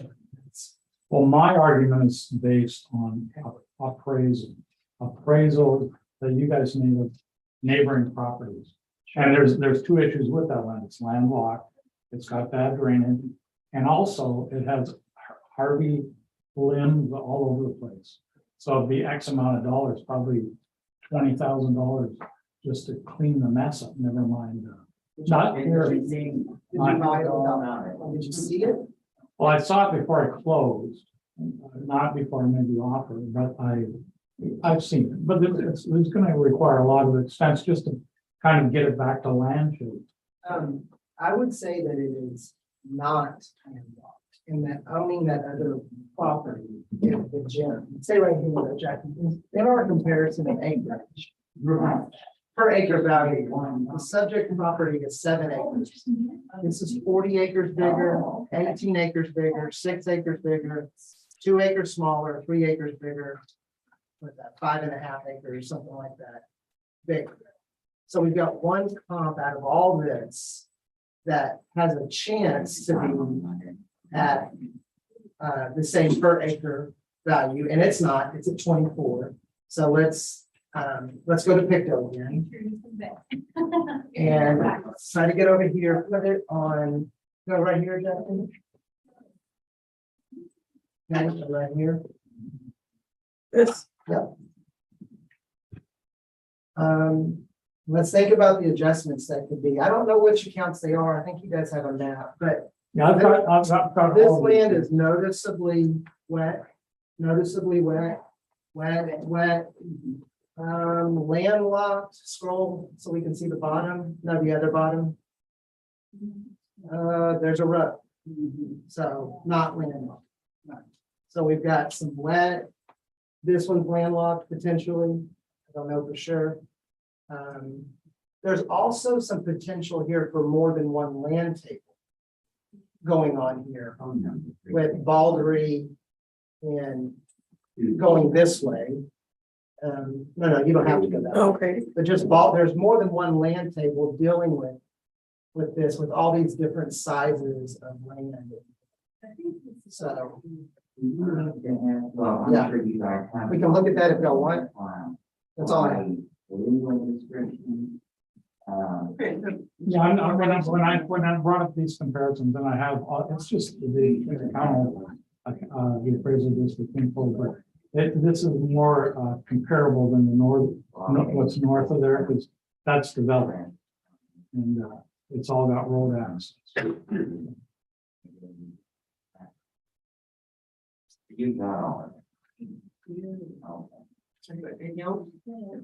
Not really. Nope. I just want it to be fair. Like my neighbor should be paying the same, like it should be across the board fair, and I think there's a big difference. I mean, even if you compare it to that 5 acre, 24,000, that still works out to around 4,000 or 5,000 an acre. Which one is that? This one? 5 acre, 24,000 is 822 0657. Yeah, my only concern with that is if we have this landlocked. And that's gonna bring that's my only concern with something like that. And if you own that, that is way better than it ever was before. No, but suppose I want to sell that one property. It's still landlocked. It's your choice. I know, but It's it, your choice though. I mean, you own the rights to do it. Suppose you didn't own that. That's the suppose. You got 35486, you could do an easement to that back property, so. I mean, but we're looking at this as an individual property, not as because of this. sort of, but we're also So it is. looking at these other things too. So So potential. there's other data in here, not just that one data. But the person that owns the property above that one that I just mentioned probably owns a. They could. And they're two different assessments. I'm not saying that could be true. That's very, very possible. Right. I don't know that. So that's kind of my argument. Yeah, I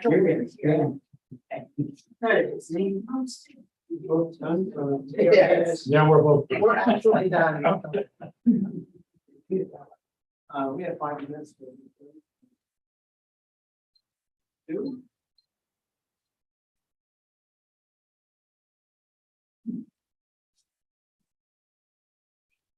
The fact you bought it for 70,000 is what keeps I know. rolling in my mind. The equity And- bonds all calculated at 60. Oh, and the market value was 72,900. It's below market and below.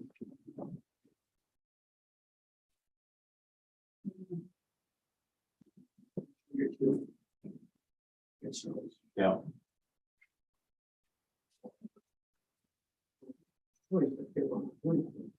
Yeah, I mean, from a tax code standpoint, we have to look at the market value. And then from an equity standpoint, the other factors that have been raised by the district and evidence, these other fact that the property, the 486 property is also, you own that as well. And I understand your thing of if you want to sell one or the other, blah, blah, it's just not. But we don't know what's going to happen. And then we certainly can't react to what you might like to do. in the future. But you have to think that value is worth something to you, for you to Pay pay $70,000. Have a question? And I know you said, well, I might have paid too much for it, and I see it. But Well, the one thing I did observe afterwards was the maintenance that will need to be done just to make the land attractive. And there's a lot of tree limbs, huge limbs of full trees. So if you've gone out there before and observed that. I might before you bought it, have reconsidered. Yeah. And did you buy it? Knowing that it was. Well, of course, I knew Herbie rolled through Rockport. I knew that. But I wasn't aware of the condition of the trees. Because when you drive through Rockport, you see all these beautiful oak trees. And there, all snapped down. Right. So, I mean, that should be a consideration. What am I gonna have to pay to really bring it up to the value? And I'd say a minimum of 20,000. Most of us that had trees have the same problem and they're not insurable. So, it's unfortunate you bought it. No, but if you had your property and you tried to sell it, and you had the limbs all over it, the buyer would say, well, that all needs to be. First. But they didn't do it on this one. No, You could do the same. And then you get the same amount. That's a what if. I'm just trying to get a little bit of relief.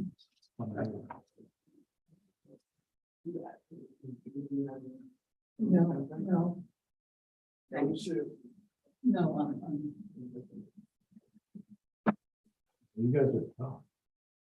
no. Can I ask you, where did you get the sale values from? I got it.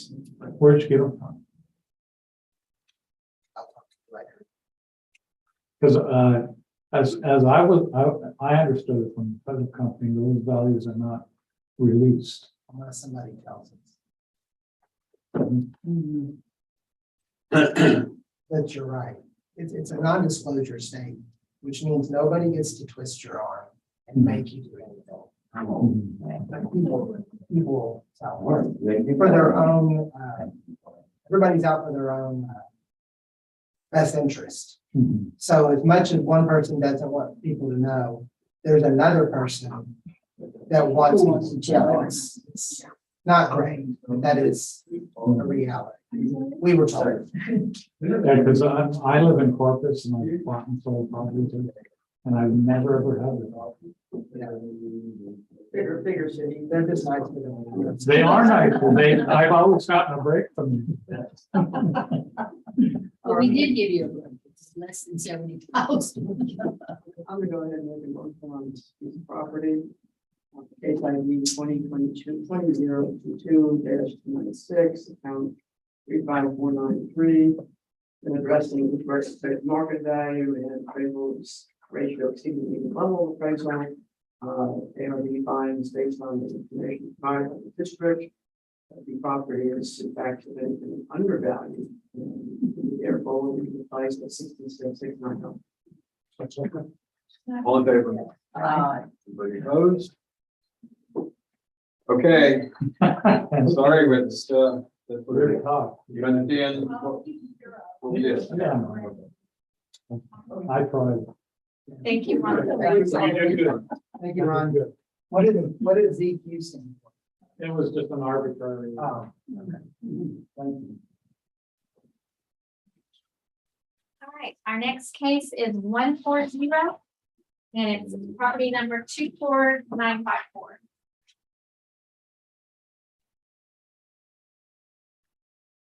Say the property again. 24594 954 24954. On the bottom of page 5. Or Luau. Yes.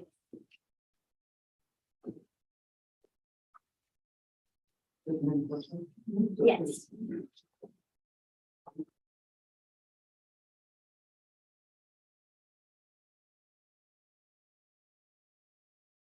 I think we're ready. All right.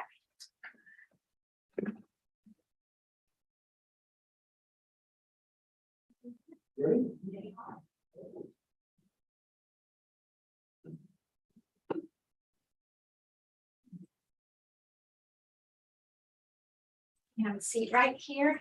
This is Donald Nicola Jr. Donald, how are you? Good.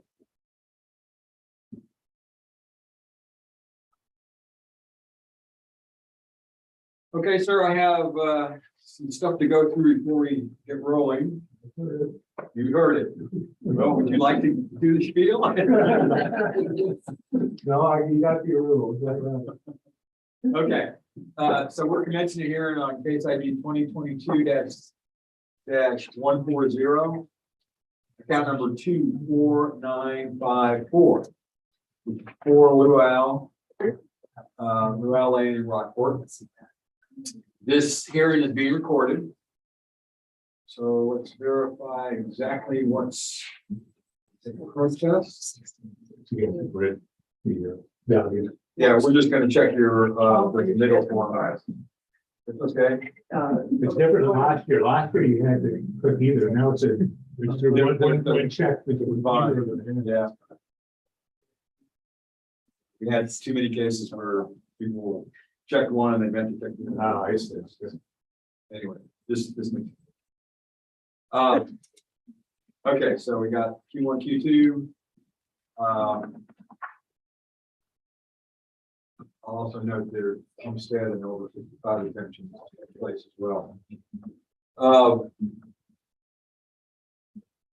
We are the appraisal review board that will be hearing your protest today. We do not work for the appraisal district. We are appointed to perform an independent review of your project. At the end of the hearing, you may complete a survey regarding your experience, and the survey may be completed using the survey form and email to ptad.communications@cpa.texas.gov.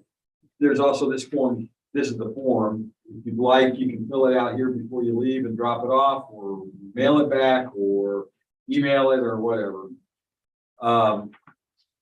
And, or if you would like to take it online, you can go to surveymonkey.com/r/survey ARB. All that information, which I don't expect you to have remembered, is on the form. It's also included in the determination package you'll receive at the end of in the mail after this hearing. You also have the right to appeal our decision, and appeal information is also provided in the determination package that you receive. In accordance with tax code section 41.45H, all written material that has not been provided must be provided at this time. So I'm assuming that we have all of your evidence. Yep. Okay, excellent. The ARB members who are considering the protest have not communicated with anyone about the protest and are signing an affidavit to that effect. I, Scott Wagner, do solemnly swear that I have not communicated with another person in violation of tax code section 41.66F. I have to solemnly swear that I have not communicated with a person in violation of tax code 41.66. I, Joanne Ferguson, do solemnly swear that I have not communicated with another person in violation of tax code 41.66F. I, Ron McCann, do solemnly swear that I have not communicated with another person in violation of tax code section 41.66F. I, Peggy Heard, do solemnly swear that I'm not communicating with another person in violation of tax code 41.66F. All testimony from all witnesses must be given under oath, so you'll be asked to swear in at this time. I, Don Nichols, solemnly swear and affirm the testimony I shall present to the Creative Review Board for the Aransas County Appraisal District is true and correct. I, Ray Preston, do solemnly swear from the testimony I present to the board. Do you sound it? That's going to come up and talk to you.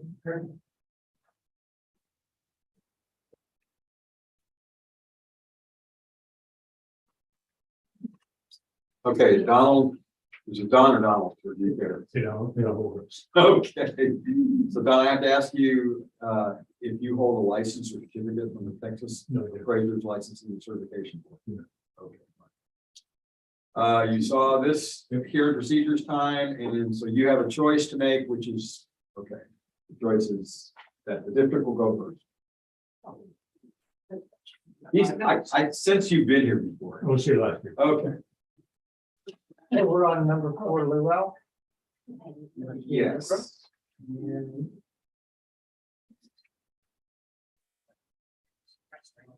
So let's just look at that. Let's go straight to it. We'll go to this one. So the first cell is on Pelican. Class 6. I'm just doing the value, but not sales, right? We're doing both. It's included, it's now included. So the first cell is on Pelican. Yeah. Over 945. A little bit smaller, newer. It comes out to 950. Top number 2, hooping crane. 935, so for 935 in August of 21. It's roughly the same house, as far as square footage. Class is a little bit different, a little bit lower class. And top number 3 on Cumberland. About the same size, also newer, sells for 945. All of these are newer in effect. When I say and then the last comp on the sales grid is on Riviera. It's smaller, newer, same class. Comes out at 861. Equity. Okay, here we go. Equity, we've got top number 1 is a 6. About the same square footage, way newer, in effective age. Comes out at 923. Comp number 2, 33 Curly.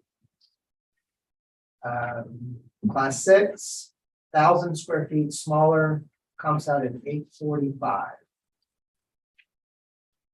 It's closer in age.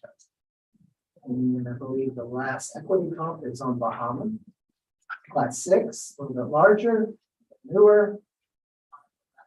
comes out at 945. The median equity value is 923. We have 881 on the subject. And the median sales value is 945. We are at 881. So we are low in both grades. That's it. All right, you have 2 minutes to show cross-examine Ray and then 5 minutes for your presentation. All right, well, all of my comments with regard to the county's presentation will follow. So I'm really here for 3 reasons, I think, in relationship to the previous. So the first one was last year I came and did a review on my charts, or you have access to them? Yeah, we're. Okay, all right. So, all right, so last year I came and with regard to review and made an argument with regards to all of the structural issues I had with regard to the house, the design, the faults and so on, that the house was classified incorrectly. It's classified as 6SS minus and actually 5SS plus. In effect, the decision of the board at that time was they did have the value change to 5SS plus. I had asked for the appraisal, the amount of 715,000, and the board agreed to 722,000. And that was as compared to the recommendation of the appraisal district of 774, right? In a review I had earlier this, or I guess it was last month now, I had a discussion with the appraiser, and the verbal discussion was, well, that was just for 1 year. We're not going to take any of that into account this year. So that was one issue I had. It's nothing with regard to the decision from last year was applied. Second, with regards to the appeal. So my appeal this year is that fundamentally. Then second, with regards to the comps that were just presented, I have a variety of issues with regards to the comps in terms of the equity rate. Number one, last year we talked about single story versus two story. One of the examples is still used again is a single story home. I have a full chart on that follows in terms of why the county will say it's a 2-story home. I assert it's a single story home. It was a single story home for 17 years, right? To transition the single story home to a 2-story home can be pretty fundamental in terms of changes with regards to AC units and plumbing and the like. If you look at, go to my chart, the next page. If you look at the picture, there's the picture of one of the examples we kind of set up. Right.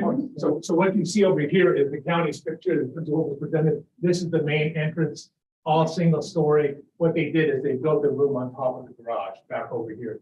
Here's a view of that same picture, in fact, from the real estate. Here's a picture from the real estate in terms of the sale of the back. Again, all of them, in this case, all in the back, nothing in terms of that house being transitioned to a second story.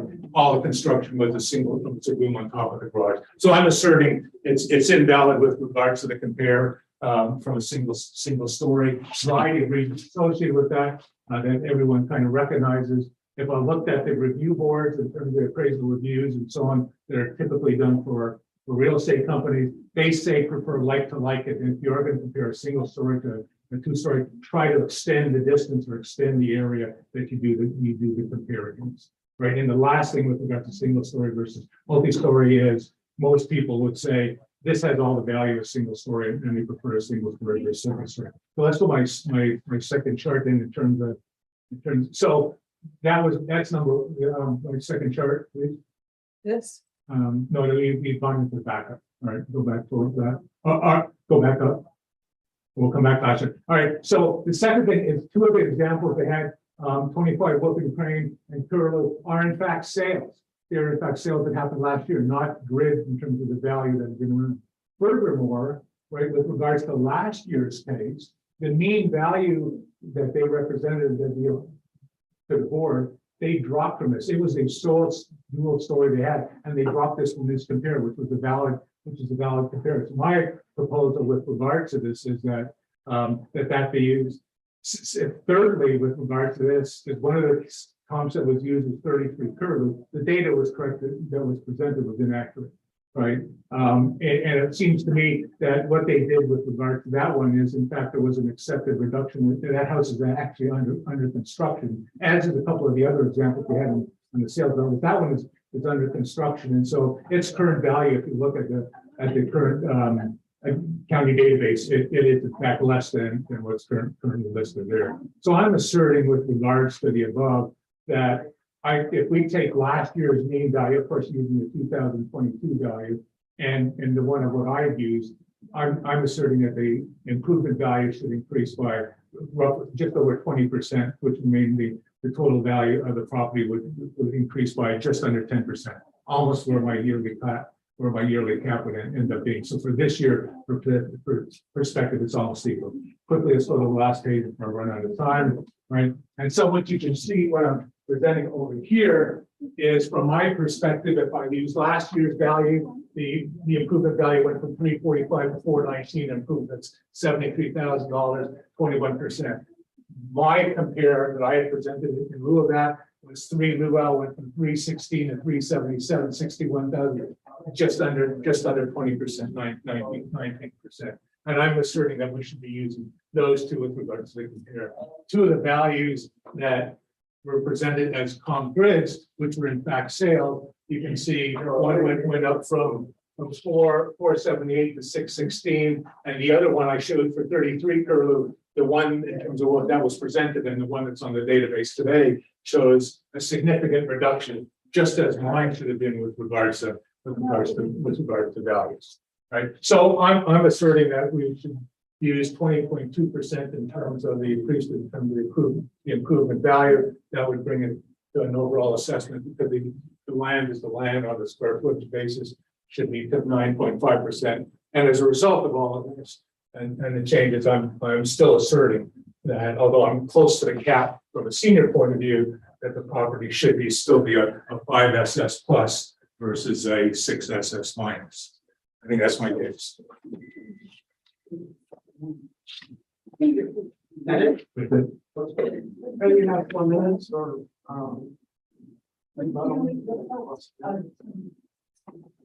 John, it seemed like you, know what you're doing.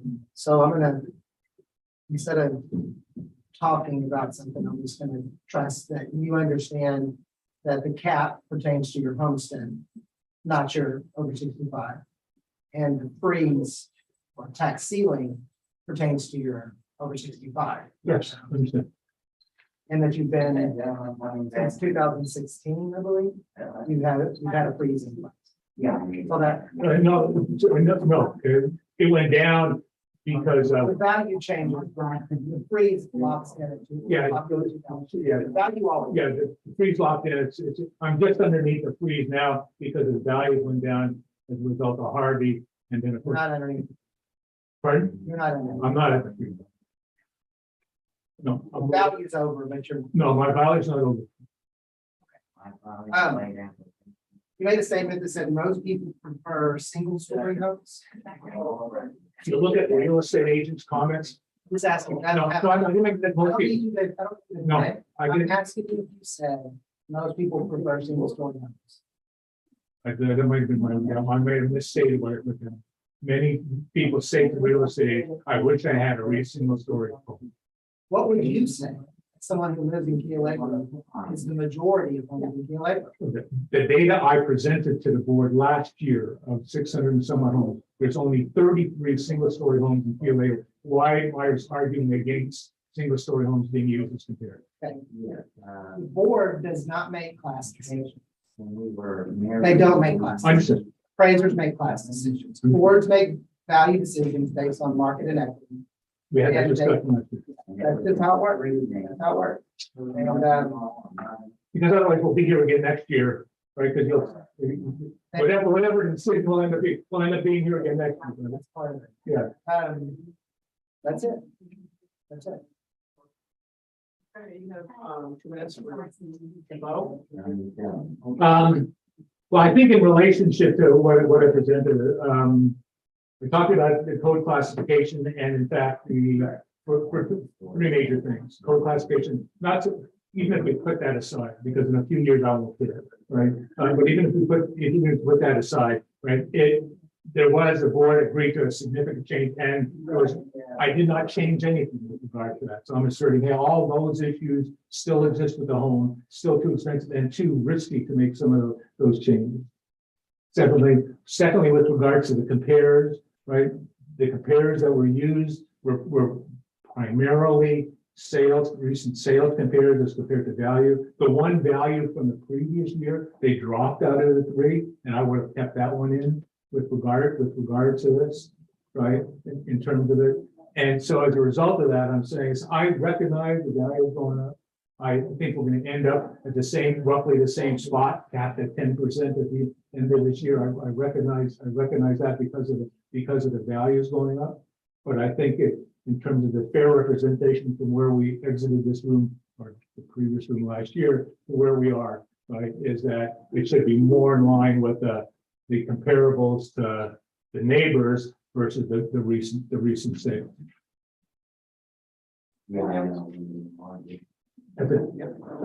Pardon? Keep it on a minute. I'll let the gentleman agree. So in closing, the market sales approach has a median value of 945. We value the subject of 81. The equity approach values at 923 for median equity value, and we have the subject at 88.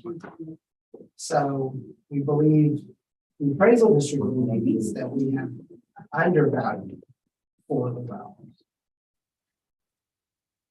The ARB has 5 minutes now to. You have a question, right? The ARB reduced the classification last year to 5SS. Why did it go back up to this? Because that's not y'all's call. It gets said sometimes classes and just agreed. Well, whatever happens in here is not agreed by us. It's approved because we're on the other end. So when y'all approve something, it's not us agreeing. That's us saying we disagree. Therefore, we ended up in here. Y'all have to make a decision. And when y'all make a decision, you make a decision based on value. And you're allowed to say the appraisal district is wrong. It's a this, it should be that. But you don't get to change. You don't change our stuff. We have to have a license. Yeah, I mean, yes, in fact, the only way you can change value is to hold a state license. You don't, I mean, change classes and stuff like that. Okay. So, yeah, so you guys, we can change value label. You don't change label, you change value. Right. You can say we're wrong. Yeah, right. All right. So we're along the lines of trying to figure out what the value might be. Can we momentarily change it? Absolutely. So we can see what the system calculates as a new value. Yeah. Excellent. And then, and while you're doing that with your left hand, Jackie, I would like you with your right hand to bring up the sketch. But we can. One at a time. Yeah, one at a time. It's trying to be. So, just to clarify, sometimes you guys make decisions. That the appraiser over there puts a note in and essentially says, the review board's right. Fix this, it'll always be in the next year. Fix this in 2023. This is incorrect. We've messed up here. That happens all the time there. That's why there's an appraiser doing that job. You said 5, I'm sorry, 5SS minus is what? Plus 5S. plus with what we did last year.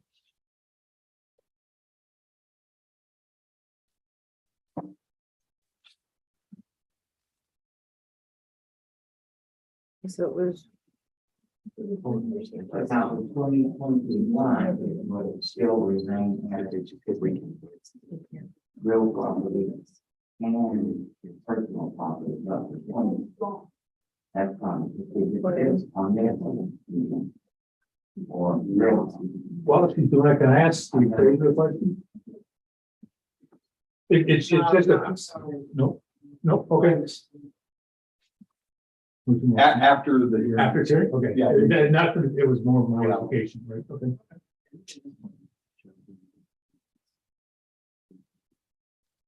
Okay, so here is.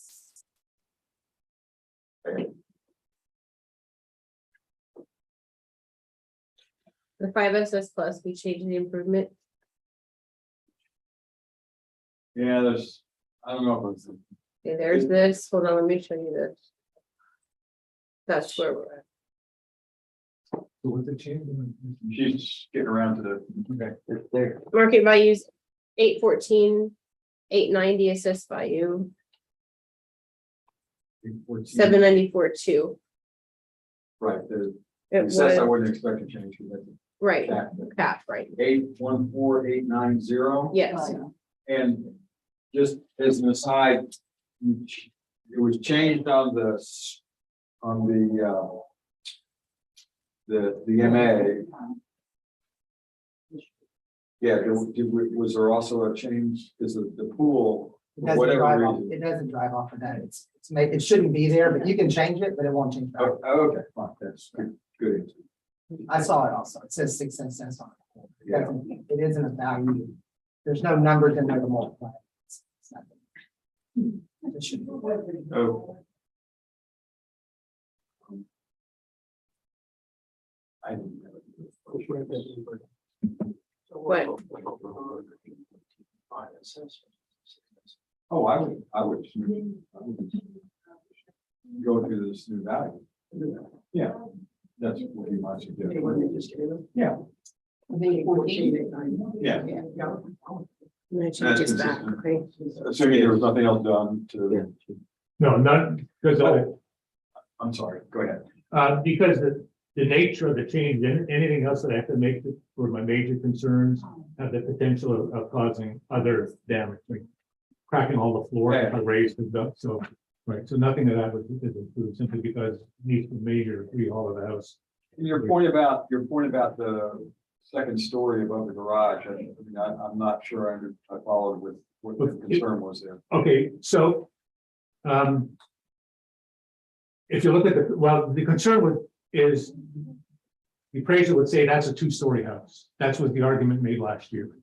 Right, because last year they had two single-story homes and a two-story house. So it's just a choice to say, in other words, he may have chosen comps, he or she may have chosen comps, two-story comps as opposed to. A single-story or one that was converted, and I argued that wasn't a true single-story going because we only built on top of a garage. It wasn't a complete transformation of a single-story to a two-story. Okay, so Ray, I don't know if it's accurate to say, I will say it's accurate. That's an interesting aspect, but at the same time, it only affects the choice of comps potentially, possibly. Anything else driven from that choice of comps is normalized in the process of creating the grid.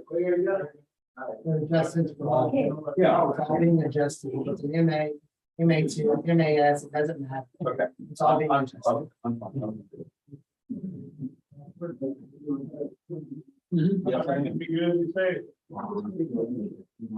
He did, no, what we did is we can't change code, we can change the value. So she momentarily changed the code so we could see what the value would be.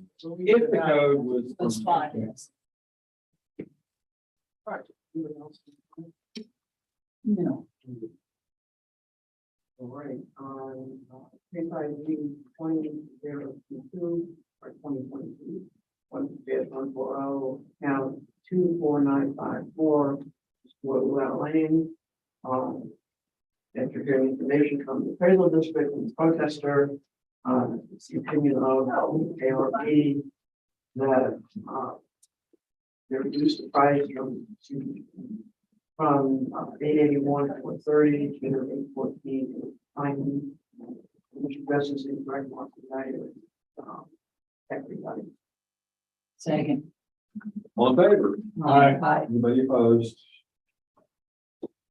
Okay, thank you. Thank you. Thank you all.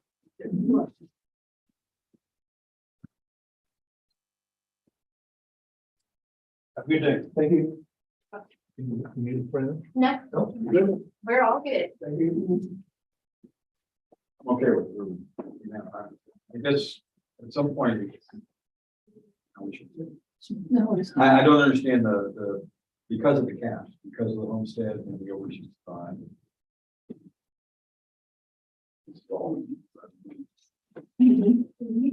Anyway. We do have a couple more on the 1:30 docket. So I don't know if you want to. Or take five. I'm okay. All right. This is, well, okay, before I say this case too, I wanted to let you know, Kathy weren't here, but I told the board they had tomorrow afternoon off. And actually we don't. So. That would just be part of the week. Yeah, right. We've got, yeah, we've got 1:30 and it actually has to do with this gentleman, so we'll talk about it. But the next case is number 645. Count number is 58515. 88.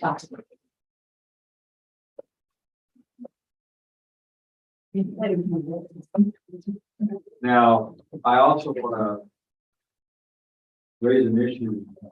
One of you guys came in and rearranged all my pages during lunch, We did, yes. and I really don't appreciate it. We did. Do you remember when we flew up in the air? I'm like, Put it in video perhaps. No, I wasn't here. I didn't see it. All I saw was the effects. So you're serious, your pages were, No, okay. This is 58515. Is that right? Yes. 585. Are you ready? no. What Okay. did you just say? 88. Yeah. Oh, that's good. That's good. And this is an agent for the owner. Okay, thank you.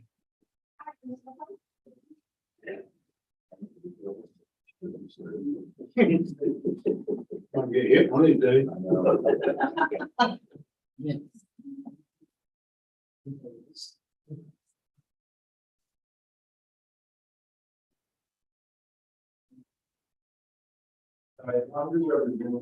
Yeah, you just don't have that data. No. All right, fair enough. Right. Good afternoon. Good, how are you doing? This is Scott McCullough. He is the agent for Riza Khalili. Good name. And he also is representing some accounts tomorrow afternoon. They'll be on the 1:30 docket. He's from Corpus and he'd like to do a telephone conference. Hasn't requested it before now. He filled out the affidavit that would need to be in place for the phone conference. So I'm asking if a phone conference would be acceptable to the board tomorrow at 1:30 for approximately. I think it's approximately 8.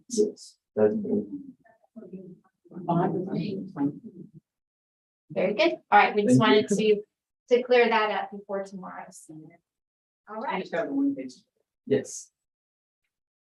Okay, let's kick things off here. We're commencing a hearing on case ID 2022-645, account number 58515. 905 Dunes, Rockland. This hearing is being recorded. And we can see an online submission. More than a few times. Okay, thank you. Use a district rep. You. Here it comes, okay. The rates, market inequity. We are the appraisal review board that will be hearing your protest today. We do not work for the appraisal district. We are appointed to perform an independent review of the ordinance. At the end of the hearing, you may complete a survey regarding your experience. And the survey may be completed using this survey form. You probably know all this, been through before. You can take the form, fill it out and leave it here or email it to btat@communications.cpa.texas.gov or mail it back here. Or you can take the online survey at surveymonkey.com/r/survey-ARB. And the survey is voluntary. All that information is included in the termination package you receive. You also have the right to appeal our decision. The appeal information is provided to you in the determination package. In accordance with tax code section 41.45H, all written material that has not been provided must be provided at this time, and I assume that we have all of your evidence. Stand up, or everything that you're gonna reference has been provided. The ARB members who are considering the protest have not communicated with anybody about the protest and are signing an affidavit to that effect. I, Scott Wagner, do solemnly swear that I have not communicated with another person in violation of tax code section 41.66. I have the office to swear that I have not communicated with a person violation of tax code 41. I, Joanne Ferguson, do solemnly swear that I have not communicated with another person in violation of tax code 41.66 F. I, Ron McCann, do solemnly swear that I have not communicated with another person in violation of tax code section 41.66. I, Peggy Bird, do solemnly swear that I have not communicated with another person in violation of tax code 41.66 F. All testimony from all witnesses must be given under oath. Do we have to swear in at this time, Scott? You will read the sentence aloud and state your name aloud. I, Scott McCullers, do solemnly swear or affirm that the testimony I shall present to the appraisal review board for the Aransas County Appraisal District is true and correct.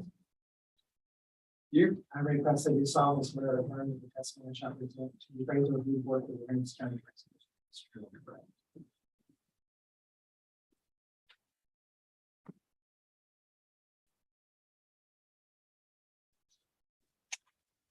okay. Scott, I need to ask, do you hold a license or certificate from the Texas Appraisers Licensing and Certification? I do not. All right. The way the procedure runs is you get to choose whether you go first or the district goes first. And these are the various time allocations that we'll have during the hearings. Okay.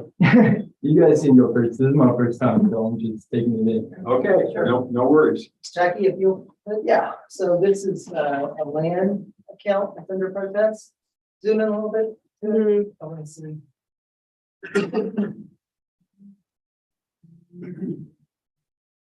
Okay. So this is on Fairway Lane. All right. We have sales and equity under protest. Is this Country Club, Rockville Country Club on 905 Dunes. Our first comp is on Fairway. And it sells for 63,000 in January of 21. It's 9,600 square feet. The subject is 8182 square feet.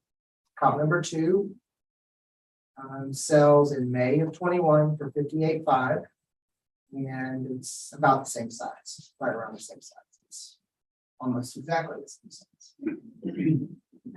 Comp number 3, 106 Cypress Point, sells for 54,000. It's smaller, it's 6,000 square feet compared to 8.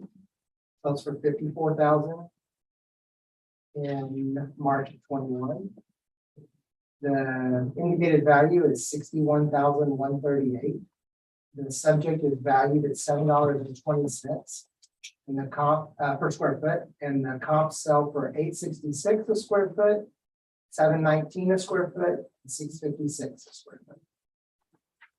Equity, these are going to be on fairway comps, I believe. Hopefully. So we have a $58,000 market value on 8,000 square feet, and then we can see the next one over on Waterwood. It's a bigger lot, it's more money. It's 86,000. Next one's on Augusta, it's another bigger lot in the country club, also worth more money. So there's adjustments being made. And then on Augusta again, there is a slightly bigger lot, valued more per square foot, or because of the increased square footage. If you go back to Pictou, you'll see that this Dune Street doesn't give us a lot of opportunity to give you vacant land comps. So instead of us taking one of these residences here and abstracting out or removing the improvement value to give you an equity land grid, it makes this look messy. It's not messy, it just looks messy because there'll be large adjustments we just chose to look around for other vacant, on fairway lots. That's it. It also sold, it sold this year, I don't know what it sold for, but it sold, well, it sold in September of, the subject sold in September of 21. We don't know. Okay, you have 2 minutes to cross examine Ray, 5 minutes for your presentation, and you want to choose, 7 minutes. So I'm representing a company called Ocean Glory Homes, and we just have maybe 10 properties here in Rockport, and I'm representing the owner, and his name is Reza Khalili. And I brought obviously some other properties that I feel like are similar, same, like to compare, obviously based off square foot, on or off the fairway, some of the criteria. But the one that I really want to address is another one of our properties that we own in the Rockport Country Club at 92 St. Andrews Street. And we actually filed, did the e-file process, and we're sending an online offer to settle, which we felt was fair, and we accepted that one. And so, I thought that it was, maybe I'm wrong.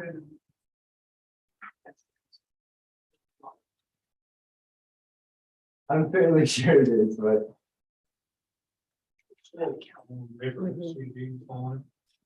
and they're very similar in square foot, so we felt like that was a fair arrangement, I guess.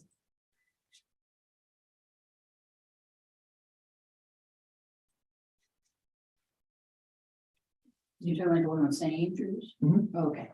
Say it's sold in 2,000, or? I'm not sure it's sold. You want me to pull it up on picture? Maybe I misspoke, I'm sorry. Go ahead.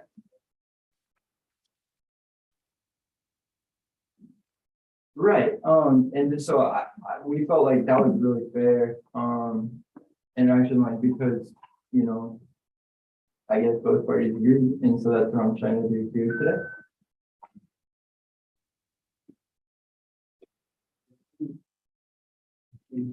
So you're just straightening out, so you're saying the value of the lot you just mentioned is what?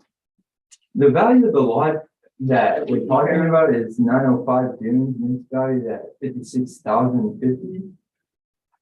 And we haven't. Not the lot we're talking about. Oh, When sorry. you were comparing. The one on St. Andrews. Oh, yes, that one's valued at, it says 47,160. Okay, now, you still have 4.5 minutes, and what you would like to add? You know, Picked 31364.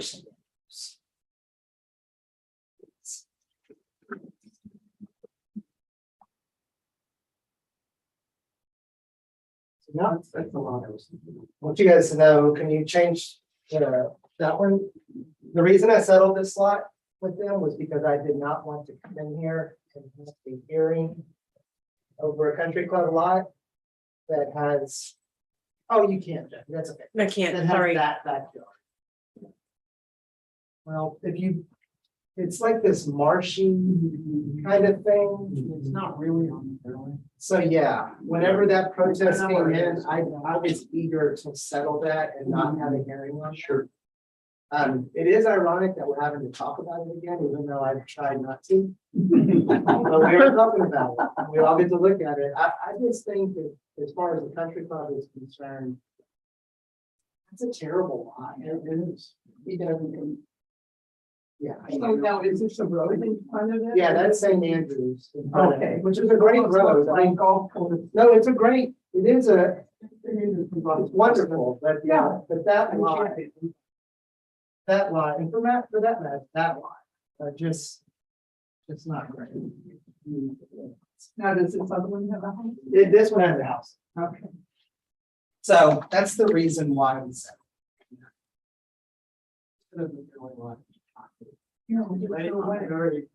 That little green spot on the right hand corner, that's a good one. Yeah. Yep. Makes sense. This is a much nicer. Oh, that's great. Beautiful. That's where you want your house. Great blue light. I don't have anything else. You have 2 minutes to cross-examine, and if you have any questions, you feel free to ask. Thank you.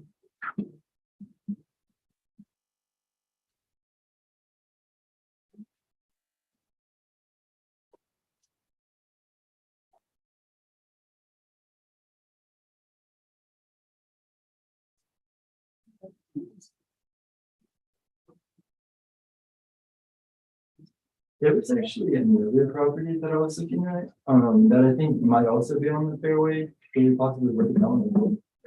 It's at, 503 Spyglass in the Rockford. It's 51968. Oh, sorry, yeah, 51968, that's correct.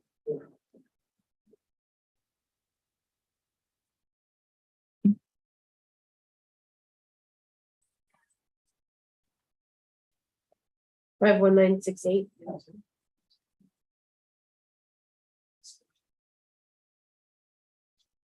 That's 51968. Jackie, if you could go back to the mosaic, please.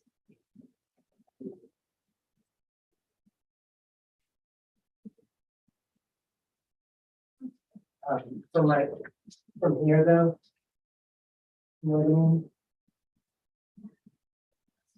Yeah. This. It's- Zoom out so that they can see. There you go. That's 51968. That's all. It's trying. It's close, but not a good view. No, the fairways. Yeah, it's right. Maybe the one corner would be in that direction. That's a stretch. Plus, it's an oddly shaped lot for building. Gotcha. It's also right next to the park. Yes. Okay, anything else you want to find out? That's okay, I think I understand. Okay, are you through? Anything else? Yes. And this is. Then we have 1 minute to close if you choose to.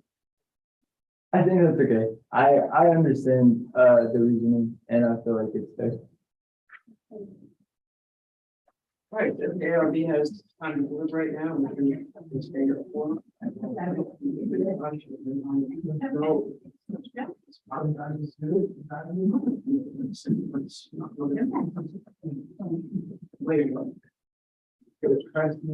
I agree. But maybe, it's not worth it. That's a nice. Yeah. Anybody coming comments? No, I'm happy with current value. We have the motion on page ID 2022 count 58515. 5 million, they want to talk about in relation to incorrect phase market value and the phase of exceeding the level of appraisal. Based on the information presented by. Oh, it's good. They would be quite confident in I just 58.9. So. I'll say. All in favor? Aye. Anybody opposed? Okay, carries. You understand where we ended up? Okay.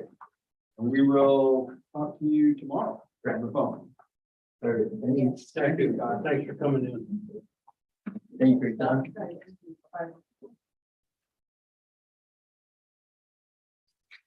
Yeah, we'll take a break. We have five. Sorry? Oh, we do have more. We have more. There's a phone. Yeah, we Yeah. have the We have one more on the 1:30 and then we'll have the 3 o'clock. I don't know if you're ready for, first one on 1:30? no, it's on me. Okay, well, give me a minute. Sure, yeah, y'all want to take a quick break? It's a little after 3. I'm afraid I'll go to sleep. Pictures at the ending. Yeah. More. Oh, I mean. Please help us out. Yeah, get rid of them. Like I think you talked tablet after lunch. Thank y'all for somebody just grabbed and said, Scott, they gonna do. okay. You're busy. So Ron, let me ask You you can do this. some of these things. You're right. I noticed when you do. It's just. You can flip this way. How do you do that? With this. I don't know. Maybe that's what I needed, your finger. You try turning the whole thing inside. Mine's locked. Yeah, mine is too. Oh, that's mine's So locked. I have to go this way. Yeah. I go sideways. and then Okay, so mine's locked. Okay, it's not, yeah. Yours is locked in the other position. Mine's locked. Yeah, but down, yeah. How do you unlock it? Oh, well, that's technical. Yes, now. You have to go into settings No, that's okay. and do all just- that. thought- I hate going in there. I screwed something up. When I was doing that, it's And like, then everybody, like, even if you- Then I call my daughter and she puts up a foot. Dad, leave it alone. Okay.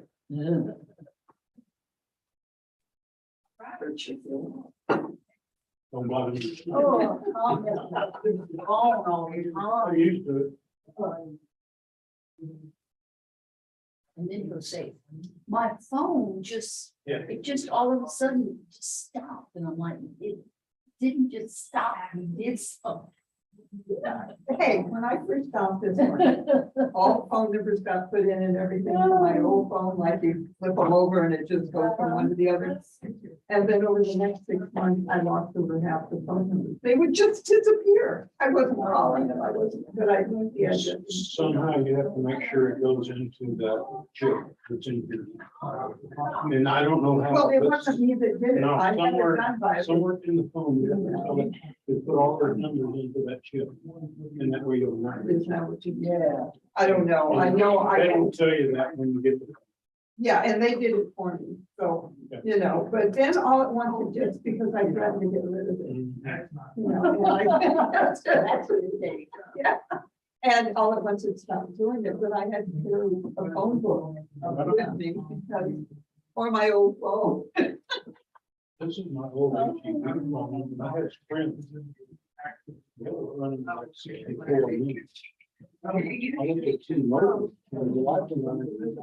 Had unlimited data, and it was 10. And $62 a month for both of us. You know, I had Sprint, which is my T-Mobile. It's a racket. For an IT guy, I never got into smartphones. And I had it might have been Samsung flip phone My dear. for 12 years. And I started getting letters. First they were saying AT&T was saying, we're changing our network, the phone's gonna quit working. Yeah. Yeah, I just ignored. Then they started sending me letters. Need to change. Finally, they sent me a letter and they said, look, we will give you a new phone. Oh, why didn't you say that? Yeah, exactly. So that's how I ended up with a smartphone. When I was in San Antonio, working for Chocolate Savannah, I was the guinea pig on Blackberries when they first came. Yeah, right, They okay. said, you take this and figure it out. Yeah, all right. So I had a phone, I had the Blackberry, plus it had a file on it, I was fine with it. I could never do the typing. I could- And even on, and this iPhone, somebody. Oh, the funny thing. Yeah, no, just talking things. That's enough procedure. That's all right. Never got into it, so, and so when I send text and stuff, I always speak. Oh, we'll wait for Kathy to get back. Yes. And I don't have a name for Quattro Pro, the agent. It's going to be page 567. Count number 70628. All of them see who signed the affidavit. That'll be, Monique okay. Singletary. Monique Singletary, it will be called. Thank you. On page 7, last one. You are so good. Thank you.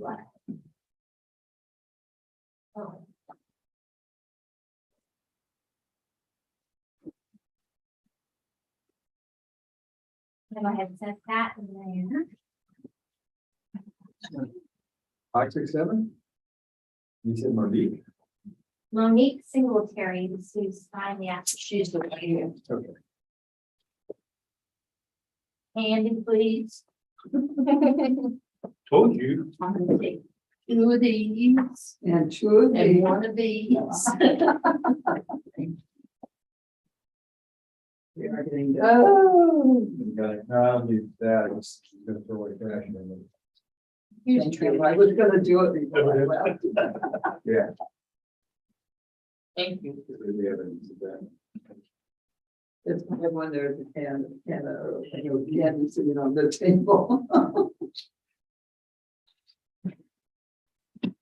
Now, this is a phone. Yes. Okay.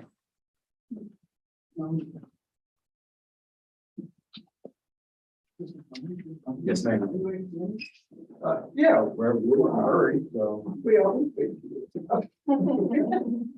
Oh, we just finally. Page 7 at the bottom. Page 5 to 7.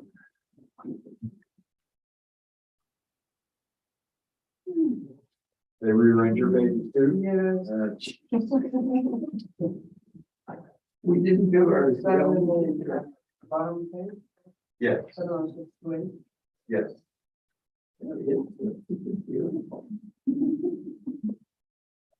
Everybody, it is actually in around. Mhm. Yeah, on Shell Ridge, so it's kind of south. How many rows? That's that little, It's a real weird street. yeah, One yes, you street is have to right go on the around water, it, yeah, yeah. one street's dirt. Two right. Yes, and Little then area. one side is the beach, the other side is the. Backs up towards the dirt. No, that's not right. It's a weird little street. We ready?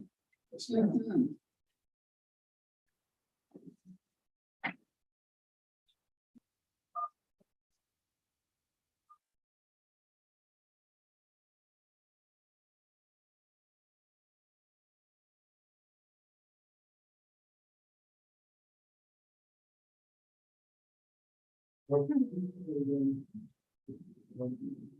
I don't think you did. Next.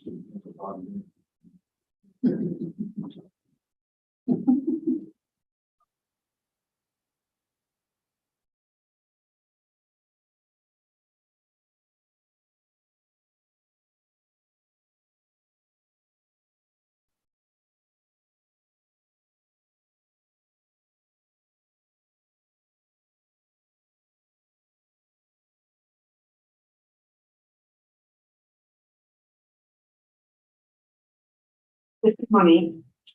Well, this is the, Aransas County Appraisal Review Board calling for your protest department. Yes, hi. Hello, Monique. I have some administrative stuff to go through first, and then we'll get started with your hearing. Okay, that sounds fantastic. Okay, so we are commencing a hearing on case ID 2022-567. Account number 70628. This is 2501 Shell Ridge Road in Rockport. Yes. This hearing is being recorded. And let's verify exactly what's under protest. We want to include market and equity values. Okay, thank you.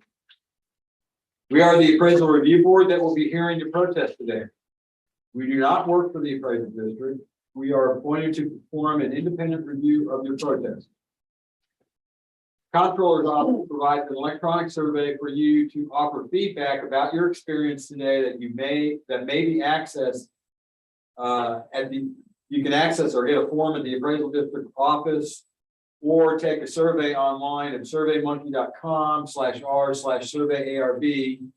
The survey is voluntary and all that information will be also provided in the determination package you will receive in the mail after this hearing. You also have the right to appeal our decision. Appeal information is also provided to you with our determination in that determination package. In accordance with tax code section 41.45H, all written material that has not been provided must be provided at this time. And I'm assuming that we have all of your evidence has been provided to the district. Yes, you do. Excellent, thank you. The ARB members who are considering the protest have not communicated with another person and are signing affidavits to that effect. We've not communicated with another person about this hearing. Yes, I will. I, Scott Wagner, do solemnly swear that I have not communicated with another person in violation of tax code section 41.66F. I have the confidence solemnly swear that I have not communicated with a person in violation of tax code 41.66. I, Joanne Ferguson, do solemnly swear that I have not communicated with another person in violation of tax code 41.66F. I, Ron McCann, do solemnly swear that I have not communicated with another person in violation of tax code section 41.66. I, Peggy Berg, do solemnly swear that I have not communicated with another person in violation of tax code 41.66F. Okay, all testimony. Oh, I'm sorry, Ray, you can go ahead. I read this in solemnly swear affirming the testimony I shall present to the faithful review board for the Spanish district is true and correct. Okay, all testimony from all witnesses must be given under oath, and I am assuming since we have an appropriately signed and notarized affidavit from you that you are in fact under oath. Yes, I'm under oath. There you go. I need to ask you if you hold a license or certificate from the Texas Appraisers Licensing and Certification Board. No, I do not. Okay, that's fine. In the package you received, you would have, there was a page which was the hearing procedure times. Do you have that available? I do. Okay, great. You can see that there's two ways the hearing can proceed. One is if you go first, or the other is if the district goes first, and you get to choose which one you want to use. I'll go first. Okay, I'm sorry, name is Monique, is that correct? That's correct. Monique Singletary. You have 5 minutes for your presentation. Okay. Thank you very much. Panel, the opinion of value that I've offered for the subject property is $487,500. That opinion represents $1,000 on the improvement, with the remaining $486,500 being on the land value. The subject property is essentially a vacant lot. There is a structure there, however, it is a tear down. It is in extremely poor condition and not habitable, which is why I've requested a value of $1,000 on the land value for the subject property. Again, did increase from last year's value. Last year, the land value was set at $8.62 a square foot.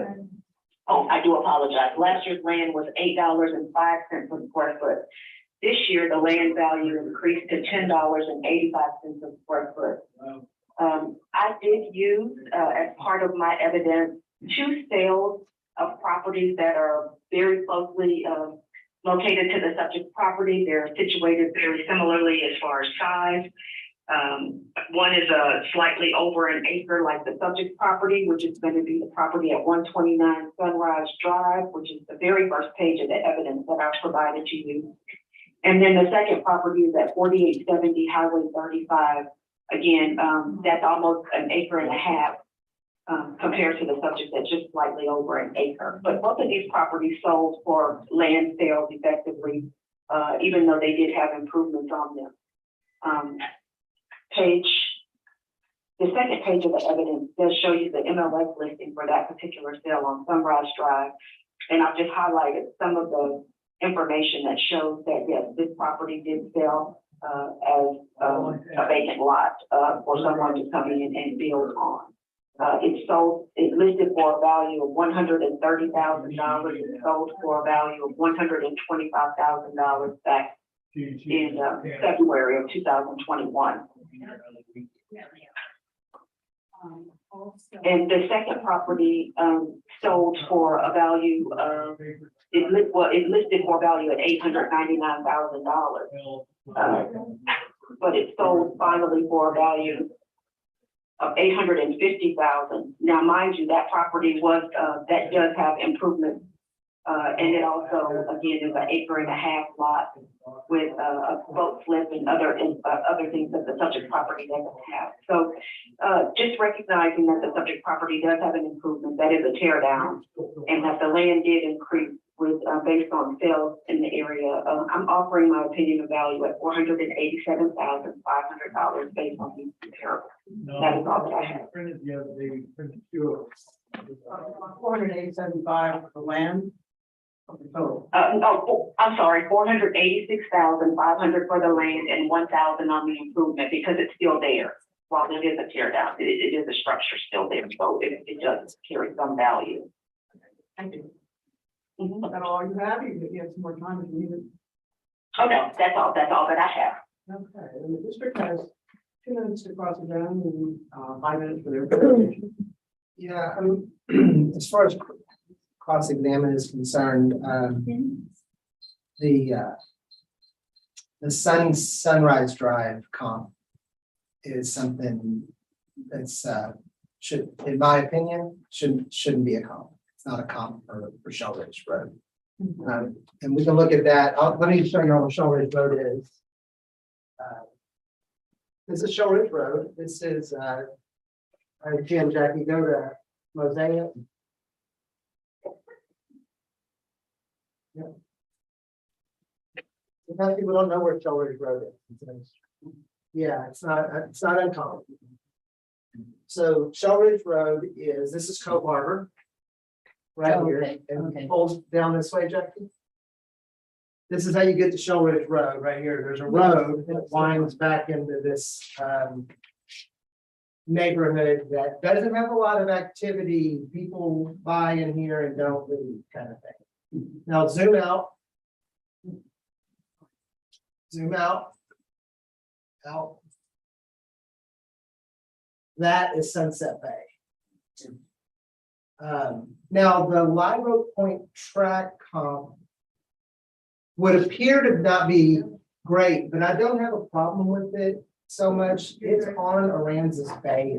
It's just further north, obviously on the other side of Folsom. That's Live Oak Point tracks.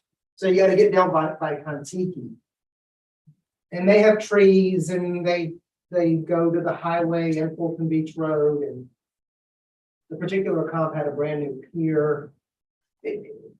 I get it, but more if we go to our evidence, one of the better comps is going to be it's on Shell Ridge Road. So real quick, go back to Picto. Jackie, let's look at this house just for a second. Zoom, get real close into that house. Because I may be of the same opinion of the agent.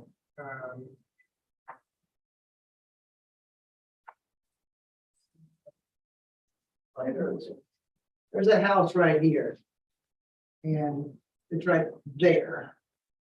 We're not in, we think that this house is not good. So we have, the way we're comping this is we're comping it as it's land.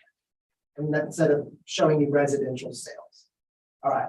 And it's 1.4 acres. So this year, 0.38 acres sold on Shell Ridge Road for $332,000.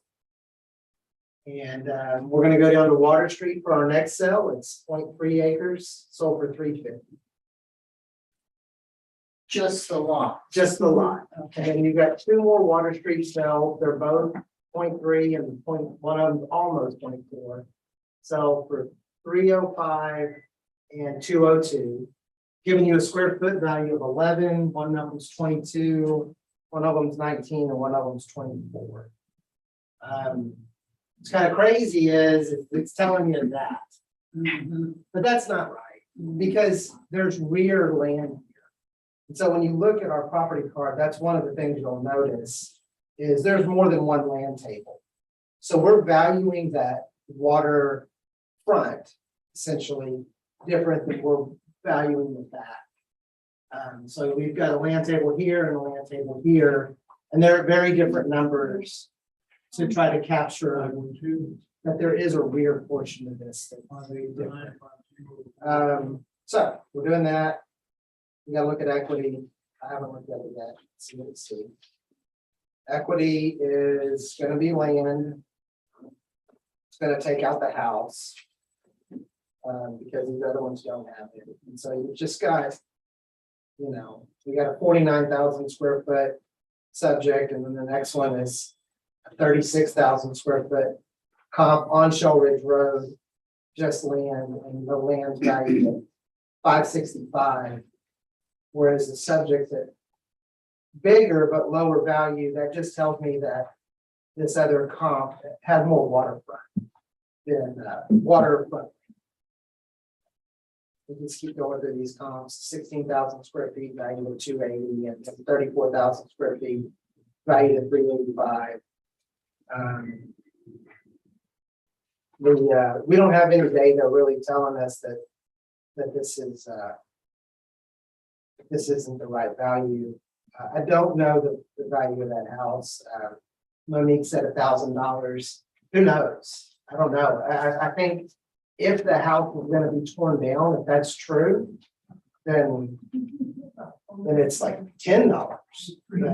But you know, and one of the things that slows our roll in here is half the time that we're told that a house is going to be torn down, when we drive by it the next year, they're out there with hammers rebuilding it. So it's just hard to say, and that's probably because a lot of times the homeowner does, not really. You know, they're waiting for all kinds of either financial stuff, and right now might just be the cost of construction is so bad. But we don't have an indicator saying that this is that this land is lower than what in 539, at least that I can see.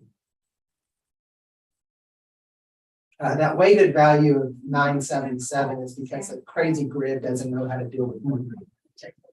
So it's valuing it as it's, you know, those other comps are not acreage style comps. They're all their value is one. That's why it's saying, hey, if all of this was waterfront, you'd own $1 million piece of land. And you would if you had 1.15 acres of waterfront, but you don't. You don't have that. That's all I have. Okay, you have 2 minutes for cross-examination of Ray and 2 minutes for rebuttal. Thank you very much. Well, I don't have any cross, but I would like just to rebut and say yes. So the comparables that I chose, while while they might not necessarily be close in distance, or the one on Sunrise Drive may not necessarily be close to the subject property, I feel like because it's similarly situated, it does have the water frontage. It is very similar in size to the subject property. I thought it a good comparable, recognizing that, again, we're just looking at land values, not necessarily properties that sold with improvements. And you can see they range from $125,000 in sales prices all the way up to over $850,000 in the sales price. So the market is really kind of all over the place for a waterfront property that's over an acre.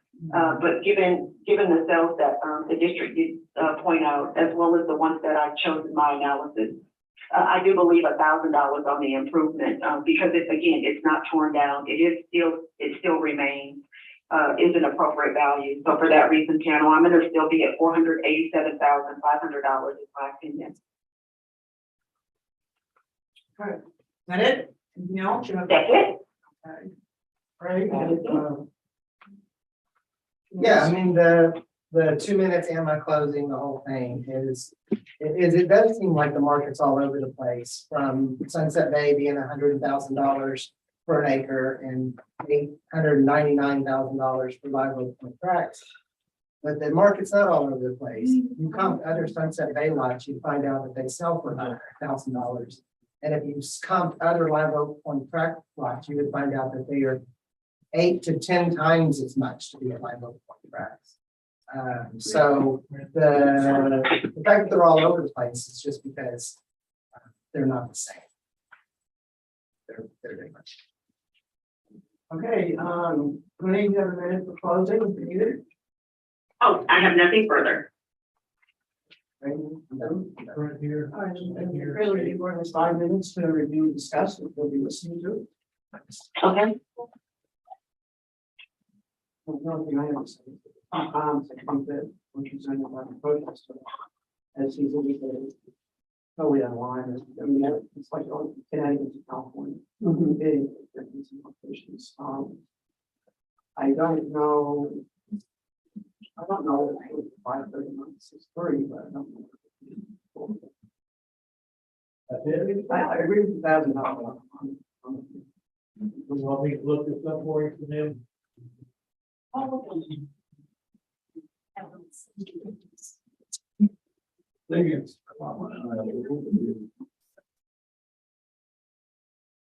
The two land segments. Thank you. And bring it back here. Yes, ma'am. Compare evidence. No, I'm looking on the property card. Okay. There's a 10,000 square foot land segment. Three different things. Not across the water. Yeah, Jackie. There's three. Oh, there's three. Yeah, there's these two. I'll talk to you. Sorry, okay. One of them is waterfront. There's a waterfront extension.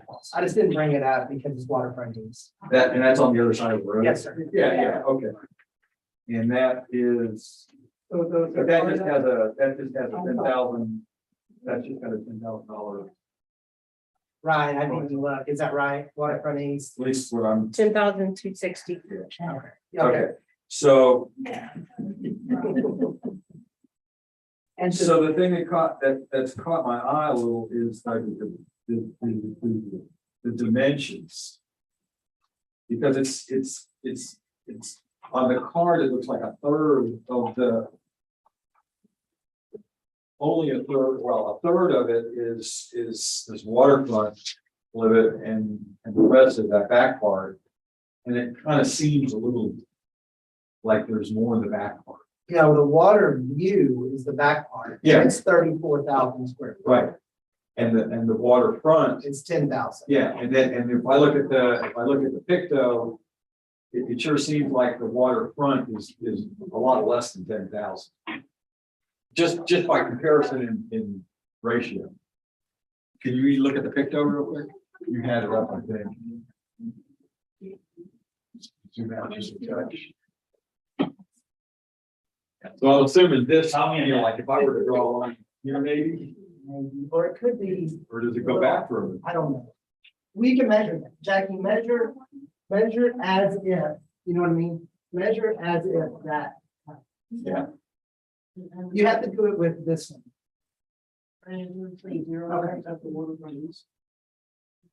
Yeah, it's over here. So that's also considered. It is. It's waterfront. Yeah, to build on. Yeah. Now, my question is Yeah, the dock that's 7,000, there, 76. But where might we might be up here. I don't know. Yeah. So, You want to do this? No, I don't. so I could back off some, in my mind, I could back off some because we're talking 76 versus 10,000. Oh. And ADT. I actually like her recommendation for it instead of Thomas. that's fine. I was just trying to get it right. in Yeah, my mind. I'm okay with that. just one question for the dock that's there. Is that part of that property or is that? No. That's a tricky answer. This is Because both of those come. they right off share, the- these guys share stuff. Yeah, These guys are there's a 5-house. What do we call it? There's a thing here with the 5 families, kind of thing, where they all own and they all participate. And I'm not sure if these guys are involved or not. I don't know. It's hard to tell, but like this thing over here is accessed by other people. You have to be in. I'm back behind. You have to be in that little deal, you have that little club, yeah. Or quick, yeah. And I don't know. They have secret handshakes. and all that stuff. It might say. No. Yeah, I am too.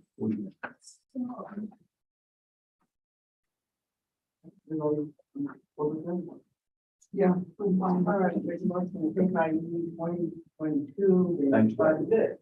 Mhm. So now having. Yeah, 70628. And market value and equity, value, ARB deals that. They are in agreement with the suggested price, suggested by the protester of 488,500, which is 487,500 for the land and $1,000 for the. 47.5 includes the 1,000. Yeah. Oh, I thought it didn't. I thought it was Yeah. 47,500 just. It No. includes 1,000. Okay, so it's 486. For the land and 1,000. The new value for the land is 486,500. And for the improvement, $1,000. I'm sorry. Total value of the property. Which 1,000 is for you? Is that correct? No. But the The total, assessment, yeah, the total value is 487,500.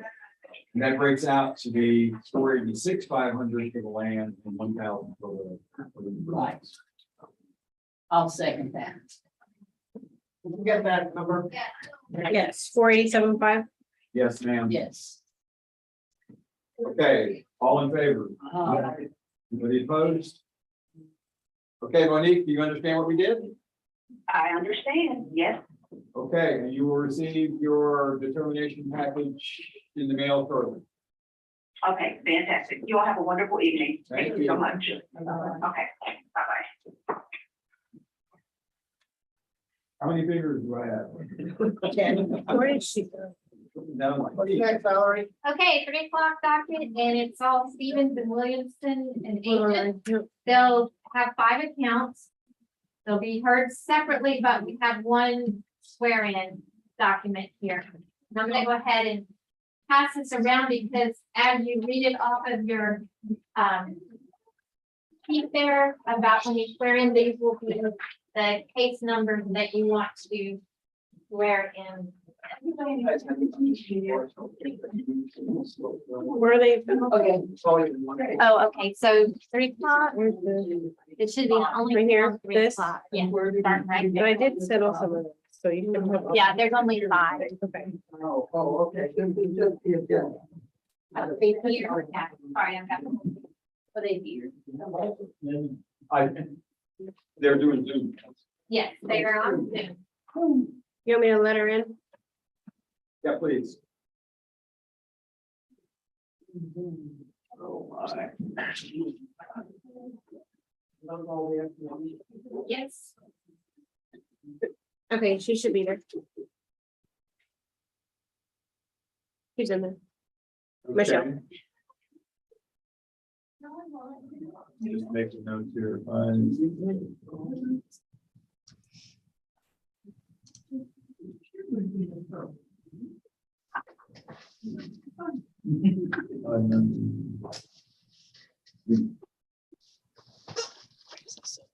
Okay, so there's a few others listed that we're not covering.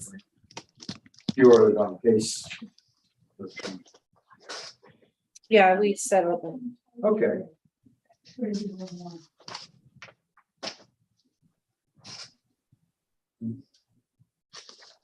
So that's 5 also. 1, 2, 3, 5. Excellent. You can go beyond one.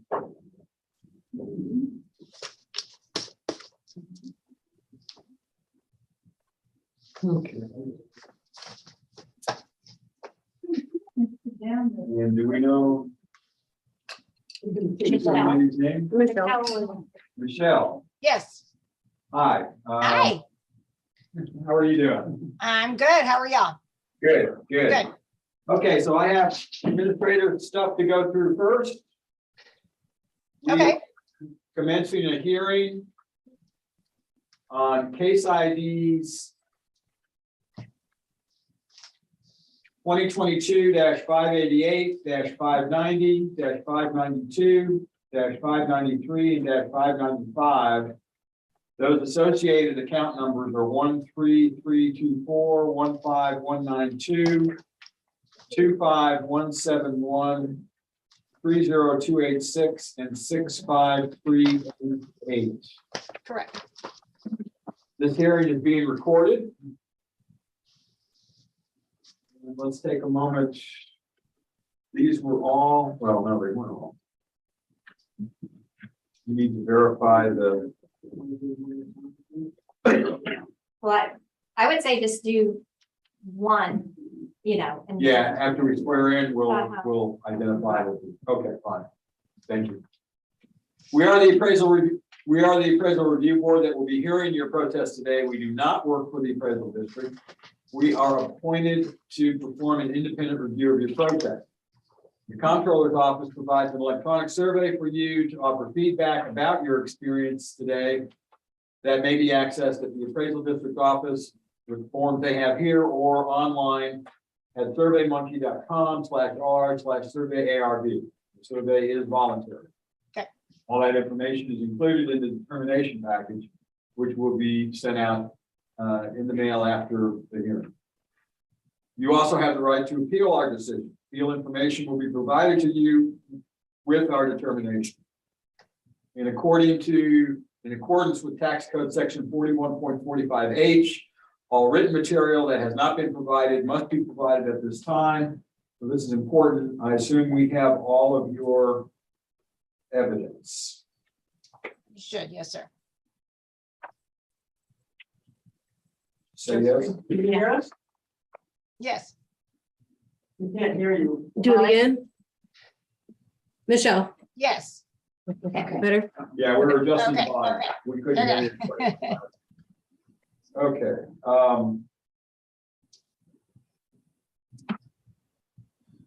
All right, the ARB members who are considering the protests have not communicated with anyone about the protests and are signing affidavits to that effect. I, Scott Waggart, do solemnly swear that I have not communicated with another person in violation of tax code section 41.66F as it applies to case number 2022-588, -590, -592, -593, and -595. I'm Kathy Hoffman, you solemnly swear that I have not communicated with the person in violation of tax code 41.66F in relation to your case numbers 2022-588, 590, 592, 593, and 595. Okay. I, Joanne Ferguson, do solemnly swear that I have not communicated with another person in violation of tax code 41.66F, case number 588, 590, 592, 593, and 595. I, Ron Buchanan, do solemnly swear that I have not communicated with another person in violation of tax code section 41.66F, 2022-588, -590, -592, -593, and -595. I, Peggy Bird, do solemnly swear that I have not communicated with another person in violation of tax code 41.66F, case number 588, 590, 592, 593, and 595. All testimony from all witnesses must be given under oath. Michelle, I'm assuming that you are under oath as we have signed and notarized affidavit. Yes. Okey-doke. Ray? I, Ray Preston, do solemnly swear from the testimony I shall present to the appraisal review board for the Aransas County Appraisal District. True and correct, and this is for count 13324, 15192, 25171, 30286, and 65388. So I got an effort like to do cases. No, that's fine. They're cross-referenced. Michelle, do you hold a license or certificate from the Texas Appraisers Licensing and Certification Board? No, sir, I do not. Okay, that's good. Thank you. You're welcome. We have 5 cases or 5 hearings here. Do you have any preference for which one we do first or which No, one? not at all. Whichever, doesn't matter. Okay, so let's start off with 2022-588. And I have to ask you, I assume you're familiar with the hearing procedure times that we have? Yes, yes. Okay, so you get to choose whether you present first or whether the district presents first. Yes, and which account will be the first one? When y'all go by case number, it's different than the account. I can give you the account number is 13324. Okay, perfect. Thank you. The district can go first. That's fine. Thank you.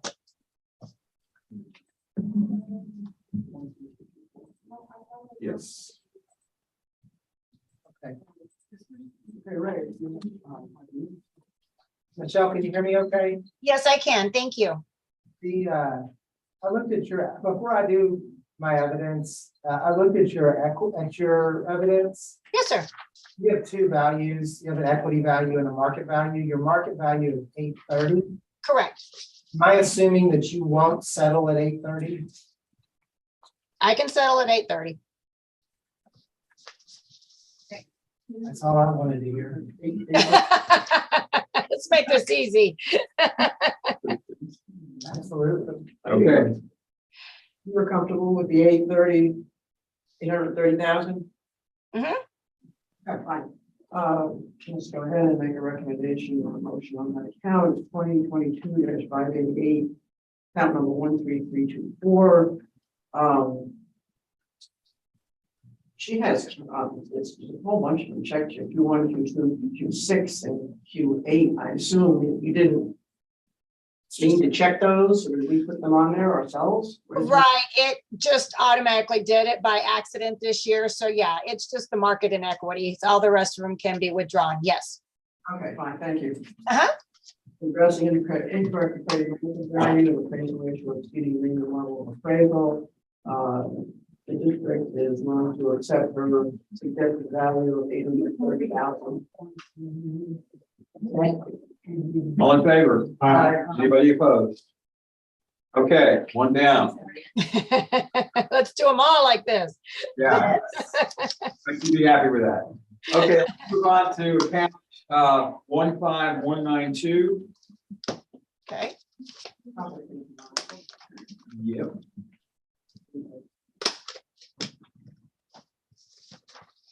Miss Wiley.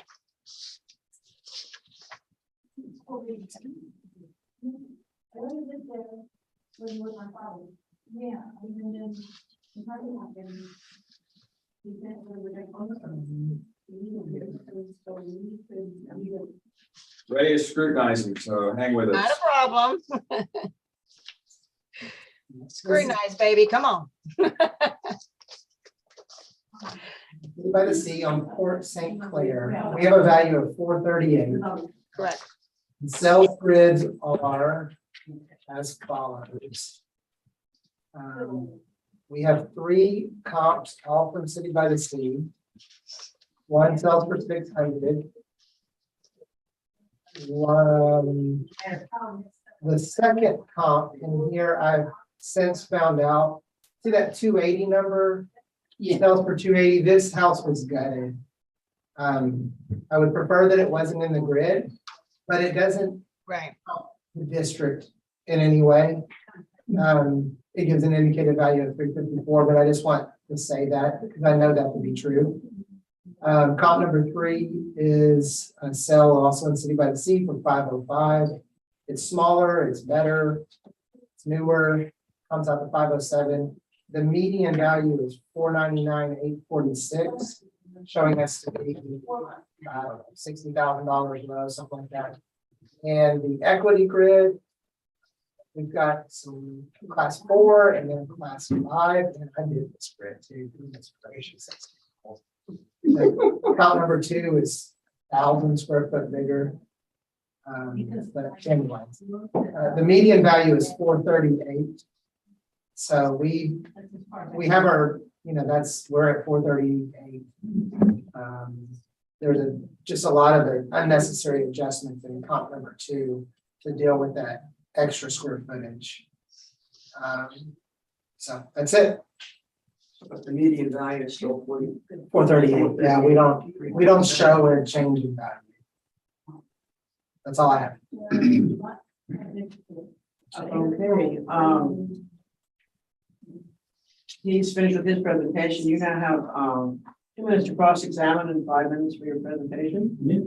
Sure, I agree with him on the sales, especially for that one, because that one was, I think, the only verified one, and that one had been totally gutted. We looked at the some equity comps also, and as y'all have that, our equity comps are coming in at 370,837. We tried to stay with all fours. We tried to stay within a couple of hundred square feet, difference between the subject, but again, stayed with all fours. I know every appraisal district has different grades, whereas in Bear, we have fair, very good, poor, and not all of the minuses and pluses anymore. So when it comes to Aransas, when y'all still have the pluses and minuses, I'm not sure if our computer computes it exactly the same way. But again, that's why I tried to stay with all fours within the same category and within the closest size that we could. And we came up with quite a few comps, and they're coming out to 370, 371 rounded off. And of course, our last page is the map showing where they all are compared to the subject property. So that's where we're at, is the 371. And that's all I really have. Okay, great. Yeah, all I would say is you've got these 2 comp grids, ones that we're at 438. Which we have a market value of 438. The comp grid for the agent was 370. I think that's low for this house, but I would say split, in my opinion, the district would say split it in the middle and be at 400 and give credence to both. Both of us have adjustments that are working in the background. And I don't need it to, that's just how it is. Well, that's what I'm suggesting. Yes, ma'am, yes, yeah. And I could agree with that. That's all he has to add at the moment. You have 4 minutes.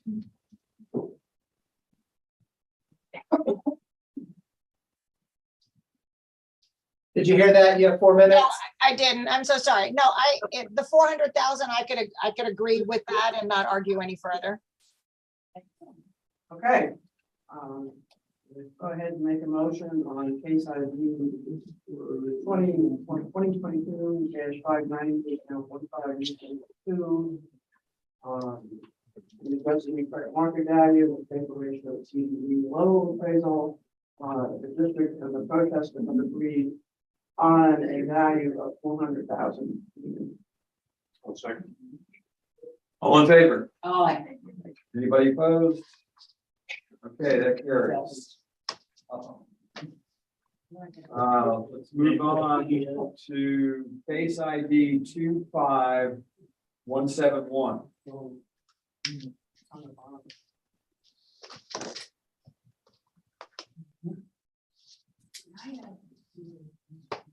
1.02, is that right? 1.02. Is that correct? Sure. No. 1 million. 1.02. So it'd be 1,002,000.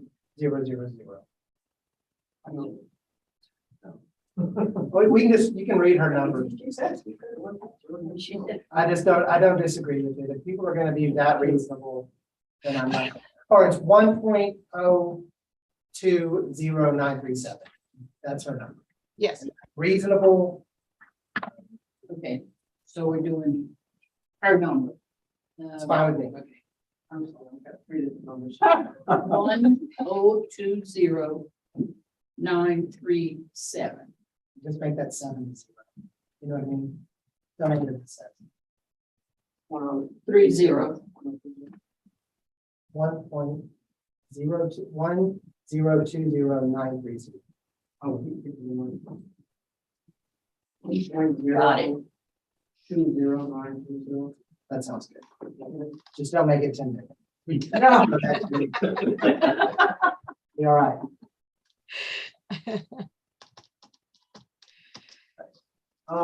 Taking a motion on case ID 2022-591. Sorry, reading wrong. 2022-592, account 25171. And address incorrect trade market value, appraisal rate for appraisal. That the district will protest the agreed on a value of 1.02.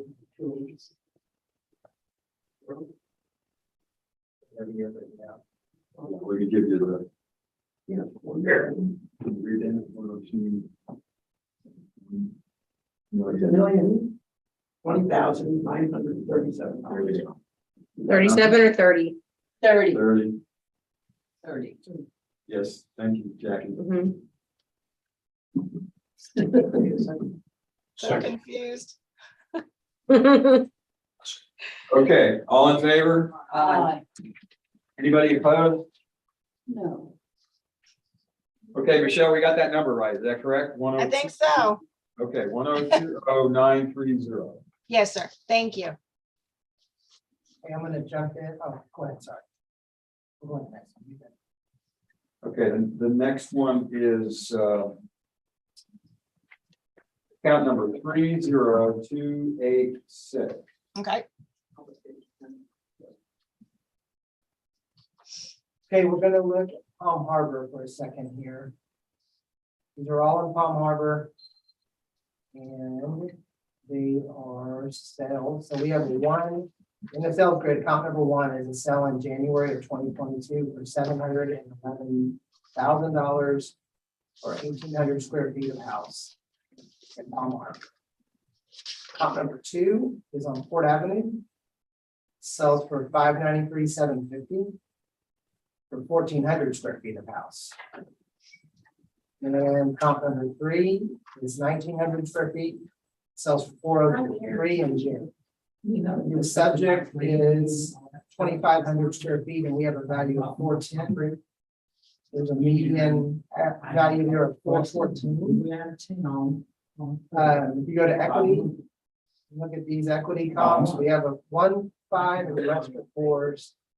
The square foot is good, the effective age is good, comp number two is a little bit older, gives a median equity value of 421. All the comps are in Palm Harbor. That's all I have. Okay, Michelle, you have 2 minutes for cross examination for Array and 5 minutes for your presentation. Sure. Basically, I'm just going to show our evidence, no cross. We're showing comps. These comps are a little bit more all over the place. Again, we tried to stay with the 4 SSs or, whatever close that we could. And our comps are coming out at 368. So that's kind of where we're at, the 368,045. Is that it, Michelle? Yep, that's it. I'm gonna look at, go ahead with him. I'm gonna look at the ones on here that are a little bit closer in size, because some of these are pretty far off. And I hate to do that. So comp number, our comp B is 2,320 square feet, which is a little bit closer. That one's coming in at 327 after the adjustments. Comp E, or I guess F is 2,200 square feet. It's coming in at 377. So all the comps that are closer in size, comp G is coming in at 382. So it looks like all of the comps that are very close in size, year built, and same exact class are still coming in at about 375 maybe. I guess a little bit higher, the ones that are closest in size. So we're coming back at 375. Okay. Right. In appraisal, when when people are at least comping the right area, it's really nice. There's background adjustments going on here. On both sides. I think that's obvious. We have an equity value that's higher than hers.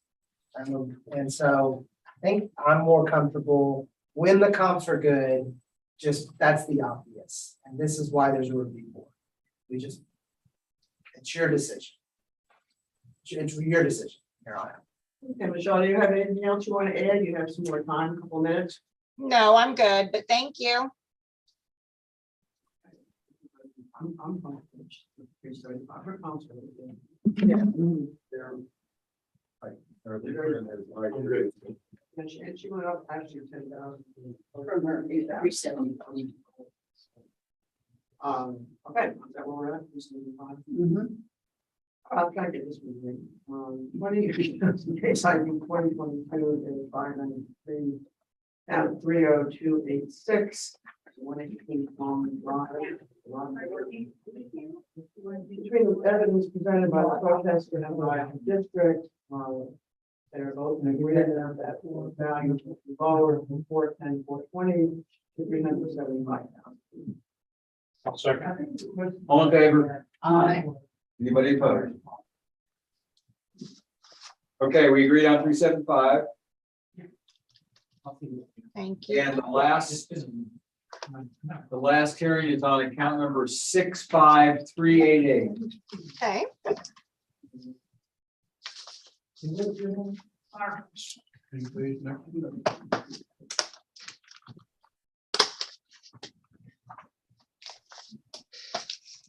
Yes, winner. Yeah.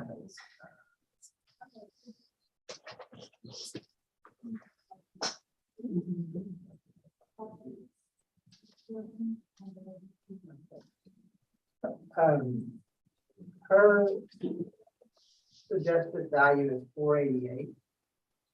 I'm okay with that. I'm okay with that. It's fine, it's reasonable. He's like, yeah, she can read my own. We're gonna end up getting to this two grid thing again, and there's just. Yeah. We see it, we get it, it's okay. All right. Everybody agree with that? Wait, I need to pull it up. Her suggested value is 488. And that's 502.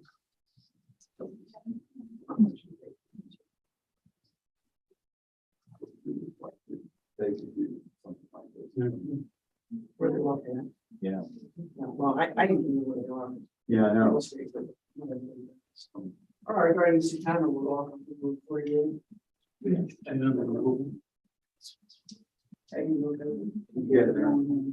So we're going down to what? Yeah, okay, so what is it? 480, okay. 48, Yeah. 40, yeah. Taking motion on case ID 2022-595. Yeah. Account number 65388. 572 for male 20 Palm Beach. Evidence presented by the protester on the district. As far as the agreement, along the price from 503,140 to 488,000. I'll second that. All in favor? Michelle, did you hear that? Was Anybody? it opposed? 488 even? Yeah, 488 even. Okay, thank you. I think we have covered them. We are done. Thank you. Y'all are welcome. Thank y'all so much. Have a good evening. Thank you. All right. Bye-bye. Thank y'all. Anything else today? That's it for today. Those are the worst. Let's see you again in the morning at 8:30. You're so excited. In the meeting. It makes it time to go back to. So do we adjourn?